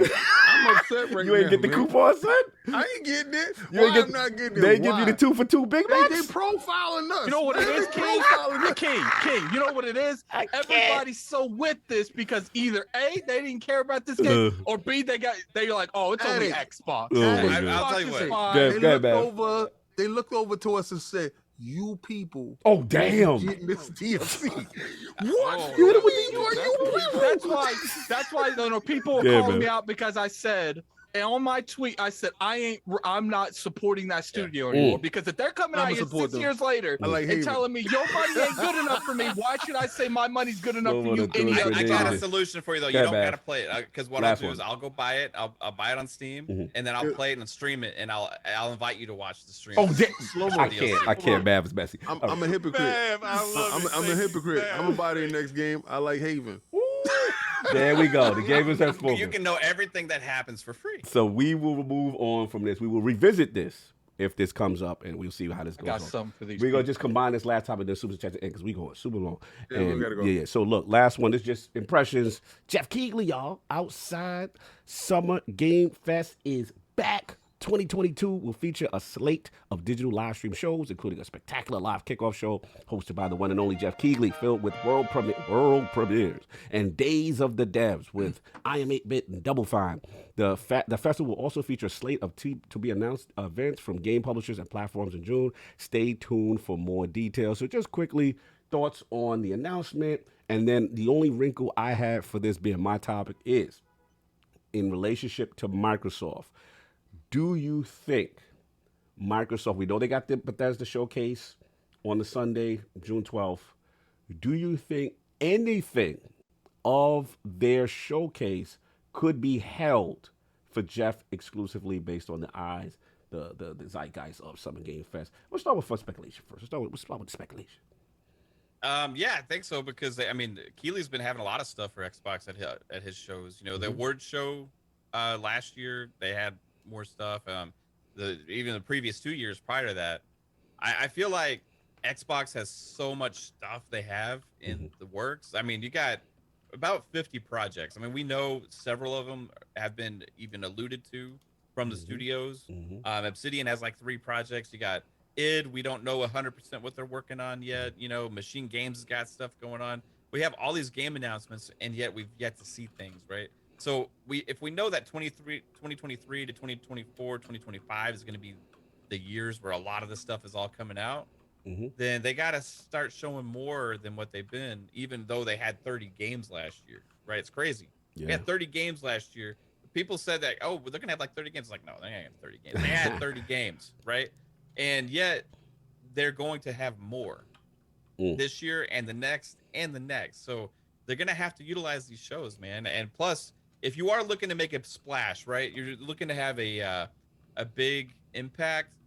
A Keeley show, even though it's not necessarily for your hardcore, you're gonna get a lot of PlayStation people that are watching that. You're gonna get a lot of Nintendo gamers that are watching that. You're gonna get a lot of people that just play on PC that are watching it.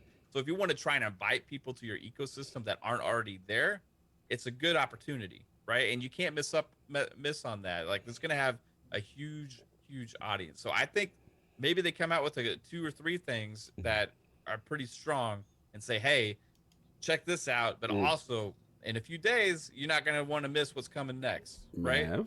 Could one of those super strong titles be Starfield? I think we get a teaser for Starfield with an allude to, like, watch the Xbox showcase, right? You know, and then I think in the Xbox showcase we see open up straight into gameplay with Starfield, right? To get that out of the way at the beginning, and then let everything else, because we know Starfield's going to be at the showcase, right? 100%. We know Starfield's going to be there at the Xbox show. So get that out of the way, let us be wowed, and then everything else after that be a surprise. Right. Fair enough. Lord Slomo, where are you at? Jeff Keighley's Outside Summer Game Fest is back. What are you thinking? What you feeling? And do you think Microsoft will reserve anything for Big GK? Let's look at the dates here. What's the date of Keeley's show again? Looks like it kicks off on the 9th.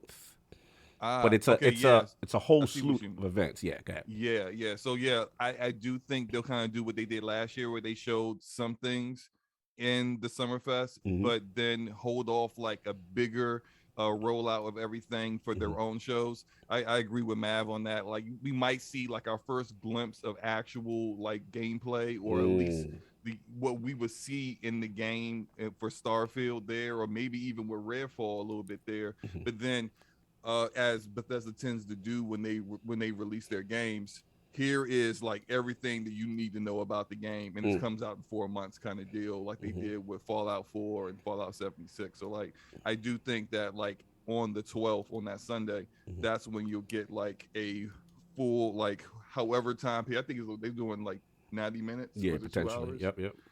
Okay, like you might see like a good 15 minutes on Starfield alone, just to really, show this game and everything that you'll get into, as they normally do for their Bethesda in-house releases. But yeah, on the Game Fest, you'll get a little teaser here, and then say, hey, watch our show in 3 days kind of deal. So yeah, I fully expect that. I also fully expect more 90s rock bands. And a bunch of commercials, especially now that E3 isn't happening. Jeff Keighley won't go in. He's gonna get Green Day. He's about to bring Audio Slave back. Get Soundgarden. Soundgarden. Give me some Linkin Park too, bro. Let's go. Let's take it back. God. I'm on the edge. I'm about to break. Exactly. Let's get it. Yeah, man, look, commercials like crazy, and then the last game of the show was going to be something clearly was paid for, like a Fast and Furious game. You know how you do. You know how you do. Oh my God, I think this question is actually for you. I must admit, I'm starting trouble. I know how you feel about the show. Not that you hate the show, but historically, you've always felt Microsoft needs to establish their own show and debut their stuff that's near and dear on their own show. Do you think with this announcement with Summer Game Fest that continues and that Jeff will get something exclusively, or do you think Starfield specifically will be kind of only for the Microsoft shows themselves? Can you hear me? Yeah, you good. Like good. OBS is no, like good, not good. OBS. Zoom is kind of messing up. You good. I mean, when it comes down to it, I don't want them to show anything like big. Like, now, if they just come out there and they show something on there that's like, stay tuned for, kind of like how they remember, what was that game called? The Anthem. How they showed stay tuned for the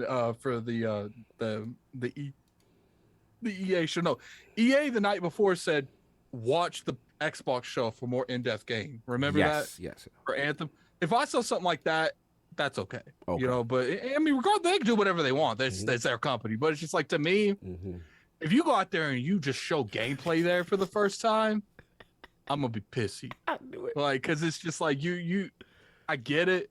So if they go might- Starfield, they show the JPEG on the Xbox joint. World. Oh, well, they gonna show it. They gotta show something, but then they be like, "Yo, world premiere gameplay on Jeff tomorrow." That's gonna set you through the roof. It's not gonna set me through the roof. I just think it's a mistake. Okay. You know, Okay. I do feel like until they take that seriously, they're never gonna truly build that brand that they want to build. Because you know, when one of the reasons PlayStation does that, you don't see PlayStation giving their best stuff to other people. You know, and I don't mind if they come out there and you know they want to be part of it. You know, if they want to show a DLC to something, you know, a Wasteland or a DLC to make not State of Decay because they completely stopped with State of Decay 2, but Sea of Thieves, I would prefer that on their own platform, especially Sea of Thieves because of how big it's gotten. But I'd understand that. But when it comes to those that stuff that you could hear in one more, you know, I always say that one more moment. If you get that to someone else, I don't know. Okay, fair enough. You've changed. Oh, not you've changed. You be a little more reasonable. I thought you'd be more angry. Continue. Lord King, where you at, man? Jeff's outside. Xbox is outside. Things are lining. PlayStation's outside. So all of them is going over to Jeff's show, and they all because you know, listen, how many PlayStation fans aren't really going to tune into the Bethesda Xbox joint? You got some salty dudes that might tune in, you know, but you got dudes that be like, I don't care what they doing over there, but they're gonna watch the Jeff show, and that's when you drop that little gem of something that they can't get over there. You can't get a PlayStation 5. Little man is outside on the cheap. Give them a reason to go out and splurge and spend that money. Show them a little something. Give them that aha moment. That the people that you see, you're preaching to the choir because the people who's going to be there for the Xbox. But these people ain't coming across the street to see you. They don't care what you got going over there. Let them see that your wares is delicious. Let them see that the Game Pass hit. So at this point, you got the most eyes. This is the reason why that you show and unveil your console on his platform. This is the reason why you show your games in their best form on his platforms, because your people gonna go to your spot and care about your stuff anyway, regardless. You're not talking to them. You already got their money. You are trying to get these dudes that's tuning in, these 2.5, you want 2.5 million, you want half of them to walk across the street and be like, that's right, I can't find a PlayStation anyway, so I'm gonna get this to hold me down. And then hopefully at this point they'll be like, you know what, this joint been holding me down since this drought, and this is dope. So even if they do got a PlayStation and they looking over, give them a reason to look over. Give them a reason to tear down that plastic wall, that barrier, that box that they lock themselves in. Give them a reason to see, because they not going to your channel. So if the analytics tell you they not caring about what you're showing, world premiere, Halo, a significant update on Bethesda Microsoft show, they be like, so what? But if you throw it on the Jeff show, they be like, man, I got to watch this because they're going to show something for PlayStation. Right. And this is what sticks in their head. This might get them to the store. So I'm down with showing everything over there. Show all the stuff that you got over there. Bust your guns over there, because you're going to bust your guns on this side. Right. And save a little sprinkles over here. But if you got some big stuff that you want to show, show it on Jeff's stuff. Get them over. And then once you control that narrative, because you don't control nothing right now. PlayStation hasn't dropped anything, and they still in the headlines. Why? Because they control the narrative. They got people hungry. Make them hungry.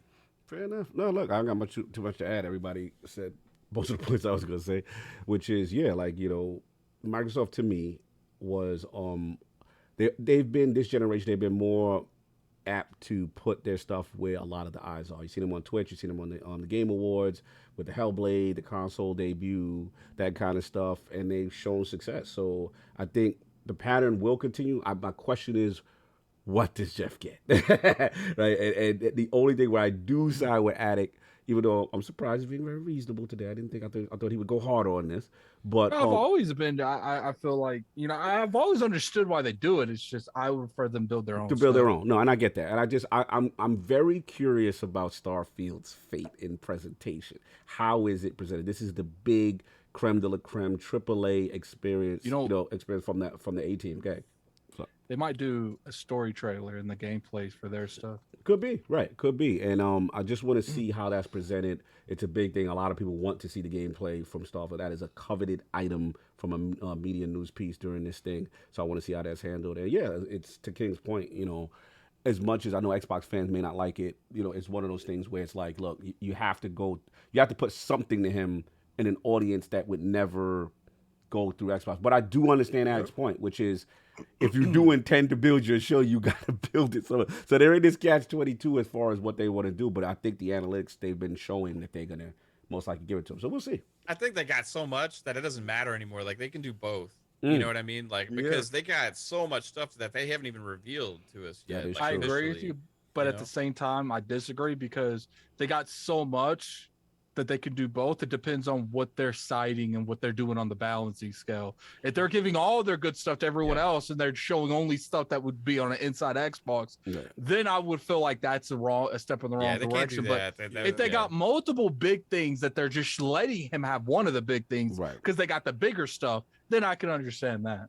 Well, they're working on a ton of stuff, but if a lot of that stuff, if the bulk of it isn't in a stage where it's actually showable yet, something that you can actually show people, then that's a whole different story. It's like now, like 60% of the stuff that we're working on we can't show yet. So that other 40%, how do we balance that 40%? Will we give the key lead to what we hold back for our own show? Because we got 90 minutes to show stuff. Like, I mean, people not really trying to spend time in that 90 minutes talking about Game Pass or hearing about some new service. No, they want to see games. I love the cadence that they did last year. Last year it was boom, boom. Yeah.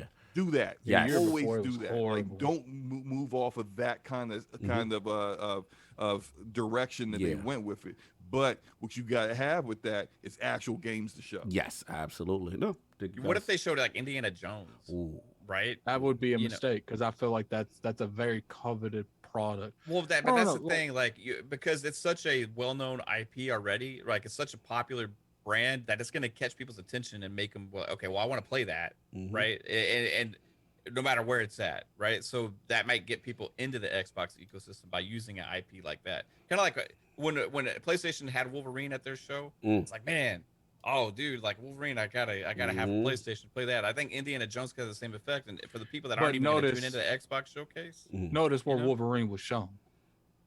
Yeah, I mean, that's true. That's shown on Sony show. Also, it was a teaser trailer, which we already got from Indiana Jones. So at this point, I don't want to see no more teaser trailers from Indiana Jones. I already seen the hat and the whip. I want to see Jones next time you see him in the game perspective, slapping people up with a whip at that point. I still can't get over that Indiana Jones and Lara Croft collab. That would be a crazy game. Yeah.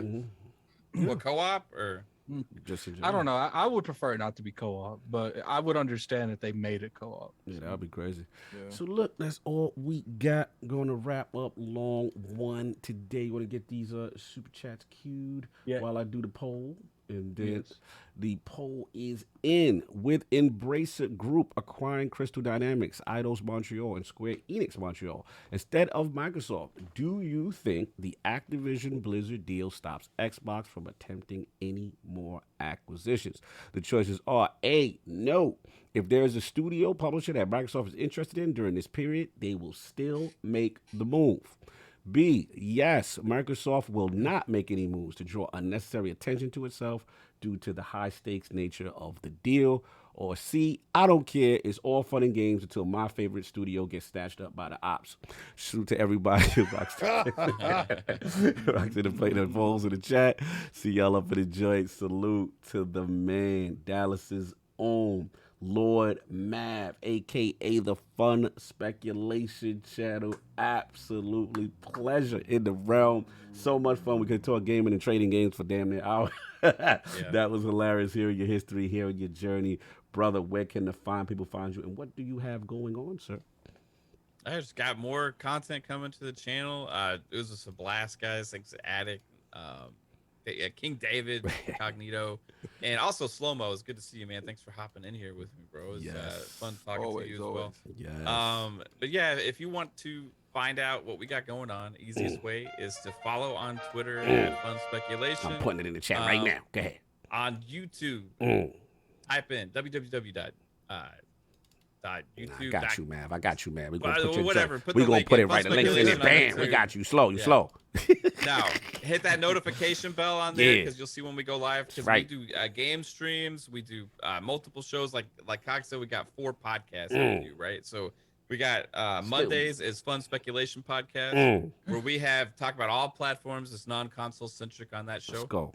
We have a kind of an open panel, a lot of fun on that. What Wednesdays is Fun Pop at 7 p.m. Eastern, where we talk about Marvel, DC, Star Wars, TV shows, movies, Halo show, all that kind of stuff. Yeah, it's an absolute blast as well. And then also we Thursday, Hong Soul. You see him everywhere. My buddy and I have a 2-man show. Sometimes we have a guest on there, but we kind of dive deeper into topics, right? We get our chance to really get to talk, on PM and the PM, and that is Mommy and Cassidy song. Still move work from the AM to the PM. Continue. Yes, sir. Love that song. And then on Fridays is the show that started it for our channel is Xbox Ultimate Podcast. That is at 9 p.m. Eastern time.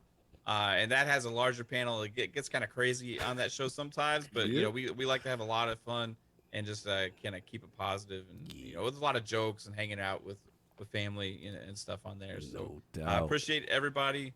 Check it out tomorrow night again, the FSP, if you haven't seen one of our shows before. Salute, man. Salute. Pong in the chat repping. PM to the PM. I see him. We can get you in the realm too, Pong. I know I'm working. I ain't forget you, bro. There's a lot of people I know. I got to catch up. We behind. But salute to everybody. Salute to Fun Speculation. Amazing. And of course, my brother from the DPS podcast might be disowned by his partner, Gaming Forte, after his comments on Furi. But I got some words for him. The status of that podcast might be Jerry, but he still can find Slomo. Where else, sir? What else you got going on, sir? Oh, look, first off, thank you for the invite. Of course. It's always fun when I every time I come into the realm, I always seem to have fun. I mean, like we had the Beta Boys that one time. And then, it's always a good time here. I always enjoy it. So again, thank you. You guys make my Sundays. And then I appreciate that. No, Forte, I don't want to hear that. I don't want to hear that, Forte. I see you trying to get it back now. Y'all gonna address that offline? Nah. He said, nah, son. You can catch me and Forte yelling at each other every Thursday nights at 9 p.m. Eastern. That's Damage Per Second podcast. Last week's show, we got kind of a little facelift. We look fancy now. Got the intro and everything. Got copyright claim because you use copyright music. Oh, no. Oh, you got strike. Right. Thanks, Forte. Yeah. I called you out on that. You got a strike? Yeah. We got a claim, not strike. Okay. I'm like, somebody they want their money. They definitely want their money. But no, come check out the show. Last week was on my channel, which I can put in the chat. Yeah, I already got you on the Twitter. We're gonna do the channel. Continue. Is there any particular reason you don't have a dedicated channel to that podcast? Oh Lord, we gonna get it. They gonna address it. They built it. We getting there. We getting there. Also, I do lunchtime with Slomo on my Twitch channel. That's new. On during the weekday. Okay. Usually around like 11 to 1ish. Whenever I can get time where work isn't like, hey, Slomo, save this network, and I could actually play a game for a couple of hours and have some fun. So I do that too on the Twitch channel. Nice. And you can catch me by the same name Your on all camera of that and Twitter. See what? He makes speculation. It's coming, King. Leave my man alone. It's coming. There's reasons behind it. Legit reasons. It better show up when Grand Theft Auto 6 is there. Whatever one you looking for, 7, 8, or 9. Whatever one, it better be there. Hey man, look, I imagine things will change to the point where I'll be able to do that by then. But GTA 6 ain't coming out until 2030. So ILP do need that. Hold on, ILP do need that. It's the first guest appearance, though. When it do happen, we kind of need that. You and Dealer. Yeah, facts. Oh God, yes. Watch him and Dealer be the same person. That would be wild. That'd be hilarious. Could you imagine if Dealer was out here and he's all these people? And he just got a good control over his everybody he's that Randolph refuses to show their face everybody. is really Diller. Yeah. That's crazy. I'm done. Continue, Slow. Oh no, that's it. I appreciate everybody. Chat was fired today. It was great, man. No doubt. And of course, actually, before we do that, you got the chats ready, Alec? Or Yeah, I'm gonna have to I'll read these that's on my note, and then I'll go to the monetization. Yeah, let's get it. We got to hit So we got a $10 super chat from Sajitsu Sage. CrystalDynamics is independent under Embracer. Embracer knowledge part of their strategy is having internal partners fund their studio's game. Xbox and CD can have multiple project contracts. $5 super chat from Dawn to Talk. If you pay the same price as everyone else, you should get the same content as everyone else. That shouldn't be any excuse made for them. Period. We got a member chat from Gamer McFly. He went to he upgraded to a Lord, man. Put that logo in there. Put that logo in there. Got the new whip. That's what I'm talking about. Then Midway 7 Monster. That's the homie. Chat saying glad to catch the show live. Great panel, Slomo and Mav. I'll get back on Destiny Call. That's right. Where you at, bro? Soon. I'm pulling up to the shop. I'm pulling up to the shop soon. I'm gonna holler at you. Let me know. I'm wasting his time with that. Oh my God. That's why you didn't get your game and your intro. Anyway. Had to be better. Continue. Shout out to Forte. Shout out to Forte for doing the Lord's work. G with the $2 super chat. Shout out to my Ivy from Soul Calibur Team Cheeks. I don't know. Oh my God! Whoa! Team Cheeks. What's happening? Oh my God! Continue. So we got a $5 super chat from Don Otaku. Damn, you know it's bad when Addict, the only one on the panel who did they research. Oh damn! I ain't get no. Okay, damn. Okay. Then we got a 14 super chat from Fatigue. Fatigue. I guess. I don't know. Get him, King. Get him, King. Way to Cobra's pal. I only do my research when it's in Game Pass. $2 super chat from Flame. Even haven't got a free update after a Game Pass. Sus. $5 super chat from Don Otaku. What's crazy is that getting the DLC to run on Switch would probably take more time and effort to get it to running on Xbox. I don't get it. Flame messy on that. That was Don. That was Don. How many people who made these super chats actually bought this game? I mean, you just bought it, so I don't think can't go that too much. So what I found out about it yesterday. I'm outraged now. That's the key. The third eye's open. The third eye's open. $5 super chat from Necromancer. Just remember the time that the next time they release a game. That's what I'm saying. Why you saying it like he gonna pull up? You remember when they did that? No, like look, if someone's not respecting your money and giving it to everybody but you, then you don't have to respect their company. Are you gonna buy their next game on Xbox? No, I'm not. But that Haven come out. That Haven come out. All right, time. King want to eat. King's hungry. $2 from Amazing Nail. We need no video. Back to the super chat. From Amazing Nail. Hashtag bring back no video ad. They like you more spicier. They say when you ain't got your video on. Oh yeah. I had my camera on. Yeah. You talk about cheeks? No. It's funny if people noticed. I had Fury playing in the background for those people I saw that. in the comment section that was saying I didn't play it. So you want to shut that up. Right. I see. Throw them receipts out there. Continue. Like JD Gamer with the $10 super chat. I don't. Keegley's getting the best surprise, just like he got the X launch and Hellblade. That's the way it needs to be. Keegley. Yeah, Beasley, because Microsoft doesn't need to convince the Xbox loyal. It's the casual masses they need. There we go. $5 super chat from Mr. Too Opinionated. If I'm thinking that, like King, that I would send Avowed or some more Hellblade 2, I can't that gameplay IP to Jeffrey show. All right, I'll do that. We'll do balance off and on. Lord Roughness, £5 super chat. Stellar show, by the way, guys. I do believe Xbox will save a surprise AAA for Jeff's show, but Starfield better be on the Xbox showcase. Then we got $10 super chat from JD Gamer. Keegley gets new big surprise game reveals and 3 to 4 minute Starfield gameplay. And IGN gets 5 to 7 extended reveal developer interviews, followed by 20 to 30 minutes after the Xbox showcase. No doubt. And then we got Aurora Wolf, 2256. No, you missed one. I missed on. Dawn Otaku with the $10 super chat. Yes. I put a story trailer at the Keegley's that tuned into Xbox Game Showcase for gameplay. Avowed and Hellblade 2 are my picks. Maybe show off these partnerships too. Actually, if you're going to show anything, Microsoft, show that Hellblade 2 gameplay. That'd be crazy if it's ready. Wow. Then we got. We just saw that though, right? Yeah, technically we did. I mean, yeah. like the combat gameplay. Yeah, People yeah, want right, more. combat. Yeah, but I'm with you, man. We did kind of see. But anyway, Aurora Wolf now is that next 2256? Yes, okay, next. $10 super chat. Happy Mother's Day to all the gaming mamas out there like me. Salute to the lady Big Chiak in the building. What else we got? Got a $5 super chat from DJ Oris. Hey bestie, how many hours? How many more hours? Hey bestie, the show is over. You ain't getting no more. That's it. 5 super chat from Lord Roughness. I'll die on this hill. Forza Motorsports to shadow drop day and day out the Xbox showcase. Okay. I'm pretty sure you're gonna die on that hill. Yeah, you're gonna die. You did. Yo, y'all filed for that. I'm gonna tell you right now, get up off that hill. Micro, we about to nuke that hill, man. You gotta get off. Get off the hill, son. DD Lee. We not insiders, but we don't want you to die there. Just get off of that. Look at DD Lee and DJ He Oros. must be listening to some PlayStation insiders. He's saying, Yeah, you know how they do. Oh my God. DD. God, the war coming out this year. Go with. Oh my God. Everybody do it. Everybody come out.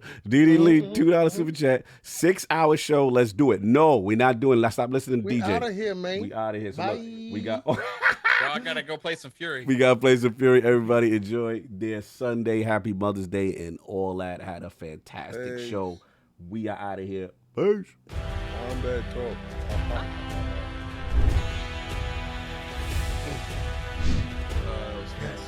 Time to eat. Bye.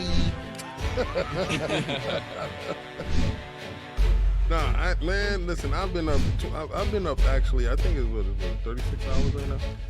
Absolutely ridiculous. So 24 hours.